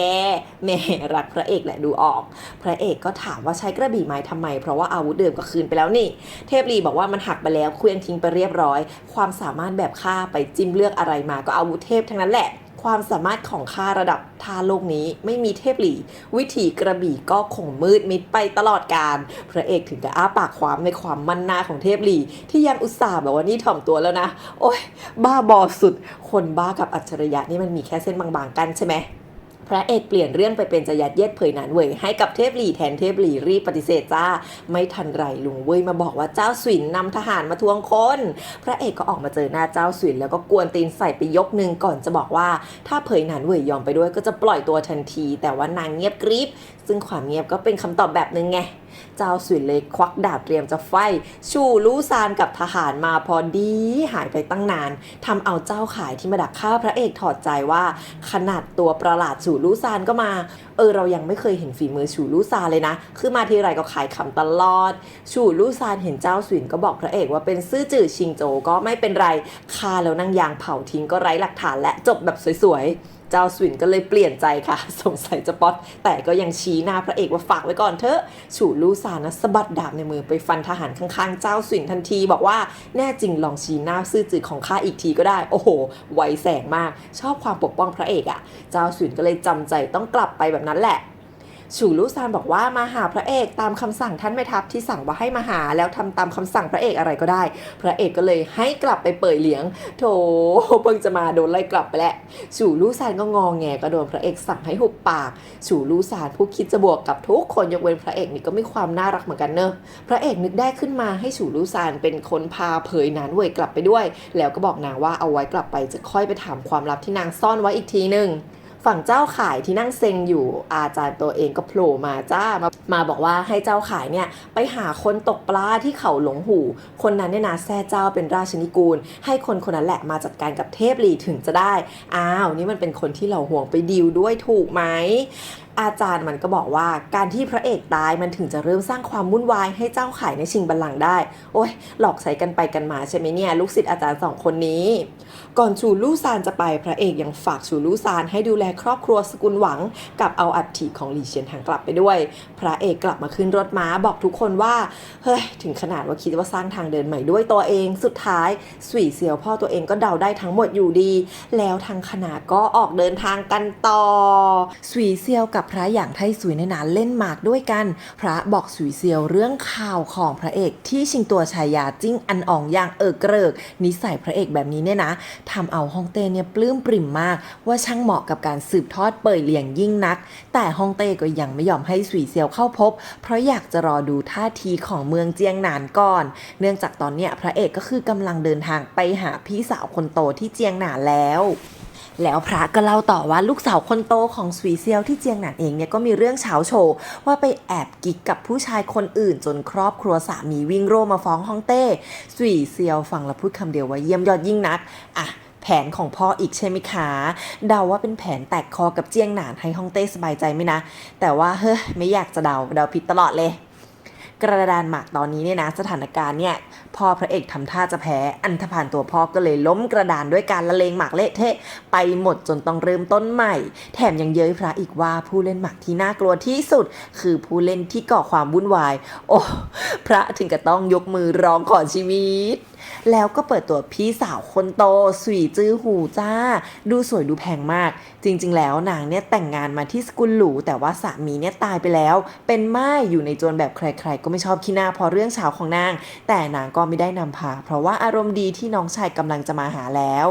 พระเอกเข้าเมืองมาก็แวะไปหาอะไรกินกันก่อนเพราะว่าเทพหลี่ร้องว่าหิวข้าวแต่พระเอกกลับได้ยินข่าวเช้าของพี่สาวตัวเองพระเอกก็เลยให้เทพหลี่ไปที่โจรสกุลหรูก่อนและก็ห้ามให้ใครรู้ตัวตนนางเอกเด็ดขาดเพราะว่าพ่อของนางเอกที่ตายไปเนี่ยนะเป็นคนสั่งฆ่าลูกชายสกุลหรูที่เป็นแม่ทัพไปคนหนึ่งโอ้ยนางเอกก็ดันไปมีความแค้นกับคนบ้านนี้อีกส่วนพระเอกจ้าบุกไปหาคนที่มีข่าวกับพี่สาวคนโตที่ชื่อว่าหลิวหลีถิงเพื่อหาความจริงพระเอกเนี่ยนะไปกับนิ่งเหมยแล้วก็ซูซิลที่สืบได้ความมาว่าหลิวหลีถิงเนี่ยมีญาติเป็นขุนนางปลายแถวพี่สาวพระเอกเนี่ยมาถูกตาต้องใจคนนี้แล้วก็ไปอ่อยแต่ว่าผู้ชายไม่เล่นด้วยแถมผู้ชายมีเมียแล้วแถมเมียคนนี้มีญาติเป็นสนมในวังอีกต่างหากในเวลาเดียวกันลุงเว่ยกับคนที่เหลือไปที่จวนสกุลหรูแต่ก็ไม่ได้รับการต้อนรับทำเอาทุกคนโมโหจนชิงเหนียวเนี่ยนะอาละวาดใหญ่โตหรือประตูสกุลหรูทิ้งกันเลยทีเดียวแต่ก่อนที่จะได้ก้าวเท้าเข้าไปหลูไปเจี๋ยเซียนกระบี่ถังซีออกมาขอท้าสู้กับเทพหลี่บอกว่าตอนนี้ใครๆก็รู้ว่าเทพหลี่เนี่ยนะเดินทางมากับพระเอกสวีจื้อหูพี่สาวคนโตออกมาห้ามไว้ได้ทันคือโชคดีที่บ้านนี้ถึงจะมีแต่คนเกลียดนะก็ยกเว้นหลู่ไปเจี๋ยคนนี้คนนึงที่นับว่าสวีจื้อหูเนี่ยเป็นคนในครอบครัวส่วนพระเอกจ้าให้ซูซิลไปเล่นละครว่ามีความแค้นกับสกุลสวีในเมื่อสวีจื้อหูลูกคนโตเนี่ยนะชอบหลิวหลีถังถ้าอย่างนั้นนางจะฆ่าหลิวหลีถังซะถือเป็นการล้างแค้นทางอ้อมเพราะนางลงมือกับสวีจื้อหูไม่ได้หลิวหลีถังก็เลยบอกว่างั้นจะเขียนจดหมายนัดสวีจื้อหูออกมาให้ซูซิลก็แล้วกันแต่อีตอนหยิบถาดฝนหมึกกลับเอาถาดฝนหมึกตีหัวเมียตัวเองจนสลบเฉยหลิวหลีถังบอกว่าจริงๆแล้วสลับกันตัวเองหรอกที่เป็นคนตื้อสวีจื้อหูแล้วพอเมียมาเจอก็เลยโกหกเมียไปเรื่องราวก็เลยออกไปกลายเป็นว่าสวีจื้อหูเป็นคนมาตื้อตัวเองซะอย่างนั้นซูซิลรู้ว่าหลิวหลีถังมันยังโกหกอยู่ดีแต่หลิวหลีถังบอกว่าถ้าไม่รู้ตัวตนของซูซิลก็จะไม่พูดเด็ดขาดซูซิลบอกว่านางเป็นองค์หญิงแคว้นชูมาจากไหนอีกแถมซูซิลยังมีหลักฐานเป็นกริชของนางเอกที่พระเอกไปเอามาอีตอนคุยกับเทพหลี่แง่โอ้ยละครในละครค่ะ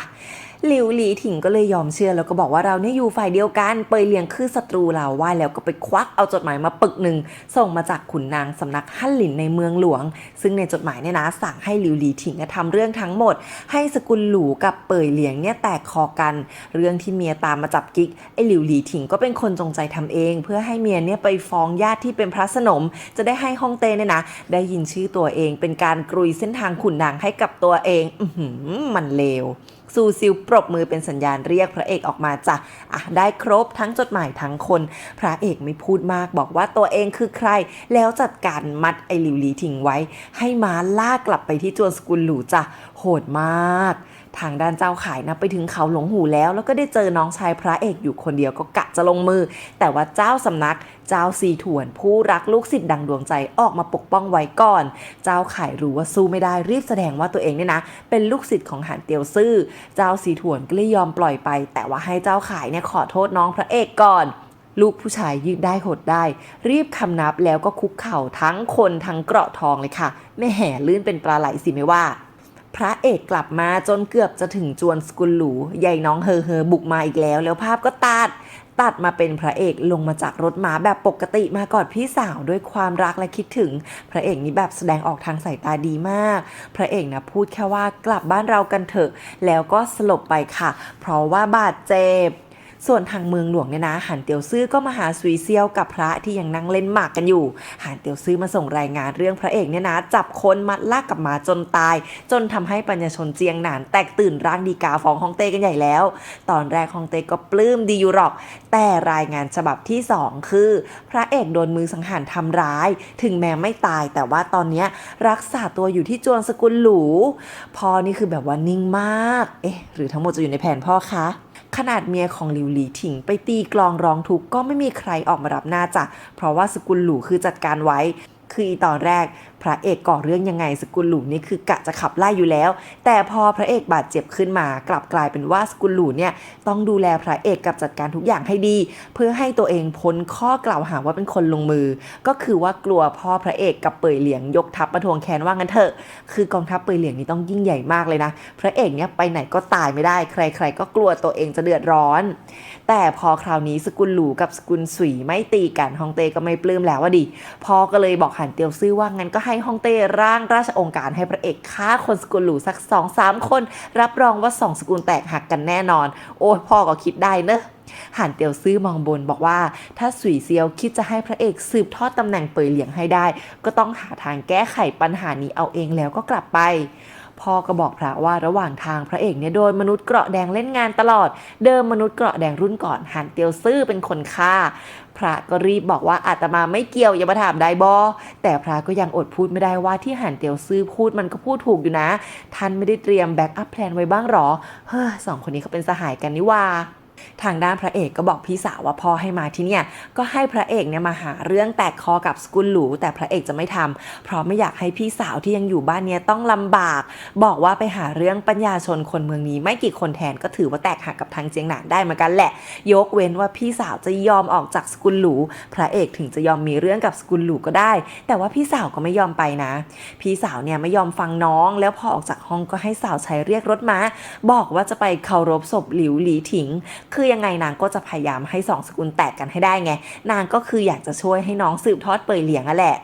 ระหว่างนี้นางเอกกับหวีโยเวยก็มาหาพระเอกที่ห้องแต่ว่าไม่เจอแต่ว่าเจอคนของสกุลหลูซะก่อนที่มอง2 สาวแบบเอะใจเพราะว่า2 สาวนั่นคือใส่ผ้าปิดหน้าเพื่อปกปิดตัวตนส่วนในเมืองหลวงหานเตียวซื่อเนี่ยนะออกมาจากพบกับพ่อพระเอกก็ไปหาอัครเสนาบดีจางมารายงานเรื่องพ่อพระเอกกับเรื่องพระเอกที่แท้2 คนนี้แหละค่ะรู้เห็นการส่งคนไปเก็บพระเอกตกลงแม่นางเหอรับจ้างฝั่งไหนกันแน่เนี่ยอัครเสนาบดีจางนะถามหานเตียวซื่อว่าทำไมมายอมร่วมมือกันในเมื่อฮ่องเต้เองก็ไม่ได้อยากฆ่าพระเอกหานเตียวซื่อก็ตอบว่าอยากจะกำจัดเพศภัยในภายภาคหน้าปลอมอัครเสนาบดีจางก็รู้ทันว่าหันเตียวซื่อนั้นมีอะไรอยู่ในใจแต่ว่าตอนนี้ผลประโยชน์ลงตัวก็คบกันไว้ก่อนดูแลแบบแก2 คนตายไปแบบแพ็คคู่เลยเถอะส่วนที่พระเอกไม่อยู่ในห้องก็เพราะว่ารู้ทันพี่สาวก็วิ่งไปดักรอพี่สาวกลางทางจ้ะบอกว่าตัวเองไม่ยอมให้พี่สาวทำแบบนี้เหมือนกันก็แค่วิ่งตามพี่สาวไปทั้งวันก็ยังได้แต่ว่าแผลของตัวเองก็คงไม่หายดีง่ายๆเป็นแน่แหมบททรมานให้พี่สาวยอมตกลงก็มาแต่ก็สำเร็จนะพี่สาวยอมตกลงจนได้ทางด้านเจ้าขายก็ได้เจอกับคนตกปลาแล้วซึ่งฝีมือล้ำลึกมากซัดเกราะทองทีเดียวสลบไปเลยค่ะไม่ต้องพูดอะไรคนตกปลานี่ก็รู้เรื่องของเจ้าขายทั้งหมด เรื่องฐานะของเจ้าข่ายว่าเป็นลูกนอกสมรสของฮ่องเต้แล้วก็เป็นลูกศิษย์ของหานเตียวซื่อคนตกปลาจัดการโยนราชลัญจกรหยกฮ่องเต้มาให้เจ้าข่ายแล้ววาร์ปมาอยู่ต่อหน้าใช้วิชาสะกดจิตเอาสิ่งที่เจ้าข่ายต้องการจริงๆขึ้นมาให้เห็นซึ่งเจ้าข่ายจักก็มโนเห็นตัวเองเป็นฮ่องเต้มีขุนนางมากราบไหว้แต่อยู่ดีๆคนตกปลาก็โผล่มาในมโนจนราชลัญจกรในมโนตกพื้นเจ้าข่ายถึงได้ฟื้นขึ้นมาได้เจ้าข่ายคืออึ้งมากคิดว่าคนตกปลาเนี่ยเป็นเซียนไปแล้วคนตกปลาบอกว่าเนี่ยมันเป็นวิชาของตัวเองแต่ต้องอาศัยความเข้าใจคนคนนั้นบวกพื้นฐานกับความปรารถนาของแต่ละคนถึงจะทำได้คนตกปลานะปฏิเสธการออกจากเขาแล้วบอกว่าถ้าตัวเองไม่ตกตัวเจียวหนีพันปีที่สาไรก็หนีได้ก็จะไม่ยอมออกไปเด็ดขาดแล้วมันเป็นตัวประหลาดอะไรโผล่มาอีกมังกรหรือเปล่าคนตกปลานะบอกว่าตกมา20กว่าปีแล้วเพราะว่าก่อนเนี้ยเคยสู้กับหวังเซียนจื้อจนโดนพลังย้อนจู่โจมถ้าไม่มีตัวเจียวหนีก็จะไม่ยอมออกไปหรือว่าไอตัวนี้มันช่วยหรือไงแล้วก็คนตกปลาก็บอกกับเจ้าข่ายว่าตัวเองชื่อว่าเจ้าหวงเฉา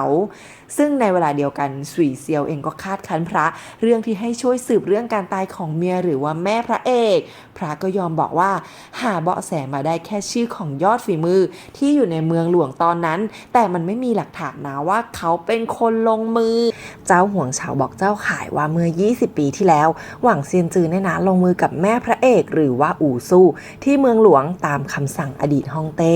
ดีที่เจ้าหวงเฉาเนี่ยบังเอิญไปเจอไม่งั้นแม่พระเอกเนี่ยคงตายไปแล้วตั้งแต่ตอนนั้นแต่ว่าแม่พระเอกก็บาดเจ็บหนักจนอายุสั้นขนาดว่าเป็นมือกระบี่อันดับหนึ่งของสกุลอูระดับพรสวรรค์หลายๆปีมีโผล่มาคนนึงหวังเซียนจือนี่อะไรมันจะเก่งเบอร์นั้นคะเนี่ยเป็น last boss ไหมคะเนี่ยส่วนสาเหตุที่ไปเก็บก็คือเรื่องที่ไม่อยากให้เป่ยเหลียงเนี่ยมีผู้สืบทอดเพราะตอนนั้นแม่คือตั้งท้องพระเอกไงแต่ว่าถึงทุกวันนี้เนี่ยนะพ่อพระเอกก็ไม่เคยแก้แค้นซึ่งเรื่องนี้ไม่ใช่อะไรพ่อพระเอกเองก็เล่าให้พระฟังว่าที่แม่พระเอกไม่ยอมบอกมารู้เรื่องเอาตอนที่แผลกำเริบหลังแม่เนี่ยนะคลอดน้องพระเอกหรือว่าลูกคนสุดท้ายออกมาที่แม่ไม่บอกก่อนเนี่ยเพราะแม่รู้ดีว่าพ่อเนี่ยเป็นคนใจร้อนต้องมาเอาเรื่องก่อสงครามเป็นแน่พ่อบอกพระว่ารับปากเมียไว้ว่าจะไม่ก่อสงครามแต่ก็ไม่ได้บอกนี่นาว่าจะไม่แก้แค้นหรือพ่อแก้แค้นด้วยการเปลี่ยนราชวงศ์เลยไหมพ่อพระก็ยอมบอกว่าคนที่อยู่ในเมืองหลวงคืนนั้นคือหวังเซียนจื้อแต่พระแปลกใจว่าถ้าเป็นหวังเซียนจื้อจริงๆแม่พระเอกเก่งแค่ไหนคือไม่น่าจะรอดไงแถมพระก็ได้ข่าวเรื่องนี้หลังจากที่ใครๆก็รู้ว่าพระเอกจะไปเมืองอู่ตี้พอพระเอกรู้ทันว่าเรื่องราวมันลงตัวเป๊ะเกินเหมือนตั้งใจจะให้พระเอกเนี่ยนะไปทวงแค้นกับหวังเซียนจื้อพระเอกจะได้ตายไปซะแต่พ่อพระเอกก็ยังอุตส่าห์ขอยืมนกพิราบส่งข่าวจากพระยังไงก็จะต้องบอกพระเอกเรื่องนี้เพราะรู้ว่าถ้าไม่บอกเดี๋ยวโดนพระเอกตีตาย เรื่องที่แม่ตายเนี่ยนะมันเป็นเรื่องอะไรที่พระเอกวางไม่ลงทางด้านเจ้าหวงเฉากับเจ้าข่ายที่คุยกันว่าฆ่าพระเอกก็ยากไปแต่ทำลายพระเอกทิ้งเอาก็ได้ด้วยการใช้วิชาสะกดจิตของเจ้าหวงเฉานี่แหละจ้าถึงแม้ไม่ต้องเจอตัวก็มีวิธีด้วยการเขียนข่าวการตายของแม่พระเอกในหนังสือแต่ในกระดาษเนี่ยมีลวดลายสะกดจิตพอหน้าสุดท้ายถัดจากข่าวตรงที่แม่พระเอกตายก็วาดรูปมังกรเอาไว้พระเอกที่จิตใจสับสนเต็มที่เห็นรูปนี้ก็จะมโนเห็นมังกรเนี่ยนะฆ่าแม่ตัวเองซ้ำอีกรอบในหัวคนทั่วไปเจอแบบนี้ต้องเป็นบ้าไปทันทีค่ะยกเว้นว่าถ้าพระเอกเนี่ยเป็นคนจิตใจเข้มแข็งเหนือคนซึ่งบนโลกนี้มันมีแค่ไม่กี่คนหรอกก่อนเจ้าข่ายจะเอาหนังสือเล่มนี้ลงเขาไปเจ้าหวงเฉายังทิ้งท้ายว่าถ้าพระเอกผ่านด่านนี้ไปได้ไม่เป็นบ้าก็ให้พามาเจอตัวเองที่นี่เถอะรู้ไปเจียได้ข่าวจากคนใช้ที่ไปเจอหน้านางเอกกับหวีโย่เวยว่าสองสาวคือคนแคว้นฉู่ก็รีบมาดูแต่ปรากฏว่าสองสาวออกจากจวนสกุลหลู่ไปเรียบร้อยจ้าเป็นคำสั่งพระเอกที่ย้ายสองสาวไปแถมยังให้ชิงเหนี่ยวเป็นคนไปดูแลเพราะว่าระหว่างที่พักฟื้นที่ป่วยอยู่พระเอกก็คิดได้แล้วว่าที่พ่อตัวเองให้นางเอกกับวีโย่เวยมาด้วยเพราะกะจะให้สกุลหลู่เนี่ยจำสองสาวได้แล้วก็ฆ่าทิ้งเพื่อทวงแค้นซะคราวนี้สองสกุลก็จะได้แตกคอกันอย่างแน่นอนลู่ไปเจียเลยคิดตรวจสอบตัวตนสองสาวด้วยการไปดีลกับเมียของหลิวหลีถิง ตกลงกันเสร็จสับให้นางจัดงานชุมนุมปัญญาชนในอีก5 วันเพื่อล่อให้พระเอกกับสาวใช้หรือว่าสองสาวเนี่ยมาที่งานพระเอกก็มาบอกพี่สาวว่าอีกไม่กี่วันต้องออกเดินทางต่อแล้วคุยกันไปมาพี่สาวก็พูดเรื่องนางเอกนะว่าดูออกว่าเป็นคนที่พระเอกมีใจให้ชอบความชงของพี่สาวค่ะพี่สาวคนโตก็บอกว่าฐานะสาวใช้ของนางเอกจะทำให้นางเอกเนี่ยนะไม่สามารถแต่งกับพระเอกได้แต่ถ้าเป็นฐานะองค์หญิงแคว้นฉูมันก็อีกเรื่องนึงและเวลาเดียวกันลุงเว่ยเนี่ยมาหาเทพหลีบอกว่าพ่อพระเอกส่งคำสั่งมาอยากจะขอยืมอาวุธประจำตัวนางเอกที่อยู่ที่เทพหลีหน่อยซึ่งเทพหลีก็รู้ทันว่าพระเอกโดนพ่อเล่นงานอีกแล้วอะดิคุยเสร็จลุงเว่ยก็เจอซูซิลเข้าพอดีซูซิลก็พยายามหลอกถามนะจะล้วงความลับว่าลุงเว่ยกับเทพหลีคุยอะไรกันแต่ก็ไม่สำเร็จโอ้ยนางสืบไปให้ใครคะหวังว่าจะสืบไปให้พระเอกนะเจ้าข่ายกับเกราะทองที่ใส่ชุดฟางกันฝนแบบโบราณพรางตัวเข้าเมืองมาดูแลแบบหลับหูหลับตาให้ผ่านก็ได้วะ1 คนกับ1 ตัวกำลังจะเข้าโจรสกุลหรูแต่แม่นางเฮอมาขวางไว้อีกแล้วจ้ะเจ้าข่ายที่สู้ไม่ไหวได้แต่กัดฟันไปรอดักฆ่าพระเอกที่นอกเมืองแทนนางมาช่วยไล่เจ้าข่ายให้หรอคะตกลงนางจะอยู่ฝั่งไหนกันแน่ทางด้านพระเอกก็มาหานางเอกเพื่อบอกว่าเตรียมออกเดินทางออกจากเมืองพรุ่งนี้ไปเจอกันที่อารามแทนคุณแผ่นดินสถานที่จัดงานชุมนุมปัญญาชนเพื่อโต้วาทีพระเอกเนี่ยนะจะไปหาเรื่องปัญญาชนไงพอหาเรื่องเสร็จก็ค่อยออกเดินทางว่าแล้วพระเอกก็ไล่ชิงเหนี่ยวกับหวีโย่เวยออกไปเพื่อคุยกับนางเอกแค่2 คนคือพระเอกเนี่ยมาเพื่อระบายความทุกข์กับนางเอกนะโถหลายคนสับสนนะว่าเรื่องนี้คนไหนนางเอกตอนนี้ค่ะคือชัดมากนางเอกเนี่ยเป็นเพื่อนเป็นที่พึ่งทางใจเป็นคนเดียวที่พระเอกเล่าความทุกข์ใจให้ฟังพระเอกบอกว่าหลังแม่ตายก็พยายามปกป้องทุกคนในครอบครัวให้อยู่ด้วยกันแต่ก็ไม่สามารถรั้งตัวพี่น้องไว้ได้สักคนตอนนี้เนี่ยนะต่อให้พระเอกสืบทอดเป่ยเหลียงก็คงจะให้ทุกคนมารวมตัวกันไม่ได้แล้วเพราะไปสืบรู้มาว่าพี่สาวคนโตเนี่ยนะป่วยหนักเป็นโรคเลือดลมบกพร่องผลาญพลังงานชีวิตไวกว่าคนทั่วไปอยู่ได้อีกแค่ไม่นานพูดง่ายๆว่าเกิดมาอายุสั้นแต่พี่สาวปิดพระเอกไว้พระเอกก็จะแกล้งไม่รู้ตามที่พี่ต้องการแล้วอยู่ดีๆพระเอกก็เปลี่ยนเรื่องจะให้นางเอกเนี่ยไปอยู่กับเฉาฉางชิงยอดฝีมืออันดับ3ในใต้ล่าที่นอกจากจะมีวรยุทธ์ยังเล่นหมากล้อมเก่งเทพเฉาฉางชิงคนนี้เนี่ยเป็นคนแคว้นฉู่เก่งขนาดมาลอบคาฮองเต้ตั้งหลายครั้งถึงไม่สำเร็จก็ไม่เคยโดนจับได้เลยที่พระเอกจะให้นางเอกไปก็เพราะอยากจะให้นางเอกปลอดภัยไม่ต้องมาเป็นของแลกเปลี่ยนอะไรตามแผนพ่อตัวเองแต่นางเอกเด็ดกว่าไม่ยอมไปจ้าบอกว่าถ้ายังฆ่าพระเอกไม่ได้ก็จะไม่ไปไหนแล้วยังห้ามพระเอกตายก่อนที่จะโดนนางเอกฆ่าด้วยนะคู่รักใส่ซึ้งค่ะบอกรักยังไงแบบไม่ต้องพูดคำว่ารักค่ะพอวันถัดมานะพระเอกเตรียมตัวออกเดินทางละพี่สาวคนโตนี่คือเปลี่ยนมาใส่ชุดสีแดงอย่างสวยเพื่อออกมาส่งพระเอกเป็นชุดโปรดไงประมาณว่าอยากจะให้พระเอกคือได้จดจำภาพดีๆของนางไว้เพื่อนางตายพระเอกเรียกหลู่ไปเจียมาบอกว่าฝากดูแลพี่สาวให้ดีไม่งั้นมีเรื่องหลู่ไปเจียก็รับปากจัดการให้แต่ว่าก่อนจะไปก็ขอไฟกับเทพหลี่เพื่อเรียนวิชาแต่ว่าความลีลาของหลู่ไปเจียนี้คือต้องไปอาบน้ำจุดกำยานหล่อเลี้ยงกระบี่ก้อนเทพหลี่เกาหัวได้แต่ยอมรอนะพระเอกพี่สาวก็เลยออกไปก่อนเพราะว่าต้องไปหาเรื่องเหล่าปัญญาชนไงก็เลยบอกให้เทพหลี่เนี่ยตามไปทีหลังซึ่งจริงๆมันเป็นแผนหลู่ไปเจียรั้งตัวเทพหลี่ไว้จ้าพอหลู่ไปเจียเดินออกมากลับรีบควบม้าเร็วมาที่อารามแทนคุณแผ่นดินเลยนะพระเอกที่ไปด้วยรถม้าเนี่ยยังไปถึงที่หลังเลยอะแล้วพระเอกก็ได้เจอนางเอกที่ตามมาสมทบแต่เพราะงานนี้เป็นงานชุมนุมปัญญาชนก็เลยมีแต่เจ้านายกับสาวใช้เข้างานได้นิ่งเหมยทหารกับลุงเว่ยเนี่ยนะต้องรอพระเอกอยู่ข้างนอกพระเอกกับสาวๆได้เจอน้องขอทานสาวน้อยที่แนะนำว่าให้ไปกินแตงโมหลังอารามที่เตรียมไว้ให้ปัญญาชนได้พระเอกก็ไปแล้วก็เลยได้เจอกับเฉินซีเลี่ยงผู้ชายคนจนอีกคนหนึ่งที่ดูทรงมีความรู้ก็บอกว่าน้องขอทานนี่เป็นเด็กดีมาขอทานเพื่อหาเงินไปรักษาปู่ที่บ้านส่วนตัวเองก็คอยดูแลเด็กน้อยเท่าที่ทำได้ที่มาที่เนี่ยก็เพื่อมาอ่านหนังสือที่มีคนมาบริจาคเพราะว่าไม่มีตังค์ซื้อหนังสือพอพระเอกหันไปจะเข้าไปในอารามพอดีที่เหล่าลูกคนรวยเล่นปาลูกดอกปาไปโดนเด็กน้อยเข้าก็เลยด่าว่าแล้วก็ยังปาลูกดอกใส่น้องรัวๆด้วยความเหม็นกลิ่นความจนไงเฉินซีเลี่ยงนะเข้าไปขวางพระเอกเห็นแบบนั้นก็เข้าไปแจมทันทีค่ะประกาศว่าตัวเองเป็นใครอารมณ์ว่ารู้ไหมว่าพ่อข้าคือใครสุดๆ คือความใจรักความยุติธรรมของพระเอกอะเนอะพระเอกเนี่ยนะตั้งท่าจะลงมือกับคุณหนูที่เป็นหัวโจกแต่เฉินซีเลียงก็ห้ามบอกว่าพระเอกเนี่ยนะไม่มีทางจัดการทั้งตระกูลคุณหนูคนนี้ได้หลังจากพระเอกไปขอทานน้อยก็โดนอยู่ดีพระเอกก็เลยแค่ขู่เอาไว้เฉยๆพระเอกเห็นแววเฉินซีเลียงนะก็เลยให้ไปพูดโต้วาทีซะเลยด้วยการเอาดาบกับตำแหน่งของตัวเองมาข่มขู่เหล่าปัญญาชนนะไม่พอใจแต่ก็ได้แต่เงียบกริบส่วนหลูไปเจียกับเมียหลิวหลีถิงที่แอบดูอยู่เห็นนางเอกก็รู้ทันทีว่านางเอกเป็นใครเพราะว่าหลูไปเจียเนี่ยนะเคยเจอแม่ของนางเอกหรือว่าฮองเฮาแคว้นฉูมาก่อนโต้วาทีกันไม่ทันจะจบหลูไปเจียก็จับเมียหลิวหลีถิงเป็นแพะมาพร้อมทหารบอกว่าเมียหลิวหลีถิงเนี่ยจัดงานนี้ขึ้นเพราะจะลอบสังหารพระเอกแหมดูหน้าพระเอกก่อนพระเอกรู้ทันแหละหลูไปเจียนะจัดการเชิญปัญญาชนออกไปก่อนแล้วหันมาพูดเรื่องนางเอกทันทีให้พระเอกมอบตัวนางเอกแลกกับความภักดีของสกุลหลูแต่พระเอกเราไม่แลกค่ะไม่แลกแล้วทำยังไงคะตีกันเลยสิคะ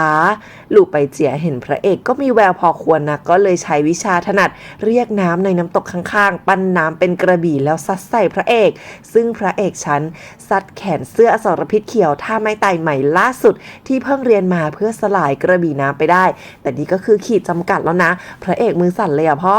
หลูไปเจียก็เลยหันไปจะไปทำร้ายนางเอกแต่ว่ามีคนมาเซฟไว้เป็นจอมยุทธฝีมือล้ำเลิศดีดลูกหินทีเดียวเนี่ยนะปัดหลูไปเจียกระเด็นไปเลยจ้ะจากนั้นหลูไปเจียกับท่านจอมยุทธก็ไฟกันชนิดความสามารถห่างกันแบบว่าไม่เห็นฝุ่นอะคือหลูไปเจียแพ้จ้ะท่านจอมยุทธคือเก่งกว่ามากตอนนี้นี่นะหลูไปเจียก็เลยรู้ตัวตนว่าท่านจอมยุทธคือเฉาฉางชิงนี่เองอะตัวช่วยนางเอกมาแล้วจ้าเฉาฉางชิงนะซัดหลูไปเจียจนสลบแล้วหันมาคุกเข่าคำนับนางเอกบอกว่าไม่รู้เลยว่านางเอกเนี่ยนะอยู่ในเงื้อมมือของศัตรูแถมการที่พระเอกเห็นนางเอกเป็นแค่สาวใช้เนี่ยนะมันเป็นความแค้นที่หลูไปเจียต้องฆ่าเท่านั้นเฉาฉางชิงนะอันดับ3ในใต้ล่าเตรียมลงมือกับพระเอกแล้วนางเอกกับหวีโย่เวยก็มาห้ามเอาไว้ก่อนหวีโย่เวยนี่ก็ไม่ธรรมดาจ้ะแม่นางเนี่ยเป็นผู้นำมือกระบี่ของแคว้นฉูเลยนะเฉาฉางชิงยอมไม่ลงมือกับพระเอกแล้วก็บอกให้นางเอกเนี่ยกลับไปด้วยกันถึงแคว้นจะล่มไปแล้วแต่ประชาชนพลเมืองก็ยังอยู่พระเอกก็เข้ามาขวางทันทีบอกว่าไม่ยอมให้ใครพานางเอกไปไหนทั้งนั้นเฉาฉางชิงเลยเตรียมจะลงมืออีกรอบแต่ว่าเทพหลี่มาแล้วจ้าท่านเทพหลี่บอกว่ามาตั้งนานแล้วล่ะไม่ได้โดนหลอกให้รอที่จวนสกุลหลูแล้วก็บอกว่าเห็นสภาพสู้ของพระเอกละเละเทะไปหมดเดี๋ยวต้องสอนใหม่อ่ะท่านอาวุโสทั้งสองตั้งท่าจะไฟแต่ก็สงบได้เพราะนางเอกบอกให้หยุดคือเรื่องนี้ใครๆก็แพ้ทางนางเอกที่ไม่มีวรยุทธ์กันหมดเลยเนอะพระเอกหันไปบอกเฉินซีเลี่ยงว่าให้มาอยู่ด้วยกันที่เป่ยเหลียงหลังรักษาปู่ของน้องขอทานให้หายดีแล้วก็ให้เงินให้ทองไปด้วยอ่ะรีครูทคนเก่งเพิ่มได้อีก1เฉยเลยจ้ะนางเอกพระเอกเฉาฉางชิงแล้วก็เทพหลี่เข้าไปคุยกันดีๆเฉาฉางชิงนะบอกว่าการที่นางเอกกลับไปฟื้นฟูแคว้นฉู่ก็เป็นการช่วยเป่ยเหลียงทางอ้อมเพราะว่ามันจะทำให้ราชสำนักเนี่ยนะต้องใช้กำลังของเป่ยเหลียงเพื่อคานอำนาจแคว้นฉู่แน่ๆแล้วอีกอย่างหนึ่งก็คือในฐานะกษัตริย์ของแคว้นฉู่มันก็คู่ควรกับพระเอกด้วยแล้วก็กดดันว่านางเอกเกิดมาพร้อมภาระหน้าที่จะทอดทิ้งประชาชนตาดำๆได้ยังไงแต่พระเอกจ้ะไม่ยอมให้เฉาฉางชิงกดดันนางเอกบอกให้นางเอกตัดสินใจเองนางเอกนะหันไปถามอีโย่เวยที่ก็บอกว่าอยากมีบ้านของตัวเองอยากกลับคืนสู่รากเหง้าแต่วันเนี้ยมันก็เป็นชีวิตของนางเอกให้นางเอกเลือกเองเหมือนกันนางเอกน้ำตาไหลแล้วตัดสินใจยอมจะไปคือนางเอกก็บอกพระเอกว่าชีวิตที่ผ่านมาในฐานะสาวใช้พระเอกเนี่ยนะมันก็เรียบง่ายมีความสุขแต่นางเอกรู้ดีว่ามีคนอีกมากมายที่รอนางอยู่ในความสิ้นหวังคือนางเอกเนี่ยนะตัดสินใจจะไปเพื่อคนอื่นสงสารนางเอกนะบอกว่าจะไปหลังจากที่พระเอกคือออกจากเขาหลงหูเพื่อเป็นการตอบแทนที่สกุลสุยเนี่ยดูแลตัวเองมาตลอดตอนนี้นางเอกเดาได้แล้วว่าพ่อพระเอกนั่นแหละเป็นคนวางแผนทุกอย่างเอาไว้คือพ่อเนี่ยนะให้ลุงเว่ยจ้ะไปยืมอาวุธนางเอกก็คือเอาไปให้เฉาฉางชิงเจอเป็นเบาะแสจนตามมาถึงนี่ไงแล้วก็มารับตัวนางเอกแล้วเรื่องการที่นางเอกเนี่ยนะลอบฆ่าพระเอกมาตั้งแต่เด็กทำให้ราชวงศ์นึกว่า2คนนี้เกลียดกันพอนางเอกกลับคืนฐานะเป็นกษัตริย์แคว้นฉูปุ๊บราชวงศ์ก็ต้องใช้เป่ยเหลียงมาคอยจับตาดูแคว้นโฉงเงี้การสืบทอดเป่ยเหลียงแทบไม่ให้พระเอกแล้วจะให้ใครคือลงล็อกมากเลยพ่อนี่คือผู้กำกับใช่ไหมเรื่องนี้ สรุปเทพหลี่กับเฉาฉางชิงก็เลยไฟกันแบบขำๆเพื่อสร้างสตอรี่ว่ามีการทะเลาะกันเพื่อชิงตัวนางเอกเฉาฉางชิงเนี่ยพาตัวนางเอกไปได้ส่วนพระเอกรอดตายเพราะว่ามีเทพหลี่นะมาปกป้องแต่แค่สู้กันขำๆเนี่ยนะทำเอาอารามเนี่ยพังเละเทะอย่างกับทอร์นาโดผ่านมาพระเอกเนี่ยต้องไปจริงๆสักทีแล้วก็ไปร่ำลาพี่สาวตอนนี้พระเอกก็คือเดาได้แล้วเหมือนกันว่านอกจากลุงเว่ยพี่สาวคนโตเนี่ยนะเป็นคนร่วมมือจัดฉากตามแผนพ่อพระเอกทุกอย่างจ้ะพี่สาวเนี่ยรู้ดีว่าพระเอกกับนางเอกชอบกันก็เลยไม่บอกพระเอกตั้งแต่แรกเพราะรู้ว่าพูดไปพระเอกก็คือไม่ยอมแน่พี่สาวเนี่ยนะบอกว่ามีแต่วิธีนี้เท่านั้นถึงจะทำให้เรื่องพระเอกกับนางเอกนั้นมันพอจะมีหวังขึ้นมาได้โถพี่รักน้องไงแล้วในที่สุดพระเอกก็ออกเดินทางจากเจียงนานแล้วระหว่างที่คณะพระเอกเนี่ยนะแวะพักที่กลางทางพระเอกขึ้นมาบนหน้าผา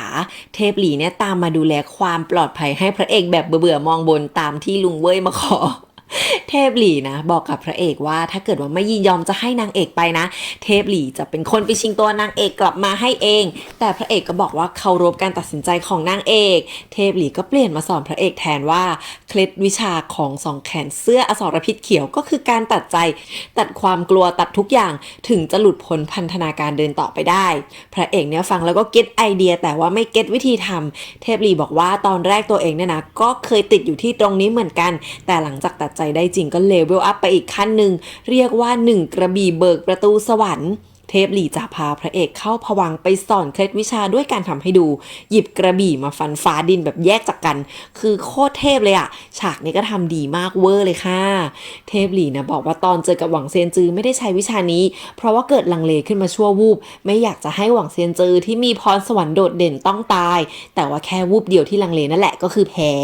ตอนแรกเนี่ยนะเทพหลี่ก็กะว่าจะไปฝึกวิชา1กระบี่เบิกสวรรค์ให้ดีเพื่อไปสู้กับหวังเซียนจืออีกทีแบบไม่ให้หวังเซียนจือต้องตายแต่ว่าเทพหลี่ดันพลั้งมือฆ่าผู้หญิงคนสำคัญตายไป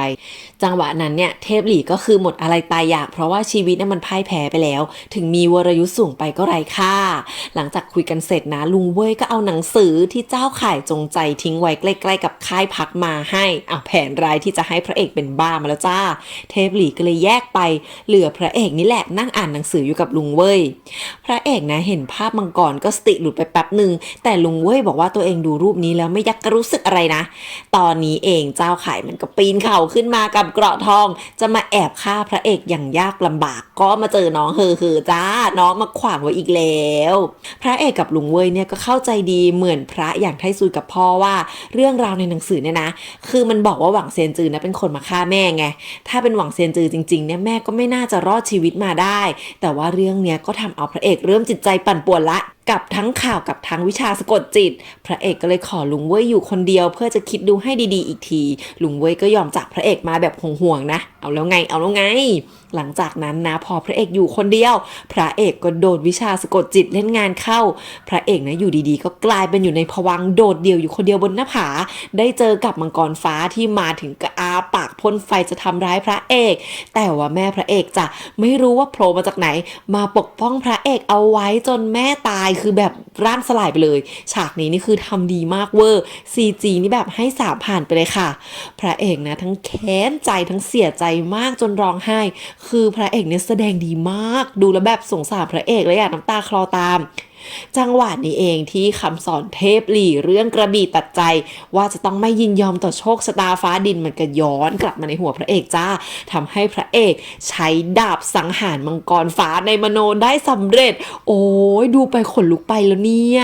จากขอทานเมื่อตอนหนึ่งตอนนี้กลายเป็นซื่อจื่อที่มีพลังเทพแล้วเรื่องทั้งหมดที่พระเอกมโนเห็นขึ้นมานี่มันคือผ่านไป1คืนเต็มๆเลยนะพระเอกนะลืมตามาอีกทีพระอาทิตย์กำลังจะขึ้นแล้วน้องเฮอที่เพิ่งตีกับเจ้าข่ายเสร็จกับโผล่มาคือเอาจริงนี่ก็เอ็นดูเจ้าข่ายอยู่นะคือตั้งแต่พระเอกออกเดินทางมาเนี่ยหาวิธีมาเก็บพระเอกสารพัดแต่ว่าไม่สำเร็จสักครั้งแถมยังส่งเสริมให้พระเอกเราเก่งขึ้นเรื่อยๆไปอีกเราควรเห็นใจเขานะคะ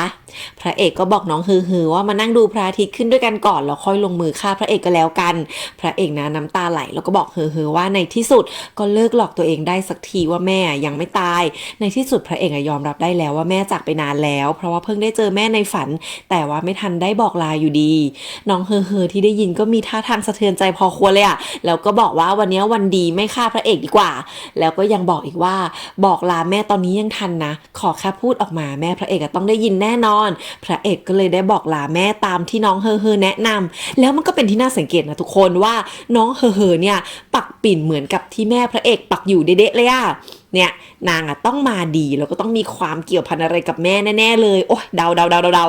พระเอกนะลงมาจากหน้าผามาเล่าให้เทพหลี่ฟังเรื่องมังกรฟ้าที่เห็นเทพหลี่รู้ว่าเนี่ยมันเป็นฝีมือคนเก่งมากคนหนึ่งที่ตั้งใจทำลายพระเอกแต่ว่าด้วยความสามารถพระเอกที่ฝ่าไปได้แล้วต่อไปเนี่ยวิชาแบบนี้มันก็จะใช้กับพระเอกไม่ได้ผลแล้วนะพระเอกเนี่ยจัดการฟันหนังสือทิ้งแบบเท่ๆแล้วสั่งทุกคนออกเดินทางไปเขาหลงหู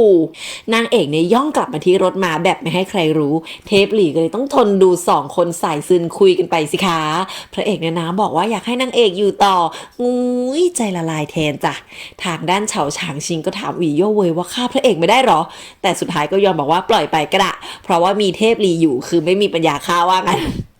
เอาจริงทุกคนเขารู้กันหมดแล้วเนี่ยเรื่องความรักของพระเอกกับนางเอกเนี่ยพระเอกเนี่ยเล่าให้นางเอกฟังเรื่องที่มีคนลงมือทำร้ายด้วยการส่งหนังสือมาเป็นแผนกับเรื่องน้องเฮอว่าไม่น่าจะมาฆ่าพระเอกหรอกเพราะว่าทุกครั้งที่ลงมือพระเอกคือได้ประโยชน์ตลอดเห็นด้วยบอกแล้วแต่ว่าก็ไม่รู้เหมือนกันว่าเป็นแผนพ่อหรือเปล่ายิ่งเดินทางเท่าไหร่ก็ยิ่งรู้สึกว่าเดาพ่อไม่ออกมากขึ้นเรื่อยๆแล้วบอกแล้วไงว่าพ่อเป็นผู้กำกับจ้ะในเมืองหลวงพระก็มาส่งข่าวบอกพ่อว่าฮ่องเต้ยอมให้พ่อพระเอกเข้าเฝ้าแล้วเหตุก็เพราะเรื่องเฉาฉางชิงมาชิงตัวนางเอกไปกับเรื่องนางเอกเนี่ยลอบฆ่าพระเอกมาตั้งแต่เล็กๆพ่อสบายใจมากนะนอนชิลมีการยื้อเวลาเข้าเฝ้าด้วยนะคือนอนชิลได้เป็นเพราะว่าทุกอย่างเป็นไปตามแผนพ่อใช่ไหมคะจงใจวางแผนเรื่องแต่งงานให้พระเอกด้วยป่ะพ่อ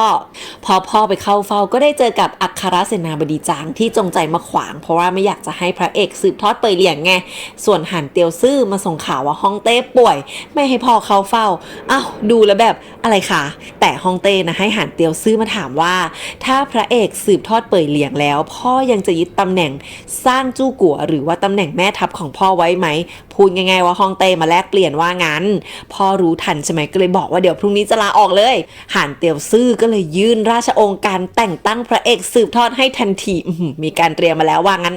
ในที่สุดค่ะผ่านมา28ตอนพ่อพระเอกก็ได้สมใจแล้วจ้าที่วางแผนให้พระเอกสืบทอดมานานเฮ้ยดีใจกับพ่อด้วยจริงๆค่ะ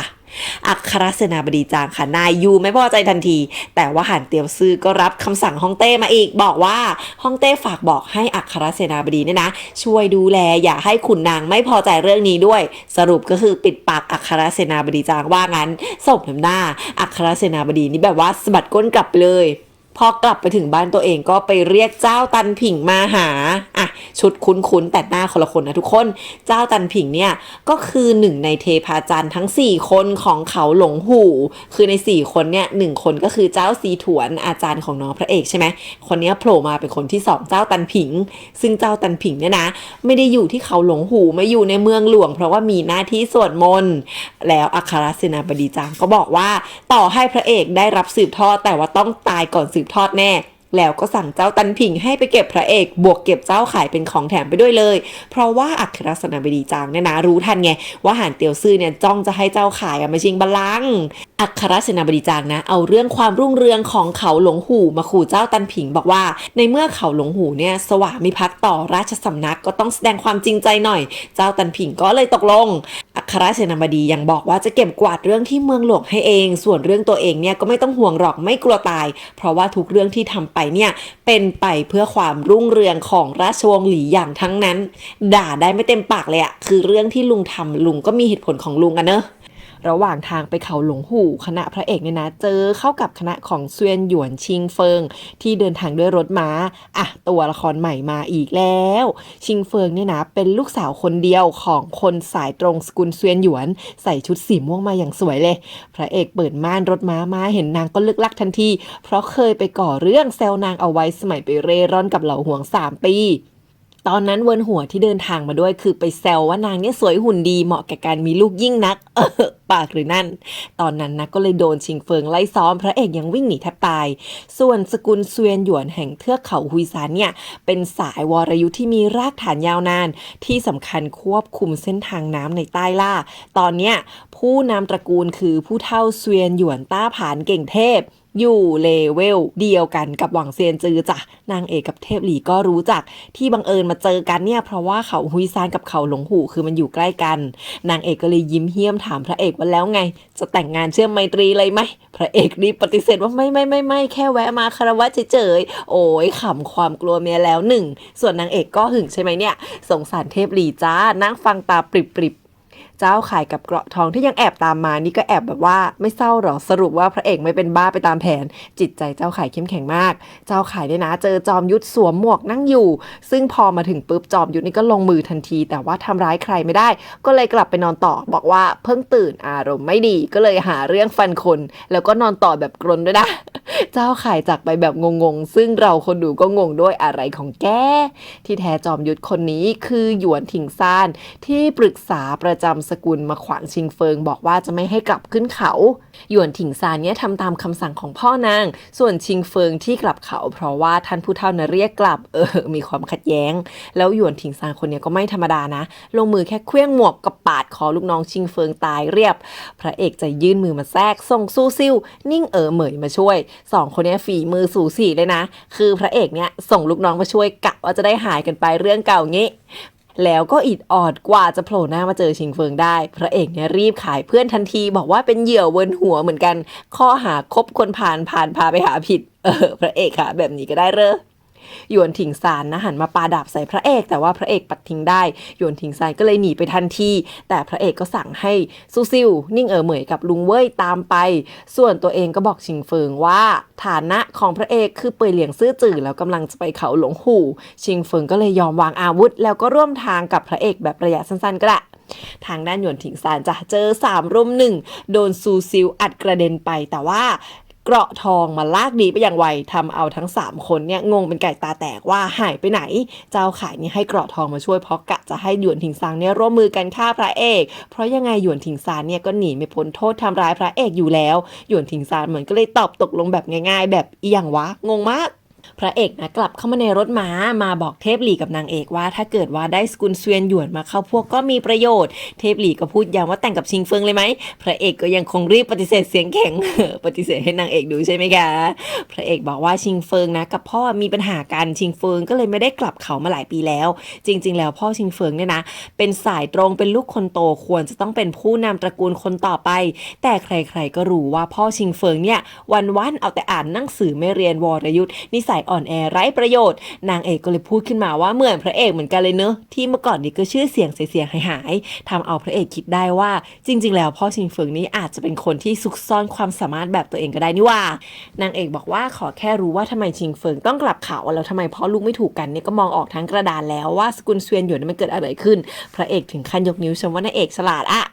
ส่วนพ่อชิงเฟิงเซวียนหยวนจิ้งเฉิงที่นั่งอ่านตำราอยู่จริงๆก็โดนน้องชายคนที่3ที่เป็นคนดูแลเรื่องน้อยใหญ่ในตระกูลอยู่มาลากให้มาลงเรือไปรับชิงเฟิงด้วยกันระหว่างรอเนี่ยนะเราก็ยังได้เห็นน้องพระเอกกับอาจารย์ถ่อแพอยู่ในน้ำด้วยนะชิงเฟิงเนี่ยมาถึงริมแม่น้ำก็ลาพระเอกพร้อมบอกว่าสกุลเซวียนหยวนจะไม่ไปยุ่งกับความขัดแย้งของเป่ยเหลียงเด็ดขาดพระเอกนะหันไปเห็นน้องชายก็ดีใจมากรีบเรียกแล้วให้เทพหลี่เนี่ยนะช่วยส่งตัวเองบินไปหาน้องที่แพทันทีโถแขนเสื้ออสรพิษเขียวของเทพหลีกลายเป็นแท็กซี่เขียวให้พระเอกไปเรียบร้อยแล้วจ้าเจ้าซีถวนนี่ก็รักลูกศิษย์จริงๆนะทั้งถ่อเรือให้นั่งตกปลาต้มปลาให้ลูกศิษย์กินทั้งที่ตัวเองกินเจสลับบทบาทกันเฉยโถตอนนี้เองบนเรือของฝั่งเซวียนหยวนก็เลยรู้ฐานะพระเอกแล้วเหมือนกันตอนพระเอกจะไปยังมีการมองตาพ่อชิงเฟิงด้วยนะผีเห็นผีใช่ไหมคะพ่อชิงเฟิงเก่งจริงใช่ไหมคะเดาไว้ก่อนชิงเฟิงเนี่ยเมินใส่พ่อแบบว่าดูทรงไม่ถูกกับพ่ออย่างแรงเจ้าซีถวนพาพระเอกมาที่อารามส่วนตัวที่ค่อนข้างเงียบเหงาเพราะว่าไม่ใช่อารามหลักจ้าเทพหลีนะทักว่าน้องชายพระเอกเนี่ยเก่งตั้งแต่เกิดฝึกอีกนิดก็จะไร้เทียมทานแต่ว่าจะเลเวลอัพมากไม่ได้เพราะว่ากายใจไม่ประสานกันเจ้าซีถวนรีบนอบน้อมบอกว่ากำลังฝึกทางแก้อยู่ด้วยความทุ่มเทเทพหลี่จ้ะจำเจ้าซีถวนไม่ได้สงสัยจะไม่เก่งพอทำเอาเจ้าซีถวนเศร้าไปแป๊บหนึ่งเลยข ส่วนชิงเหนียวเห็นเทพหลี่กับพระเอกส่งสายตากันอยู่ได้ก็บอกว่าไม่ต้องซ่อนแล้วนางรู้ตั้งนานแล้วว่านางเอกมาด้วยนางเอกก็เลยโผล่มาจ้าน้องชายเนี่ยนะคิดได้ว่าผลซานจาที่พระเอกชอบที่หลังเขาเนี่ยมันสุกแล้วก็รีบวิ่งไปเก็บให้พี่ชายเลยนะเมินนิ่งเหมยที่มาคำนับอย่างสิ้นเชิงพระเอกเนี่ยคารวะเจ้าซีถวนบอกว่าขอบคุณมากที่ดูแลน้องให้อย่างดีแล้วก็ชวนเจ้าซีถวนเมามอยเรื่องในสกุลเสวียนหยวนโทษฐานที่บ้านเราอยู่ติดกันเจ้าซีถวนเนี่ยเพิ่งรู้ตอนนี้ว่านางเอกเป็นองค์หญิงแคว้นฉู่พระเอกก็ดักขอว่าไม่เป็นไรหรอกเราคนกันเองเจ้าซีถวนได้แต่ทำหน้าจะร้องไห้คงคิดในใจว่าลากฉันลงน้ำไปด้วยทำไมชิงเฟิงเนี่ยขึ้นเขามาหาแม่บอกว่าท่านผู้เฒ่าเรียกกลับมาจะสืบทอดวิชาให้แล้วเดี๋ยวพอนางเก่งนะนางจะทวงอำนาจคืนมาเองในฐานะที่เป็นลูกหลานสายตรงแต่พ่อกลับมาบอกว่าชิงเฟิงไม่ควรกลับมาเขาเลยเพราะว่าที่ท่านผู้เฒ่าเรียกนางมาไม่ใช่จะถ่ายทอดวิชาแต่จะบำเพ็ญคู่หรือจับชิงเฟิงทำเมียนั่นเองอ้าวเฮ้ยที่แท้เสวียนหยวนต้าผาเนี่ยไม่ใช่คนของสกุลเสวียนหยวนแต่ว่าแต่งเข้ามาคือว่าใครที่แต่งเข้าตระกูลนี้เนี่ยนะต้องเปลี่ยนแท้มาใช้เป็นเสวียนหยวนไงจริงๆแล้วทายาทของตาเฒ่าคนนี้ก็มีแต่ว่าตายไปหมดแล้วทีนี้พอตาเฒ่าเลยนะฝึกวิชาจนเก่งที่สุดในสกุลใช่ไหมไร้ผู้ใดต่อต้านก็เลยกะจะจับสาวๆในตระกูลทำเมียซะเพื่อให้สกุลเสวียนหยวนกลายเป็นสายเลือดตัวเองทั้งที่ตัวเองคืออายุจะเกือบ100อยู่แล้วโอ้ไหวไหมเนี่ยซึ่งเรื่องนี้เนี่ยนะรองอาสามของชิงเฟิงก็รู้แต่ก็ยอมเพราะอยากจะให้ตระกูลเนี่ยนะคงความยิ่งใหญ่เอาไว้รองจงใจมาดักรอที่ประตูขวางไว้ไม่ให้ชิงเฟิงลงจากเขาเฮ้ยคือจะเอาเรื่องความยิ่งใหญ่มาแบบว่าแลกกับอะไรก็ได้แบบนี้มันไม่ได้นะคะชิงเฟิงก็เลยย้อนกลับไปเจอหยวนถิงซานเลยด่าไปว่าทำไมไม่บอกนางก่อนขึ้นเขามาทั้งที่พ่อนางเนี่ยสั่งหยวนถิงซานให้มาบอกนางทั้งหมดที่แท้ไอเนี่ยมันตั้งใจไม่บอกเพราะว่าเอาตัวเองมานำเสนอว่าให้แต่งงานกับตัวเองซะจะได้พ้นจากการต้องเป็นเมียตาเท่ามันเองก็ไม่ได้รักชิงเฟิงแต่ว่าต้องการเรียนวิชาจากตำราในห้องหนังสือจะได้ลืมตาอ้าปากได้โอ้โหเลวอีกหนึ่งชิงเฟิงนี่ถึงกระสุดไม่รู้จะหาทางออกยังไงดีสามเนี่ยมาเยาะเย้ยพ่อชิงเฟิงบอกว่าไม่ว่าท่านผู้เฒ่าจะทำอะไรก็ปล่อยให้ทำไปขอแค่มีคนเก่งเทพแบบท่านผู้เฒ่าอยู่ในสกุลบ้านเราก็จะยิ่งใหญ่ต่อไปแล้วก็ยังบอกอีกนะว่าจะไปเคลมพี่สะพ้ายหรือว่าแม่ชิงเฟิงอีกแล้วก็จากไปโอ้ยหาคนดีไม่เจอเลยบ้านเนี้ยพ่อชิงเฟิงก็พูดคนเดียวว่าจริงๆแล้วอ่านตำราก็อ่านจนเก่งได้เหมือนกันว่าแล้วก็เหาะไปจ้ามีวรยุทธ์เฉยอันนี้คือคิดถึงหงสีเซี่ยงที่บูตึงเลยนะนั้นก็ไม่ได้ฝึกวิชาแต่ว่ามีความสามารถได้เหมือนกันอารมณ์แบบว่านั่งสมาธิเข้าฌานจนมีพลังจิตไหมนะพอชิงเฟิงจะเหาะมาหาพระเอกกับคณะที่เขาหลงหูที่กำลังนั่งกินซานจากับซุปปลากันอยู่พอชิงเฟิงนะบอกว่าตัวเองคือใครแล้วก็เรียกหาพระเอกพอพระเอกออกมาก็บอกว่าพระเอกเนี่ยนะช่างเหมือนกับแม่ของพระเอกที่อยู่ในรูปวาดในบ้านตัวเองยิ่งนักพระเอกได้ยินแค่นั้นก็ลงมือกับพ่อชิงเฟิงทันที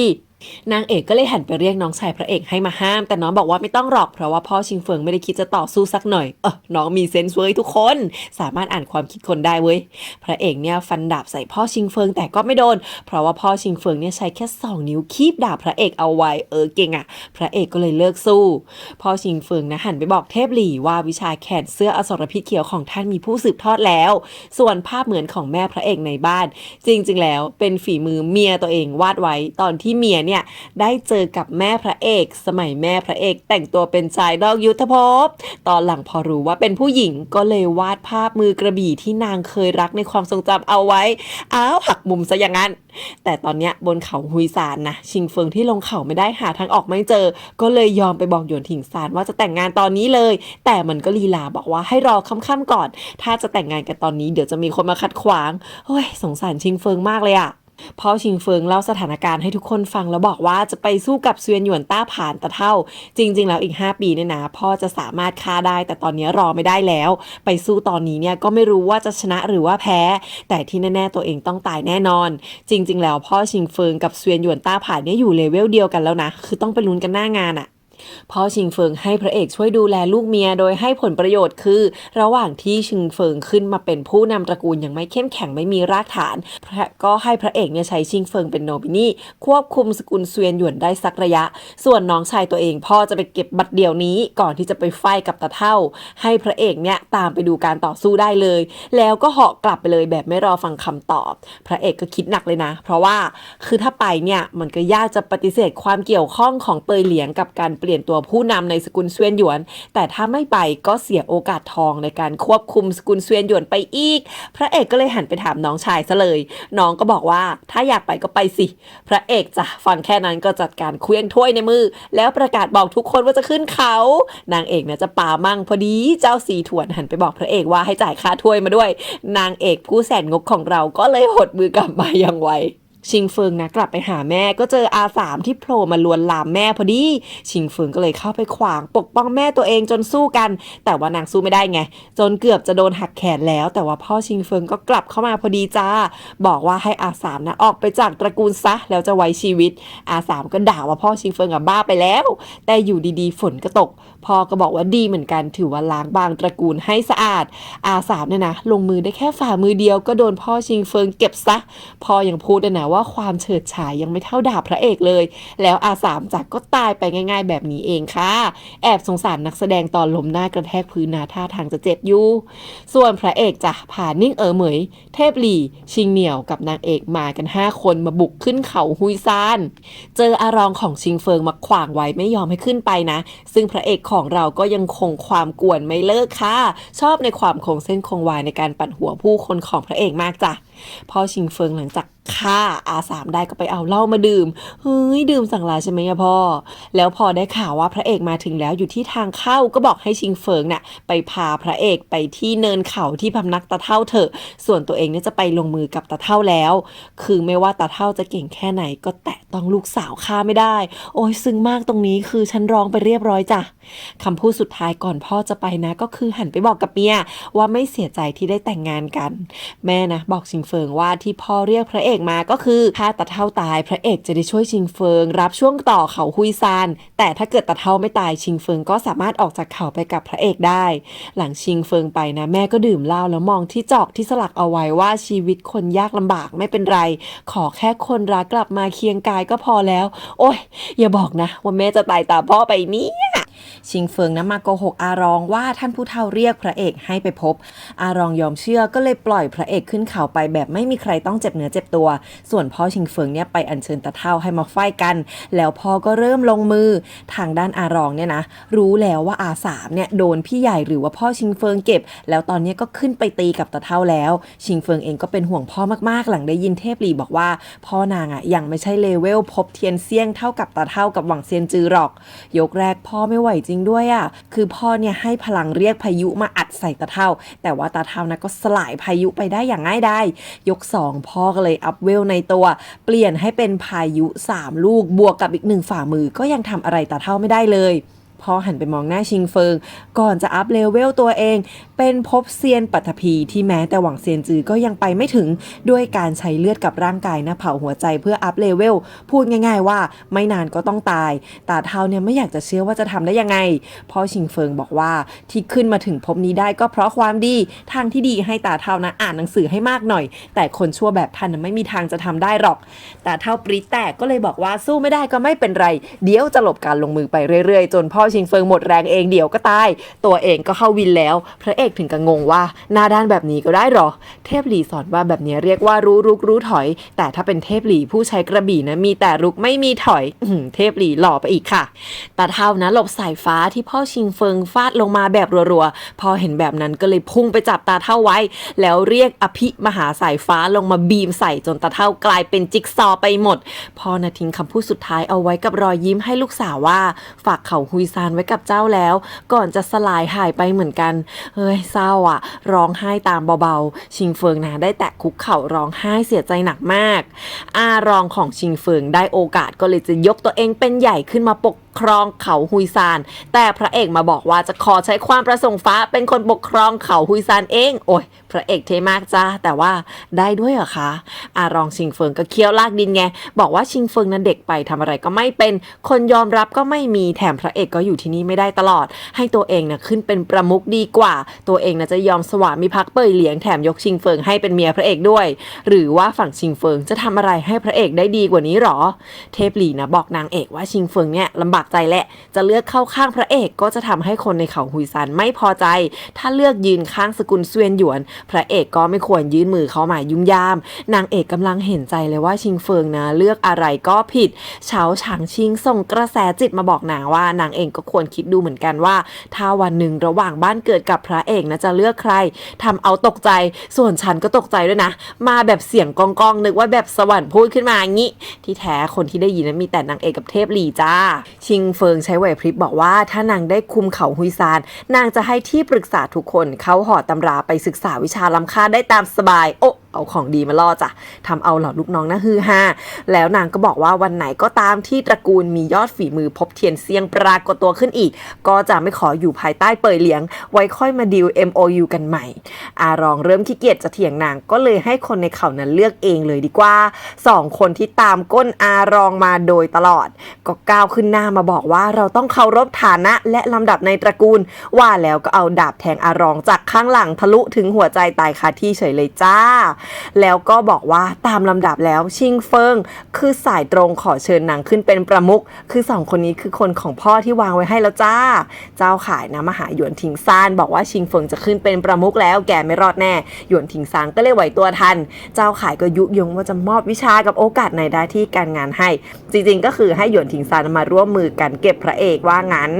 ทีนี้คนของพ่อนะเอาถุงแพรมาให้ชิงเฟิงแล้วก็มีของพระเอกด้วยนะคือพ่อสั่งไว้ว่าถ้าพระเอกเนี่ยยื่นมือเข้ามาช่วยให้เอาถุงแพรอันเนี้ยมอบให้พระเอกซะชิงเฟิงกับพระเอกไปห้องหนังสือที่พ่อนางนั่งอ่านหนังสืออยู่ประจำเอาจริงพ่อพระเอกกับพ่อชิงเฟิงนี่คือเหมือนกันมากเรียนมาจากโรงเรียนเดียวกันไหมอะคะคือสามารถวางแผนกับเดาเหตุการณ์ที่จะเกิดขึ้นแม่นมากเวอร์พระเอกนะเห็นพ่อชิงเฟิงแล้วก็คงจะแอบคิดถึงพ่อตัวเองเบาๆในถุงแพรเนี่ยมันเป็นจดหมายที่พ่อทิ้งไว้ของชิงเฟิงเนี่ยนะนอกจากจะมีประวัติที่ปรึกษาแต่ละคนไว้ให้ชิงเฟิงใช้ควบคุมจิตใจคนยังบอกว่าถ้าพระเอกโลภมากอย่าไปทะเลาะด้วยให้ไปเข้ากับเขาหลงหูแล้วก็เขียนว่าฝังเล่าไว้ทุกปีในวันเกิดนางเสียดายที่ไม่ได้มีโอกาสได้เห็นนางแต่งงานแล้วพ่อเนี่ยตั้งชื่อหลานไว้ให้ด้วยแล้วโอ้ยร้องไห้ตามชิงเฟิงไปอีกรอบส่วนจดหมายพระเอกพ่อเขียนว่าถ้าพระเอกอยากจะยึดที่นี่ก็ขอให้ไว้ชีวิตชิงเฟิงแลกกับตำราวิชาล้ำค่าของตาเท่าพระเอกบอกชิงเฟิงว่าไม่เอาชิงเฟิงก็เลยถามว่าหรือจะเอาตัวนาง พระเอกสวนทันทีว่าแค่ชิงเหนียวที่อยู่ข้างกายที่เป็นสาวใช้ก็สวยไม่แพ้นางวรยุทธ์ก็เก่งกว่าแถมยังเอาใจใส่แล้วสาวใช้แบบนี้พระเอกมีอีกตั้งหลายคนจะเอาตัวชิงเฟิงไปทำไมนี่คือแอบหลอกด่าสาวใช่ไหมพ่อพระเอกนะออกไปลากนางเอกที่กำลังกินน้ำหวานจากเกสรดอกไม้กับเทพหลี่รออยู่ข้างนอกซึ่งงงมากค่ะดอกเฟื่องฟ้าก็มีเหรอคะเคยกินแต่ดอกเข็มมาตัวเองพระเอกเห็นก็มองบนบอกเทพหลี่ว่าช่วยเกรงใจฉายาเทพกระบี่ของตัวเองบ้างพระเอกนะพานางเอกเข้าไปเพื่อบอกกับชิงเฟิงว่าเรื่องแรกพระเอกต้องการให้ชิงเฟิงนะส่งนางเอกที่เป็นองค์หญิงแคว้นฉู่ไปยังซีสู่ทางน้ำเพราะไปทางเรือเนี่ยไวที่สุดส่วนเรื่องที่2พระเอกต้องการใช้เรือเพื่อรับคนจากหลายคนแล้วก็หลายที่แต่ยังบอกตอนนี้ไม่ได้พระเอกนะเตรียมจะกลับแล้วก็ปฏิเสธไม่ไปเอาตำราของตาเท่าคนรับใช้พ่อก็เลยเอาถุงแพรกับหนังสือมาให้บอกว่าถ้าพระเอกไม่เข้าไปพ่อชิงเฟิงให้มอบสิ่งนี้ให้พระเอกซึ่งมันคือจดหมายเขียนว่าพระเอกไม่ทรยศฮุยซานเขาฮุยซานก็จะไม่ทรยศพระเอกชิงเฟิงบอกว่าคำพูดท่านพ่อก็คือคำพูดของนางเขาฮุยซานนะจะไม่ทรยศพระเอกแน่นอนส่วนหนังสือค่ะก็เป็นตำราประสบการณ์วิชายุทธของพ่อชิงเฟิงแต่พระเอกก็ไม่เอาอีกนะเอาคืนไปทันทีบอกว่ามีทางเดินเป็นของตัวเองจะไม่ขอเรียนแบบผู้อื่นอย่างหล่อเลยค่ะเทพหลี่นะพยักหน้าด้วยความพอใจเลยชิงเฟิงก็หันมาบอกพระเอกว่าคัมภีร์เก็บอยู่ที่นี่พระเอกมาเอาได้ทุกเมื่อพระเอกก็เลยให้คนอื่นนะไปก่อนเหลือแค่ตัวเอง2คนกับชิงเฟิงแล้วหันไปบอกนางว่าพูดกันตรงๆเลยนะข้าไม่สนใจเจ้าแม้แต่น้อยเก็บหัวใจกลับไปแล้วตั้งใจทำงานซะโอเคลาก่อนนะสหายแม่พระเอกคือรู้ทันไงว่าคำพูดเมื่อตะเกียของนางอ่ะจริงๆมีความหมายแฝงว่าตัวนางเนี่ยจะรอพระเอกที่นี่เสมอพระเอกนี่คือเด็ดขาดมากเลยค่ะตรงกว่านี้ก็ไม้บรรทัดแล้วล่ะเธอพระเอกนะเดินมาเจอนางเอกที่ดักรออยู่เพื่อถามว่ามาที่เขาฮุยซานเพื่ออะไรกันแน่นางเอกเปิดโอกาสแล้วจ้ะแต่แทนที่พระเอกจะตอบไปว่าทำเพื่อเจ้าดันตอบไปว่ามาที่นี่เพื่อคุณธรรมชาวยุทธทำดีไม่คิดถึงอนาคต แต่บางอย่างก็ต้องทำดีเพื่ออนาคตที่ดีเหมือนกันนางเอกนะเบะปากตอบว่าพูดจาอะไรเข้าใจยากเกินเฮ้ยคู่รักใส่ซื่อนะเนอะพระเอกก็บอกว่าที่ยืมเรือเขาฮุยซานมานะเพราะอยากจะแก้แค้นแล้วอีกอย่างในการเดินทางครั้งนี้พระเอกชักเริ่มกลัวขึ้นมาแล้วว่าวันหนึ่งสุยเซียวพ่อตัวเองจะแก่ลงโอ้ยอย่าเปิดมาอย่างนี้ได้ไหมเนี่ยพ่ออย่าตายนะขอร้องล่ะส่วนทางด้านชิงเฟิงคนรับใช้คนเดิมที่เอาตำราประสบการณ์ไปให้พระเอกก็เอาจดหมายจากพ่อมาให้นางอีกฉบับบอกว่าถ้าพระเอกไม่ยอมรับตำราให้เอาจดหมายฉบับนี้ให้นางคือในจดหมายนี้เขียนว่าถ้าพระเอกไม่ยอมรับตำราในอนาคตพระเอกจะต้องสามารถอัพเลเวลตัวเองได้ถึงภพเทียนเซี่ยงสามารถคบเป็นพันธมิตรได้พ่อคือมองคนเก่งมากเทพหลี่นะชมพระเอกว่าดีแล้วที่ไม่เอาตำรามาเพราะว่าการฝึกวรยุทธ์ไม่ใช่ตุ่นอาหารเอาอะไรมายำรวมๆกันไม่ได้พระเอกเนี่ยเริ่มมีแววจิตใจของอสรพิษเสื้อเขียวที่แท้ทรูขึ้นมาบ้างแล้วพระเอกกลับบอกว่าที่ไม่เอามาเพราะอยากจะให้เขาคุยซันนะติดหนี้บุญคุณตัวเองนะ เทพหลี่ถึงกับมองบนชิงเฟิงนะไปหาแม่ตัวเองที่ได้จดหมายจากพ่อเหมือนกันแต่ว่าในนั้นนะเป็นกระดาษเปล่าจ้าคือถ้าพ่อจะไม่เขียนอะไรเลยพ่อก็ไม่ต้องให้ก็ได้มั้งแหมชิงเฟิงนะโกรธแม่ที่ยังคงทำท่าโนสนโนแคร์เรื่องพ่อยังดูเหมือนกับคิดว่าพ่อน่ะเป็นคนไม่เอาไหนอยู่ดีจริงๆที่แม่คิดก็คือต่อให้พ่อจะวางแผนอะไรทำยังไงสุดท้ายพ่อก็ต้องตายอยู่ดีไงชิงเฟิงบอกแม่ว่าพ่อทุ่มเททุกอย่างเพื่อเขาฮุยซานต่อให้ตายนางก็จะไม่ยอมให้เขาฮุยซานนะพังไปอย่างเด็ดขาดแล้วก็กลับออกไปแม่จัดการเผาทุกอย่างรวมทั้งรูปวาดแม่พระเอกด้วยนะคือแม่ชิงเฟิงเนี่ยสามารถตัดใจจากอดีตได้อย่างเด็ดขาดแล้วแหละว่าแล้วก็เดินไปที่ริมหน้าผาพูดว่าไม่โกรธพ่อชิงเฟิงอีกแล้วก็กระโดดลงไปฆ่าตัวตายอ้าวชิงเฟิงพ่อแม่ตายเกลี้ยงเลยส่วนพระเอกกลับมาที่เขาหลงหูนะเจอน้องชายบอกว่าท่านอาจารย์เจ้าซีถั่วเนี่ยโดนเรียกตัวไปที่อารามหลักแล้วทิ้งไว้แต่จดหมายให้พระเอกออกเดินทางแต่ไม่ทันจะอะไรก็มีนักพรตจ้ามาเชิญพระเอกไปชมวิวที่เขาหลงหูพระเอกก็ตัดสินใจไปนะเพราะว่าถ้าไม่ไปน้องชายเนี่ยต้องรับเคราะห์แทนเป็นแน่พระเอกก็คือไม่ยอมให้ใครไปด้วยเพราะรู้ว่ามันเป็นทางอันตรายไงแต่พอนางเอกส่งสายตาให้เทพหลี่เท่านั้นแหละจ้าเทพหลี่นะบ่นอุบส่วนพระเอกรีบตอบรับให้เทพหลี่ไปเป็นเพื่อนเฉยบอกว่าเทพหลี่ฝีมือสูงส่งรั้งตัวไว้ไม่ไหวความหน้าด้านเหมือนพ่อนี้คือวิชาประจำตระกูลสวีจ้าขายขำอีกแล้วค่ะขำไม่ไหวก่อนจะไปนะพระเอกยังเดินไปตบไหล่นิ่งเหมยเพื่อบอกว่านี่นับว่าถือว่าสิ้นสุดการเดินทางของนิ่งเหมยแล้วนะโอ๊ยมารอดูกันต่อค่ะแต่ว่าเดานะว่านิ่งเหมยคงไม่ไปหรอกเพราะว่าโดนพระเอกตกไปตั้งนานแล้วแหละเจ้าซีถั่วนะที่มาที่อารามหลักก่อนพระเอกเนี่ยเจอรูปวาดเนนน้อยหัวโตกับคำพูด4คำว่าของดีที่สุดซึ่งมันเป็นฝีมือเนนน้อยกับเด็กหญิงคนนึงมาโต้วาทีแย้งเรื่องกฎระเบียบแถมยังจะชนะเขาหลงหูไปอีกพอตัวเองมาถึงอารามหลักปรากฏว่าเจ้าสำนักไม่ออกมาพบส่งมาแต่เสียงว่าขอเก็บตัวคนที่โผล่มาคือเจ้าตันผิงบอกว่าเรียกเจ้าซีถ่วนมาเพราะมีเรื่องจะปรึกษา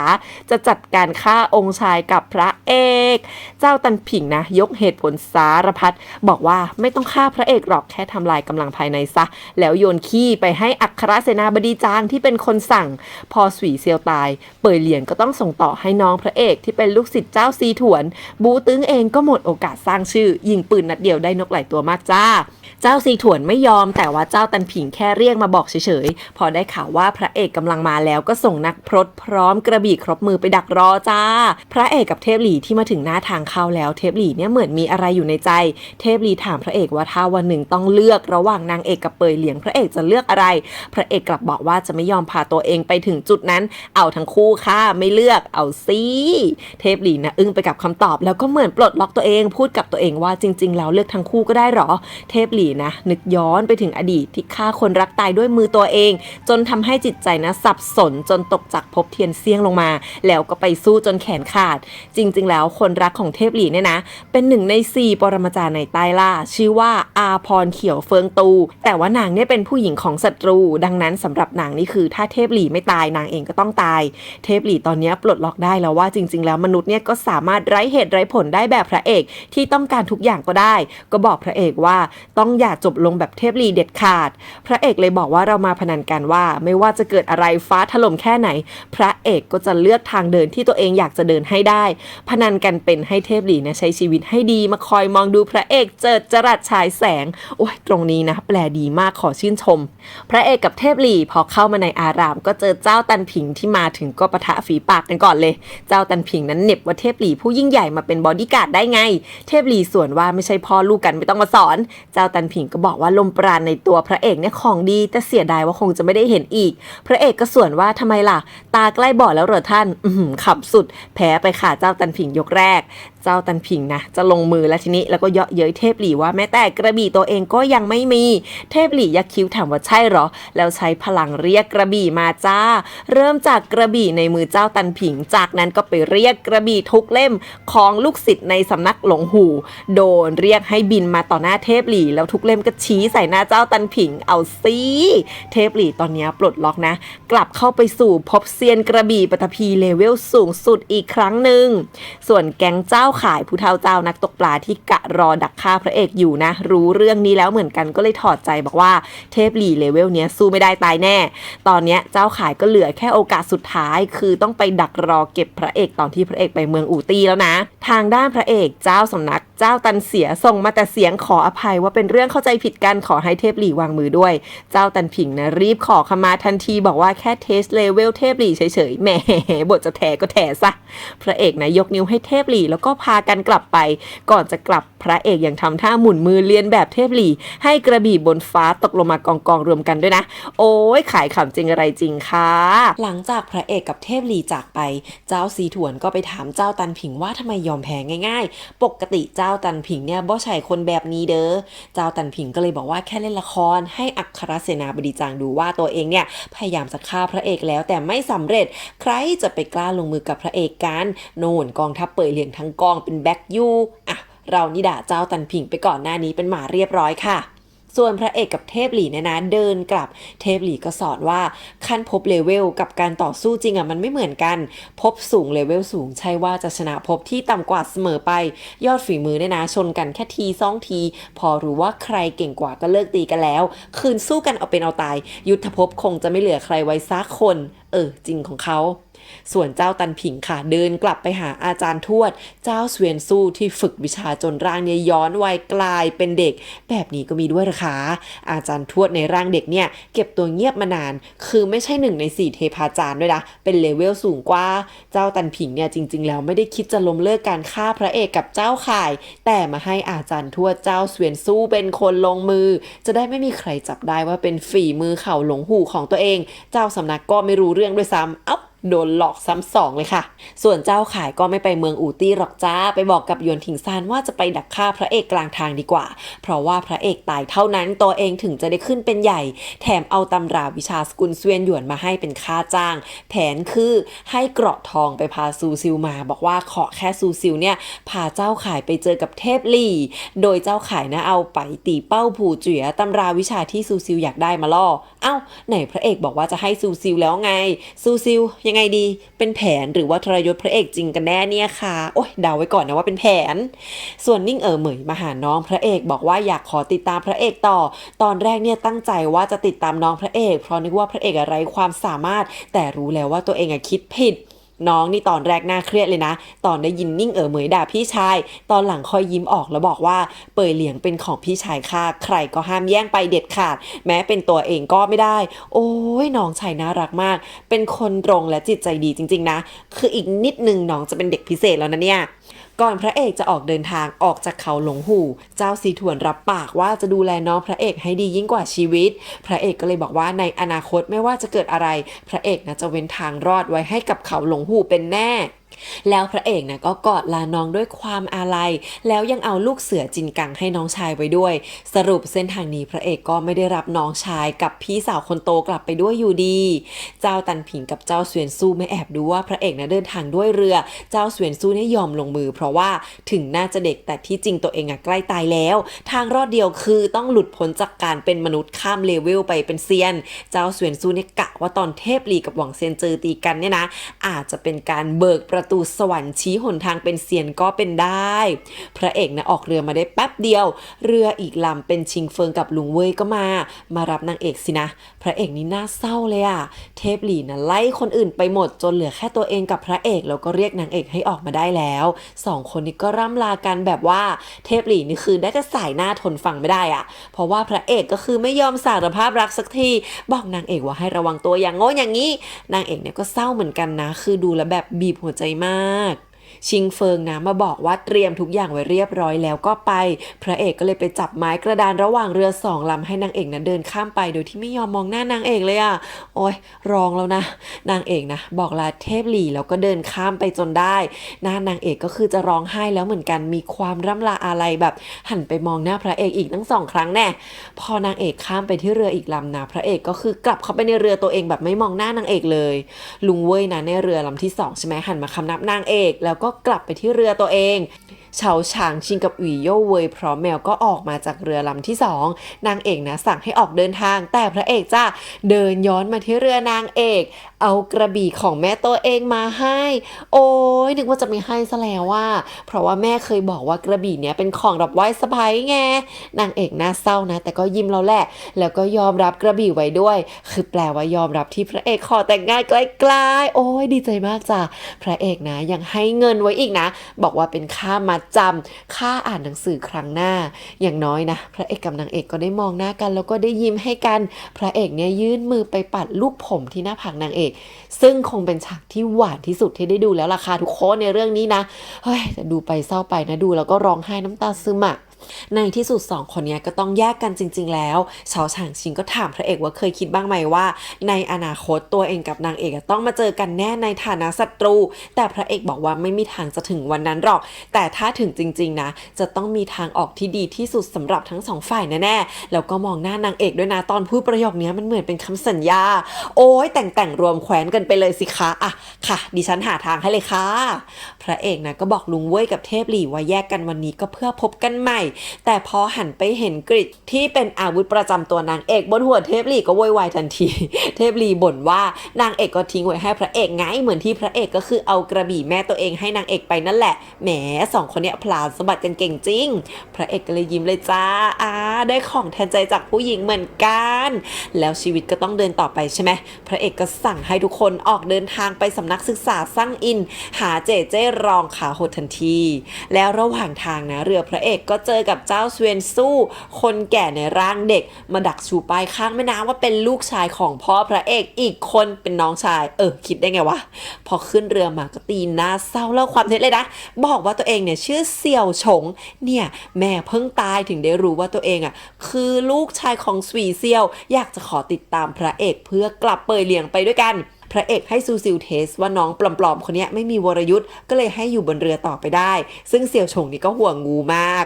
ไปอ้อนขออยู่ใกล้ๆหญิงตลอดซูซิลทีชิงเหนี่ยวทีไปคุยจนสนิทกับคนบนเรือไปหมดพระเอกกับเทพหลี่นี่ก็รู้อยู่ว่าเสี่ยวฉงน้องปลอมเนี่ยมันโกหกแต่พระเอกบอกว่าเก็บศัตรูไว้ใกล้ๆดีกว่าซ่อนในที่ลับพระเอกยังบอกกับเทพหลี่ว่าถ้าไปถึงสำนักศึกษาแล้วเนี่ยให้เทพหลี่ไปหาเจเจเป็นเพื่อนทีเผื่อว่าเจเจจะเกรงใจเทพหลี่บ้างซึ่งพอเจอหน้ากันค่ะเจเจก็คว้ากระบี่ตัวเองมาขอลองวิชาท้าสู้เทพหลี่ทันทีแต่ว่าท่านเทพค่ะใช้กำลังภายในจับดาบเจเจเสียบคืนฝักกลับไปทันทีเช่นกันแล้วตัวเองก็จะหาเรื่องคืนบ้างเพราะว่าเจเจเคยรังแกนางเอกมาก่อนแต่ว่าเจเจค่ะบอกว่าแม่เนี่ยตายไปแล้วเจเจก็เลยต้องรับบทเป็นพี่สาวใจร้ายแทนแม่ผัวไง เพื่อให้นางเอกเนี่ยจดจำข้อดีของสามีของตัวเองได้หักมุมเฉยเทพหลี่ก็เลยยอมวางมือนะมีพระเอกนั่นแหละค่ะได้แต่นั่งกุมหัวทำเป็นไม่รู้ไม่เห็นพระเอกกับเจเจนะไปที่พักเพื่อไปคุยกันเอง2 คนเทพหลี่ไม่ได้ตามไปแต่ว่าแอบส่งอาวุธนางเอกที่ให้พระเอกมาให้ตามไปอารักขาห่างๆระหว่างที่ไปที่พักเนี่ยเจ้าข่ายเนี่ยก็โผล่มาทักทายพระเอกแนะนำตัวว่าเป็นพี่เขยทำเอาเจเจนั้นไล่ฟันดะแต่ว่าไม่โดนเจ้าข่ายจ้ะเจ้าข่ายเนี่ยโผล่มาได้แวบเดียวก็กลับไประหว่างนั้นซูซิลมาหาเทพหลี่บอกว่ามีคนอยากจะคุยด้วยเอาเรื่องคนรักที่เทพหลี่ฆ่าตายไปมาล่อบอกว่า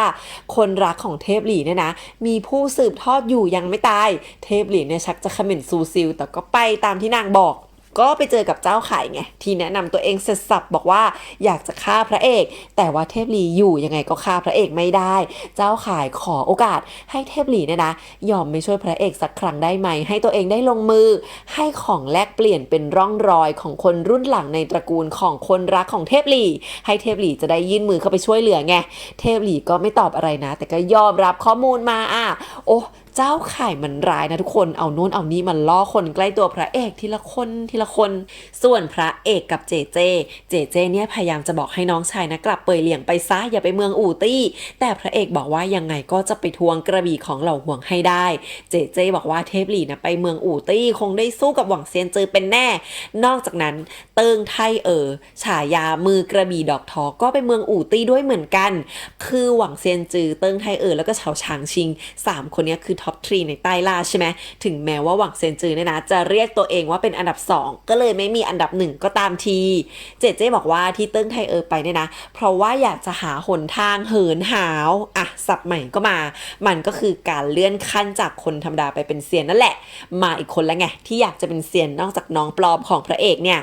ระหว่างที่3คนนี้รุมกันเนี่ยนะเจบอกว่าพระเอกก็จะไม่มีใครปกป้องก็ไม่รู้จะเกิดอะไรขึ้นพระเอกบอกว่ารู้ดีแต่ว่าตัวเองเนี่ยนะติดอยู่เรื่องเดียวคือไม่อยากจะเป็นอ่องของเปยเหลียงแบบพ่อส่วนเรื่องที่นางเอกเนี่ยขึ้นฐานะองค์หญิงพระเอกก็ยอมรับว่าเป็นคนจงใจปล่อยข่าวเองแหละกะให้ราชสำนักเนี่ยรู้เรื่องไงซึ่งตอนนี้ในเมืองหลวงเนี่ยนะอัครเสนาบดีจางก็กำลังเต้นกับเรื่องนี้เหมือนกันเลยแต่ว่าฮ่องเต้กลับไม่ยอมพบส่งมาแต่พระอีกแล้วจ้าคือฮ่องเต้ไม่อยากจะพบใครก็ส่งพระมาแทนตลอดเสนาบดีเนี่ยบอกว่าจะส่งเปยเหลียงไปปราบนางเอกไม่ได้เพราะว่ากลัวว่าเปยเหลียงเนี่ยนะกับแคว้นฉู่จะรวมตัวกันทีนี้ถ้ารวมตัวกันปุ๊บราชสำนักเนี่ยสู้ไม่ได้แน่เสนาบดีก็เลยจะให้ฮ่องเต้เนี่ยนะส่งกู้เจี้ยนถาง1 ใน 4แม่ทัพที่บุกเบิกมาด้วยกันกับพ่อพระเอกเป็นคนไปกู้เจี้ยนถางคนนี้เนี่ยอยู่แต่ในเมืองหลวงมาตลอดเพราะว่าฮ่องเต้กลัวว่ากู้เจี้ยนถางจะได้อำนาจทหารไงแต่ว่ากู้เจี้ยนถางค่ะรู้หลบเป็นปีกรู้หลีกเป็นหางส่งจดหมายลาป่วยเป็นโควิดไม่ใช่บอกว่าเป็นหวัดมาหาฮ่องเต้เฉยอัครเสนาบดีจางก็เลยบอกว่ามีตัวเลือกสุดท้ายคือเฉินจื้อเป้า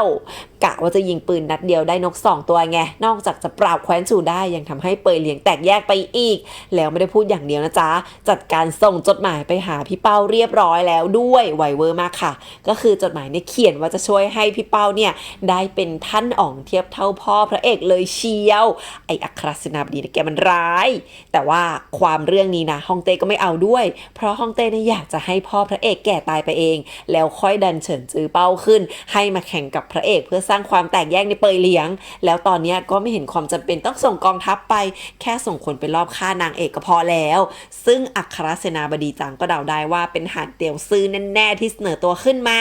ซึ่งทั้งหมดเนี่ยนะมันก็ลงล็อกแผนพระเอกเพราะว่าเจก็เดาได้แล้วว่าพระเอกเนี่ยต้องมีคนสมรู้ร่วมคิดในเมืองหลวงที่ใกล้ชิดฮ่องเต้แถมพ่อก็ไม่รู้เรื่องนี้ด้วยนะเจเนี่ยเดาได้แล้วว่าพระเอกวางแผนอะไรเอาไว้คุณคะอย่ารู้กัน2 คนค่ะช่วยบอกคนดูด้วยคนดูไม่รู้เรื่องโอ้ยพอเจนะเดินมาส่งพระเอกที่เรือก็ได้เจอน้องปลอมเจนะไม่พูดมากทีมน้องปลอมตกน้ำไปเลยจ้าชอบมากค่ะเจกดไลค์พระเอกนะเอาผูซ่าให้เจไว้บอกว่าจะได้ไม่เหงาโถพระเอกแจกไปหมดเลยแฮะน้องผูซ่าเนี่ยนะเป็นผู้หญิงนี่คือทำกราฟิกสีชมพูก็ว่าแย่แล้วขนตาจะสะพรึงไปไหนอยากวอนขอทีมกราฟิกไม่ต้องเติมขนตาให้น้องเสือได้ไหมคะพระเอกก็เลยเริ่มออกเดินทางแล้วนะไปเมืองอู่ตี้เจ้าข่ายเนี่ยมามองส่งเรือพระเอกด้วยความสนใจว่าเทพหลีเนี่ยรับปากตัวเองแล้วต่อไปก็เหลือแค่รอจังหวะฆ่าพระเอกก็จะปิดเคสได้ระหว่างเดินทางอยู่ในเรือพระเอกเนี่ยนะเตรียมส่งจดหมายไปให้ชิงเฟิงเทพหลีมาบอกพระเอกว่ามีคนอยากจะฆ่าพระเอกเพื่อแลกกับข่าวของผู้สืบทอดของคนรักเทพหลีที่ตายไปจ้าแต่เทพหลีไม่ได้ตกลงไปหรอกแค่ไม่ได้ตอบอะไรให้คนนั้นเข้าใจว่าเทพหลียอมยุทธภพช่างโหดร้ายยิ่งนักแบบนี้ก็ได้ด้วยเว้ยเฮ้ยเทพหลีบอกว่าตัวเองติดค้างแค่คนรักไม่ได้เกี่ยวกับญาติพี่น้องนางสักหน่อยส่วนที่เทพหลีเนี่ยนะยอมดูแลพระเอกก็เพราะว่าสวีเซียวพ่อพระเอกเนี่ยเป็นคนที่สร้างหอสดับคลื่นให้เทพหลีได้อยู่กับตัวเองแล้วก็เป็นคนไปคอยปัดกวาดสุสานคนรักเทพหลีให้ตลอดมาพระเอกนะรู้ทันว่าคนที่มาดีลกับเทพหลีก็คือเจ้าข่ายละซี่เซอร์ไพรส์ไปจ้าพระเอกรู้อยู่แล้วว่าเจ้าข่ายกับแก๊งเกราะแดงเนี่ยตามฆ่าตัวเองมาตลอดทางเพราะว่าซูซิวนางก็ไม่ได้เทพระเอกเหมือนกันจ้ะคือนางเนี่ยกลัวทั้งเป่ยเหลียงทั้งพระเอกไงเทพหลีเนี่ยนึกว่าพระเอกลองใจตัวเองนะแต่พระเอกก็บอกว่าเปล่าเลยเทพหลีเนี่ยไม่ได้ติดค้างอะไรพระเอกทั้งนั้นแล้วพระเอกก็ไม่ใช่ศูนย์กลางจักรวาลที่ทุกคนต้องมาคอยปกป้องด้วยหล่อค่ะ เทพหลีนะให้พระเอกทำท่าไม้ตายให้ดูแล้วบอกว่าไหนๆก็ไปเมืองอู่ตี้ทั้งทีจะไปท้าสู้กับหวังเซียนจืออีกครั้งเพื่อความสะใจพระเอกนะรับปากว่าจะสืบทอดวิชาแขนเสื้ออสรพิษเขียวกับ1กระบี่เบิกประตูสวรรค์ของเทพหลีให้เองมีความซึ้งเบาๆแล้วในที่สุดเรือพระเอกก็เข้าเมืองอู่ตี้แล้วที่กำแพงเมืองนี้เนี่ยนะมีแต่ดาบกับกระบี่ของคนที่มาท้าสู้แล้วก็แพ้หวังเซียนจือปักอยู่เต็มไปหมดอย่างกับเม่นแน่นอนว่าหีบกระบี่ของเหล่าหวงที่พระเอกตั้งใจมาเอาคืนก็อยู่ที่นี่ด้วยเช่นกันส่วนที่เป่ยเหลียงนะพอพระเอกกลับมาแล้วก็ไปคุยกับอาจารย์ของพระเอกที่หอสดับคลื่นอาจารย์นะบอกว่าอัครเสนาบดีจางเนี่ยส่งจดหมายมาให้เฉินจือเป้าหมายก็คืออยากจะให้ทหารในกองทัพรู้เรื่องกะสร้างความแตกแยกแล้วตอนนี้เฉินจือเป้าก็เก็บตัวอยู่แต่ในค่ายอยู่แน่หรือเปล่าก็ไม่มีใครรู้แต่คนที่อาจารย์มองไม่ออกกลับเป็นพระเอกต่างหากพ่อนะอ่านรายงานการเดินทางของพระเอกจากอาจารย์ทั้งสองคนถึงได้เริ่มเดาได้ว่าจริงๆแล้วพระเอกวางแผนอะไรไว้พ่อบ่นว่าพระเอกน่ะใจกล้าเกินส่วนอาจารย์ก็ชมว่าคลื่นลูกใหม่แซงหน้าคลื่นลูกเก่าแล้วพระเอกเหมาะกับการเป็นเป่ยเลียงอ่องคนต่อไปแบบสุดๆช่วยบอกคนดูด้วยจ้ะเขาดูไม่รู้เรื่องเขาตามไม่ทันแล้วพ่อเนี่ยนะนึกย้อนไปถึงตอนงานศพของแม่พระเอกที่พ่อได้ยินนางเอกปลอบพระเอกว่าอย่างน้อยพระเอกยังมีพ่อกับพี่น้องแต่นางเองไม่เหลือใครแล้วมันก็คงจะเป็นจุดเปลี่ยนนี่แหละที่ทำให้พ่อเนี่ยไม่ไปล้างแค้นอย่างเปิดเผยเพราะไม่อยากให้ครอบครัวเนี่ยสูญเสียไปทั้งหมดหรือว่าสิ่งที่พระเอกคิดจะทำก็คือล้างแค้นเรื่องแม่ตัวเองจากราชวงศ์หรือเปล่าคะพระเอกนะเดินตามรอยเหล่าห่วงด้วยการเข้าเมืองประตูเดียวกันบนกำแพงเมืองฝั่งนั้นเนี่ยมีรูปวาดเนนน้อยกับประโยคของดีที่สุดเหมือนกับที่เขาหลงหูเป๊ะเลยอยากจะเจอเด็กน้อย2คนนี้แล้วนะพระเอกนะเข้าเมืองมาเราก็น้ำตาไหลอีกเพราะว่าเหล่าห่วงเนี่ยกลับมาในรูปแบบของความทรงจำของพระเอกพระเอกนะเดินตามรอยเท้าเหล่าห่วงจากจดหมายที่ตัวเองได้จากเจ้าซีถวนซึ่งพระเอกก็คือคงจำได้ขึ้นใจตอนเนี้ยเจ้าขายเกราะแดงแล้วก็หยวนถิงซานเนี่ยมาถึงเมืองแล้วเหมือนกันเจ้าขายนะเจอเติ้งไทมือกระบี่ดอกท้อท็อป 5 ของไตลาก็มาด้วยแต่อยู่ที่หน้าประตูไม่เข้าเมืองเจ้าขายก็กะเนียนๆเดินเข้าเมืองผ่านไปแต่เติ้งไทนะจำเกราะแดงได้จ้าเจ้าขายถึงกับชะงักต้องหันไปทำความเคารพแล้วก็รีบชิ่งเข้าเมือง เอาจริงนี่ถ้าไม่มีเจ้าขายเนี่ยเราจะหมดมุกตลกไปเยอะเลยนะทุกคนพระเอกเนี่ยเข้าไปในร้านเหล้าที่เราห่วงแวะก่อนจะไปสู้พระเอกเข้าไปสั่งเหล้าแล้วก็กับแกล้มแบบที่เราห่วงกินคนงานที่ร้านก็เล่าว่าเราห่วงนะมาดื่มเหล้าคารวะมองไปทางทิศเหนือหรือมันก็คือเป่ยเหลียงไงพระเอกเข้าใจทันทีว่าตอนนั้นเราห่วงดื่มเหล้าให้กับพระเอกแน่ๆภาพเก่าๆตอนอยู่ด้วยกันก็ย้อนมานะเราก็ร้องไห้เหมือนกันจ้ะชิงเหนียวขอร้องให้เทพหลี่เนี่ยช่วยไปเตือนสติพระเอกให้ทีเทพหลี่ก็มาจริงแต่พระเอกก็บอกว่าแค่อยากจะร่วมทางกับเหล่าห่วงในเวลาที่แตกต่างกันก็เท่านั้นเทพหลี่เลยบอกงั้นเราไปเอาหีบกระบี่ขึ้นกันเถอะจริงๆแล้วเนี่ยที่นี่เนี่ยนะมันต้องต่อสู้ไปทีละด่านทีละชั้นก่อนที่จะเจอตัวหวังเซียนจือซึ่งมันเป็นกฎของเขาไม่ใช่กฎเราสักหน่อยพระเอกก็เลยแบบว่าว่ะจริงด้วยพระเอกไม่คิดจะเดินตามกฎหวังเซียนจือจ้าเดินออกนอกร้านไปใช้กำลังภายในตะโกนได้ยินกันไปทั้งเมืองตะโกนเรียกหวังเซียนจือบอกว่าจะมาทวงหีบกระบี่ถ้าหวังเซียนจือกล้าขวางเดี๋ยวจะโดนอัดเละเป็นมันเทศเพราะว่ามันเทศมันเป็นสิ่งที่2คนเนี้ยกินเยอะสุดตอนไปผจญภัยด้วยกันพระเอกไหวไหมคะต้องไปซ้อมวิชาด่าคนมาอีกสักนิดนะหวังเซียนจือก็ทนไม่ไหวโผล่มาจริงจ้าเทพหลีบอกพระเอกว่าต่อให้ตัวเองเนี่ยไปรับมือหวังเซียนจือก็ยังมี12ทาสยุทธหรือชาวยุทธที่มาท้ารบแล้วแพ้หวังเซียนจือก็เลยมาปกป้องกำแพงเมืองแทนปกติใครจะไปสู้กับหวังเซียนจือเนี่ยต้องผ่านด่าน12คนนี้ไปก่อนพูดง่ายๆว่าให้พระเอกเนี่ยนะไปดีลกับ12ทาสยุทธเอาเองเด้อเทพหลีพูดจบปุ๊บก็ใช้วิชาเรียกกระบี่คนทั้งเมืองมาเป็นอาวุธตัวเองจ้าหล่อเท่มากค่ะไม่ว่าจะเป็นกระบี่มีเจ้าของหรือที่เขาวางขายนะก็เสร็จทันเทพหลีหมดเอาจริงเนี่ยทำไมเทพหลีไม่ใช้วิชานี้เรียกหีบกระบี่ของเราห่วงมาแต่แรกก็ไม่ต้องสู้แล้วนะเทพหลีนะเดินเหยียบบันไดกระบี่ไปทีละอันขึ้นไปหาหวังเซียนจือบนฟ้าซึ่งหวังเซียนจือก็เชิญให้ไปตีกันที่ทะเลดีกว่าจะได้ไม่เดือดร้อนชาวบ้านงี้คน หนึ่งเนี่ยนะก็ยืนบนกระบี่อยู่กลางฟ้าอีกคนเนี่ยก็ยืนอยู่บนยอดคลื่นกลางน้ำอันนี้นี่มันคือจะไม่ใช่คนตีกันแล้วนะแทบจะเป็นเทพตีกันละจ้าเทพหลี่นะลงมือก่อนจัดกระบี่พุ่งไปหาหวังเซียนจื้อซึ่งก็โดนคลื่นจากทะเลม้วนขึ้นมาเอาดาบลงน้ำไปหมดไอเรานี่ก็คิดว่าเจ้าของกระบี่จะไปงมของตัวเองคืนยังไงวะเทพหลี่ก็เรียกกระบี่ใต้น้ำมาพุ่งใส่หวังเซียนจื้อใหม่คราวนี้หวังเซียนจื้อก็เลยจัดการหักกระบี่ทิ้งหมดจบเจ้าของกระบี่ก็ไปซื้อเอาใหม่กันนะคะทุกคนพระเอกเองก็มุ่งหน้าไปกำแพงเมืองจะไปเอาหีบกระบี่เราห่วงแล้วก็เจอทาสยุทธ6 คนมาขวางพระเอกเนี่ยรู้ทันว่าน้องปลอมนี่มันมีแผนร้ายก็เลยพูดให้ทุกคนได้ยินว่าให้น้องชายไปสู้แทนแล้วโยนน้องปลอมใส่ทาสยุทธทันทีจ้ะน้องปลอมก็เลยต้องควักฝีมือมาเอาตัวรอดเผยโฉมคือฉากนี้ดูแล้วแบบขำไม่ไหวอะเจ้าข่ายที่กะมาดักฆ่าพระเอกตอนนี้แหละก็เข้าใจผิดไปด้วยนึกว่าน้องปลอมเนี่ยนะเป็นองครักษ์ลับของพระเอกเพิ่งจะเผยตัวแถมยังเก่งโคตรจะไม่เก่งได้ยังไงนี่มันอาจารย์ทวดเขาหลงหูใช่นะเจ้าข่ายเลยกะเก็บน้องปลอมก่อนเพราะว่าน้องปลอมเนี่ยนะขึ้นมาต่อสู้กับทาสยุทธเป็นคนแรกแสดงว่าต้องจงรักภักดีมาก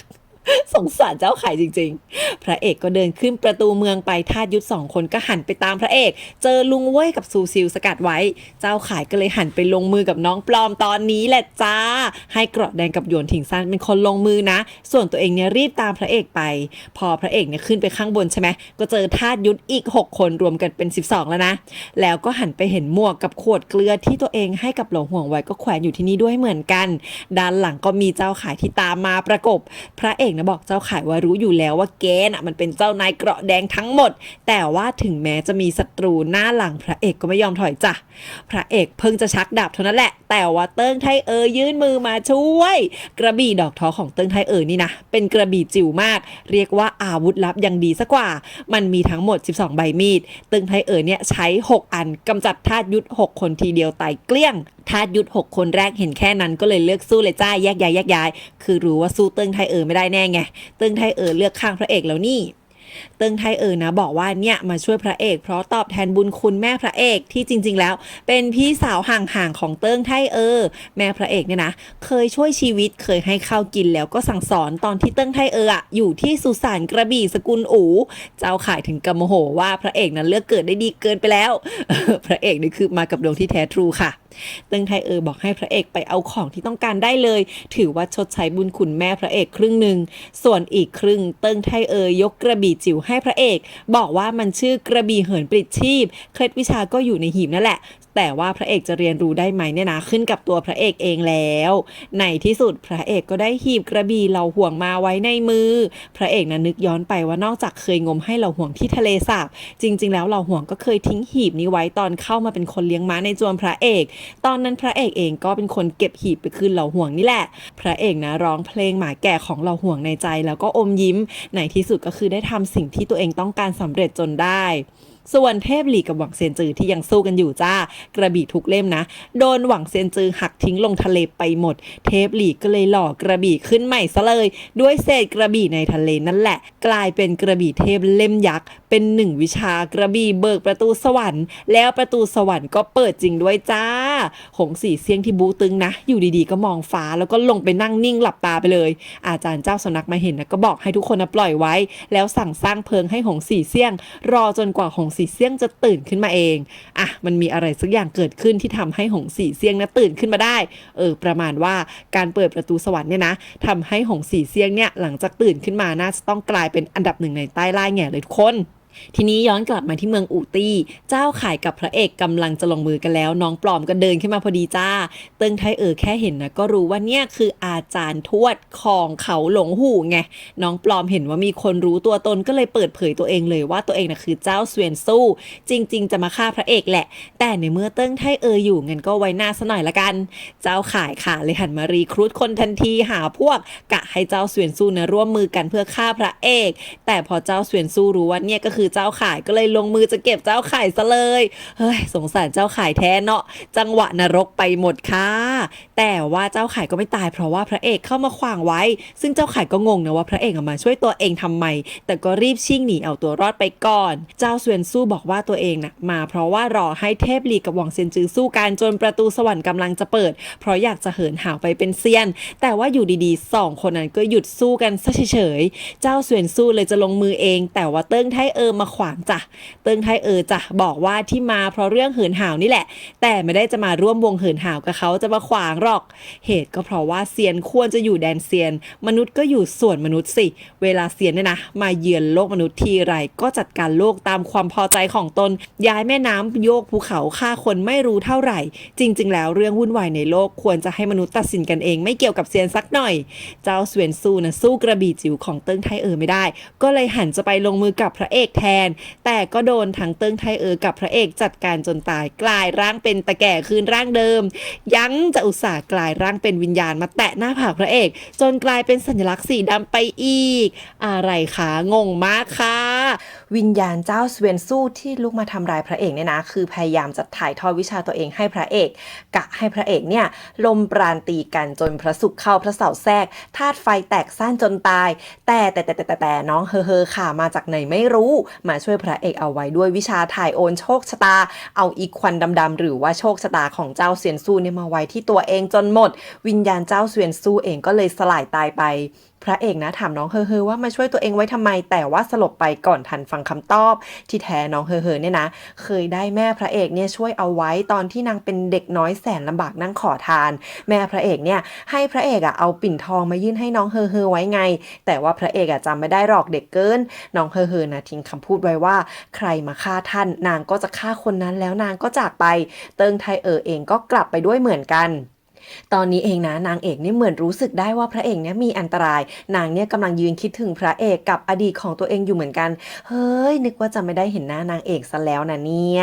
พระเอกนะฟื้นมาก็รู้เรื่องจากลุงเว้ยก็เกิดเป็นห่วงน้องเฮอนะแต่เทพหลีบอกว่าในเมื่อนางเนี่ยใช้วิชาหายากเป็นแสดงว่าต้องมีอาจารย์อยู่ด้วยไม่ต้องเป็นห่วงนางหรอกเทพหลีเห็นกระบี่จิ๋วที่เติ้งให้พระเอกไว้ก็บอกให้พระเอกศึกษาไว้เป็นตัวอย่างก็ได้อยู่เสียอย่างเดียวมันเหมือนของเล่นเด็กผู้หญิงไปหน่อย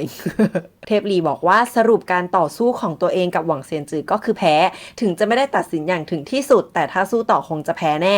แต่ว่าถ้าสู้กันต่อเนี่ยนะคงได้เปิดประตูสวรรค์ขึ้นมาจริงๆพระเอกก็บอกว่าไม่เป็นไรในใจพระเอกเนี่ยเทพลีก็คือที่หนึ่งในใต้ล่าเทพลีก็เมาส์มอยว่าอย่างน้อยตะเกียตัวเองก็ทำให้หวังเซียนจือต้องลงมือถึง9 ส่วนแล้วนะและก็ยังมีความให้เกียรติเทพลีอยู่บ้างพระเอกได้ยินนะก็เลยให้เทพลีพาตัวเองไปเจอหวังเซียนจือซะเลยโอ้ยส่วนเจ้าข่ายหยวนถิงซาแล้วก็เกราะทองเนี่ยมารวมตัวกันได้อีกครั้งเจ้าข่ายรู้ว่าคนที่เขาหลงหูมาฆ่าตัวเองเพราะเป็นฝีมืออัครเสนาบดีจางแน่นอนจ้ะแต่ที่เจ้าข่ายไม่เก็ตก็คือพระเอกมาช่วยตัวเองไว้ทำไมเราก็งงเหมือนกันแต่ถึงเจ้าข่ายจะซาบซึ้งที่พระเอกช่วยก็ส่วนหนึ่งที่ยังต้องฆ่าพระเอกก็ยังต้องฆ่าต่อไปค่ะสมเป็นตัวร้ายตลกประจำเรื่องมากค่ะเป็นเรื่องอื่นนี่ตัวร้ายต้องกลับตัวแล้วนะแต่ยังไม่ทันที่เจ้าข่ายจะย้อนไปฆ่าพระเอกหานเตียวซื่อก็โผล่มาทางด้านเทพหลีเนี่ยพาพระเอกมาตะโกนเรียกหวังเซียนจือซึ่งก็โผล่มาจริงจ้ะพระเอกบอกว่ามีเรื่องจะขอร้องเรื่องแรกจะขอยืมรถม้า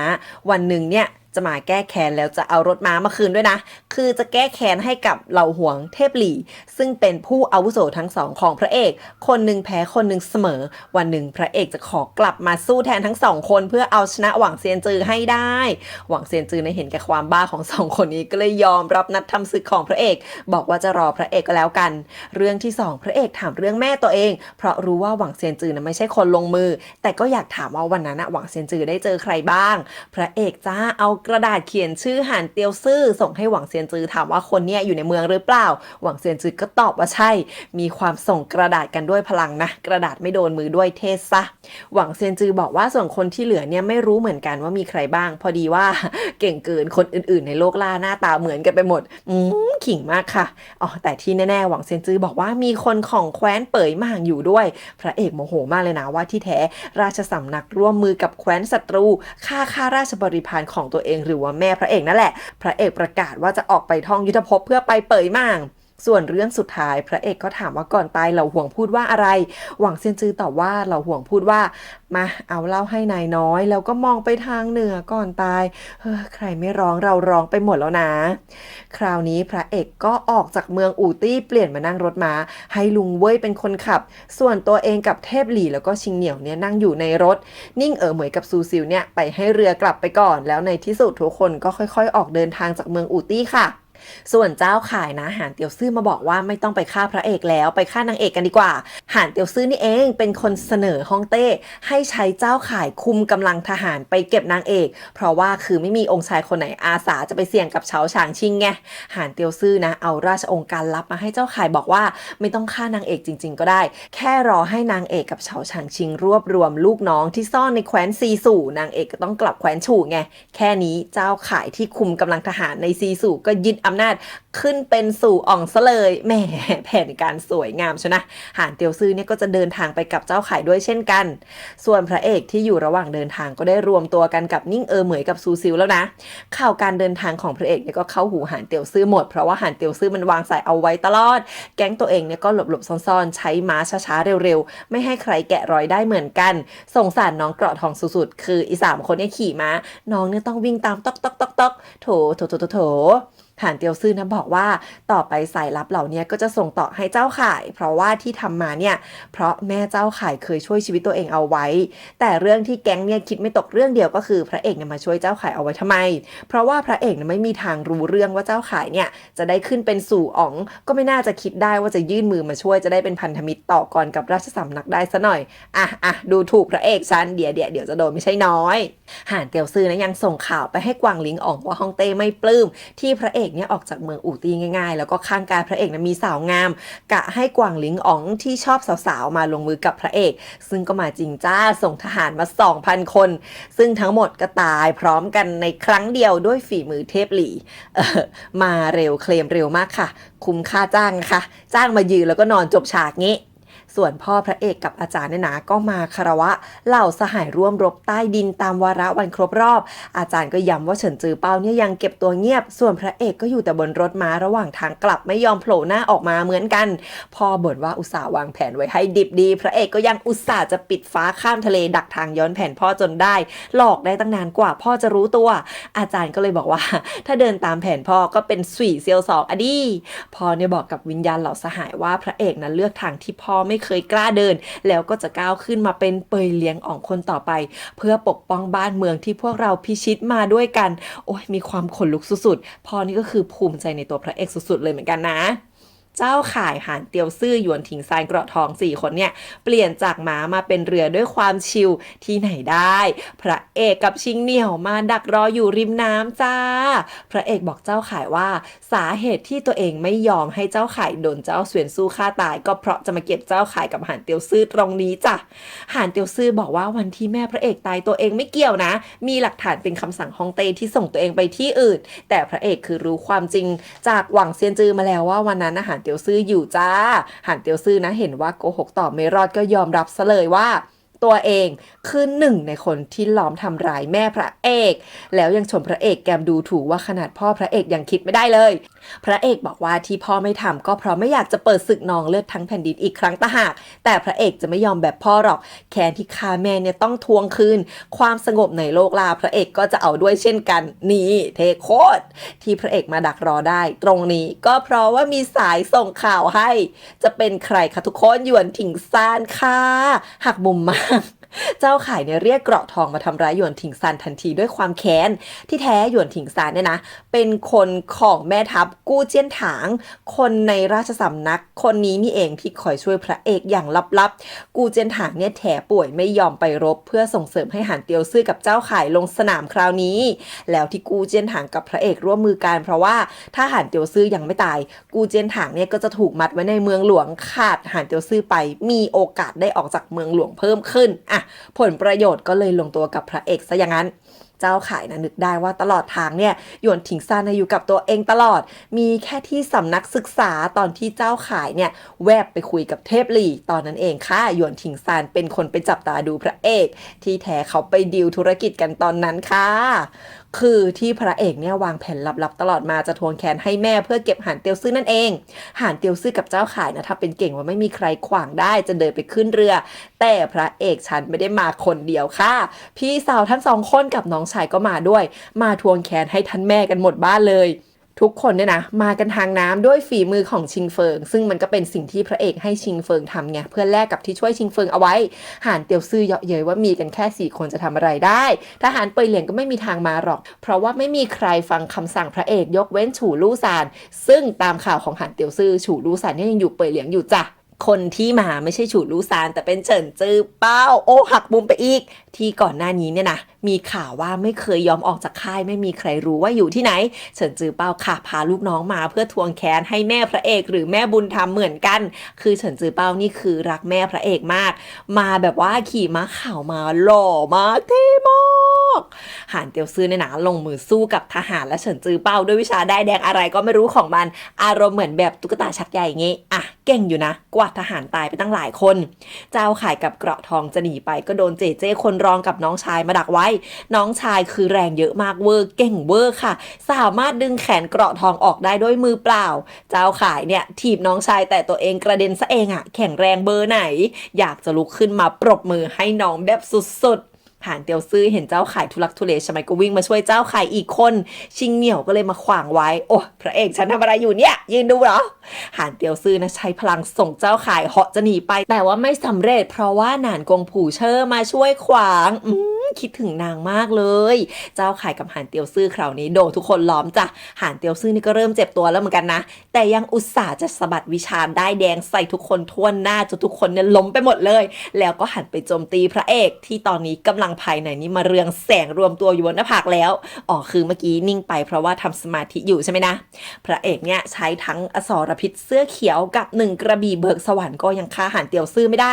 แต่ก็ทำเอาหานเตียวซื่อนี่บาดเจ็บหนักอยู่นะหานเตียวซื่อนี่อาศัยจังหวะเข้ามาบีบคอพระเอกไม่ยอมให้พระเอกเนี่ยใช้นิ้วจะลงมือแทนกระบี่ก็คือพระเอกเนี่ยก็จะลงมือจะมาตะโกนชื่อวิชาทำไมเนี่ยฟันไปเลยก็สิ้นเรื่องไหมพอตะโกนชื่อวิชาหานเตียวซื่อมันก็รู้ทันไงมันก็จับมือพระเอกไว้ไม่ปล่อยเนี่ยพระเอกก็เลยใช้อีกมือที่ว่างไปเรียกกระบี่จิ๋วของเติ้งไทเออมาแทนค่ะจริงๆแล้วพระเอกเนี่ยยังใช้งานกระบี่จิ๋วไม่ได้นะแต่ว่าเทพหลี่เนี่ยปลุกเสกไว้ให้กระบี่เพิ่มไปอีก1 อันบอกว่าให้พระเอกเนี่ยสามารถเรียกใช้กระบี่จิ๋วได้ครั้งหนึ่งด้วยวิชาแขนเสื้ออสรพิษเขียวไงสรุปหานเตียวซื่อก็เลยตายเพราะกระบี่จิ๋วของเติ้งไทเออส่วนเจ้าข่ายก็โดนน้องชายกับเจเจรองรุมจนเกือบตายแล้วเหมือนกันคือตามสไตล์ตัวร้ายนะเจ้าข่ายลีลามากก่อนตายคิดถึงหานเตียวซื่อที่เลี้ยงตัวเองมาแต่เล็กแต่น้อยแล้วก็บอกพระเอกว่าเรา2 คนเหมือนกันก็คือไม่ยอมแพ้โชคชะตาฝ่าฟันทุกอย่างด้วยตัวเองเจ้าข่ายเนี่ยนับถือพระเอกจากใจแต่พระเอกบอกว่าเราเหมือนกันซะที่ไหนพระเอกไม่เคยก่อความวุ่นวายในใต้ล่าเพื่อผลประโยชน์ของตัวเองแบบเจ้าข่ายสักกันหน่อยนี่หล่ออีกแล้วจ้ะเจ้าข่ายนะยิ้มสั่งลาให้เจเจรองแล้วก็เรียกเกราะทองมาฆ่าตัวเองทิ้งซะปิดฉากตัวร้ายผู้น่าเอ็นดูไปตรงนี้เกราะทองเองนะพอเจ้านายตายก็เดสมอเร่เหมือนกันหยวนถิงซานก็ร่ำลานะเฉินจือเป้าเองก็จากไปเหลือ4 พี่น้องได้รวมตัวกันพร้อมหน้าแต่ว่าทุกคนเนี่ยก็ไม่มีใครนะกลับบ้านกับพระเอกเพราะว่าถ้ากลับไปตอนนี้ก็เท่ากับประกาศว่าเปยเหลียงนี่แหละคือคนฆ่าหานเตียวซื่อกับเจ้าข่ายไงพระเอกก็บอกพี่น้องว่าจะไปสืบเรื่องคนฆ่าแม่ที่เปยหม่างจากนั้นพอกลับมาเป็นเปยเหลียงอ่องเมื่อไหร่นะจะมารับทุกคนกลับบ้านไปอยู่พร้อมหน้ากันให้ได้ฉากแยกย้ายของพี่น้องเศร้าอีกแล้วคนใกล้ตัวพระเอกนะไม่ว่าจะพี่น้องหรือว่านางเอกเนี่ยต่างคนต่างก็ต้องแยกย้ายกันไปหนานกงผู่เชอเองก็กลับไปเปยเหลียงเหมือนกันดาบก็ไม่ทวงคืนด้วยนะเอานะจากกันเพื่อพบกันอีกครั้งเนาะพระเอกก็บอกชิงเหนี่ยวว่าไม่ว่าเราจะไปที่ไหนรู้ไว้แค่ว่าเปยเหลียงยังรอพวกเรากลับบ้านก็พอก่อนจะจบยังทิ้งท้ายอีกนิดนึงนะคือไม่รู้ว่าเวลาผ่านไปนานแค่ไหนหงสี่เซียงที่บูตึงเนี่ยนั่งแบบว่าหนวดเคราขึ้นเพียบอยู่ดีๆวันหนึ่งหงสี่เซียงก็ลืมตาขึ้นมาตื่นแล้วจ้าได้เป็นที่1ในใต้ล่าแล้วแมนบอแล้วก็จบเรื่องนี้ซีซั่น1ไปตรงนี้ค่ะทุกคนได้ข่าวว่าเรื่องนี้จะมีทั้งหมด3ซีซั่นนะคะเราก็ไปรอกันนะคะว่าจะได้ดูซีซั่น2กับซีซั่น3เมื่อไหร่แต่ก็เป็นอย่างที่พระเอกพูดเอาไว้ไงว่าเราจากกันเพื่อพบกันอีกครั้งเนาะทุกคนแอดมินกุ๊กไก่ก็ขอปิดเรื่องนี้ซีซั่น1เอาไว้ที่ตรงนี้นะคะไว้รอเรื่องหน้าแล้วก็เรื่องนี้ซีซั่น2ซีซั่น3มานะจะมาเล่าให้ฟังแน่นอนค่ะคลิปนี้แค่นี้ก่อนนะคะทุกคนขอบคุณที่อยู่ด้วยกันจนถึงตรงนี้นะคะสวัสดีค่ะ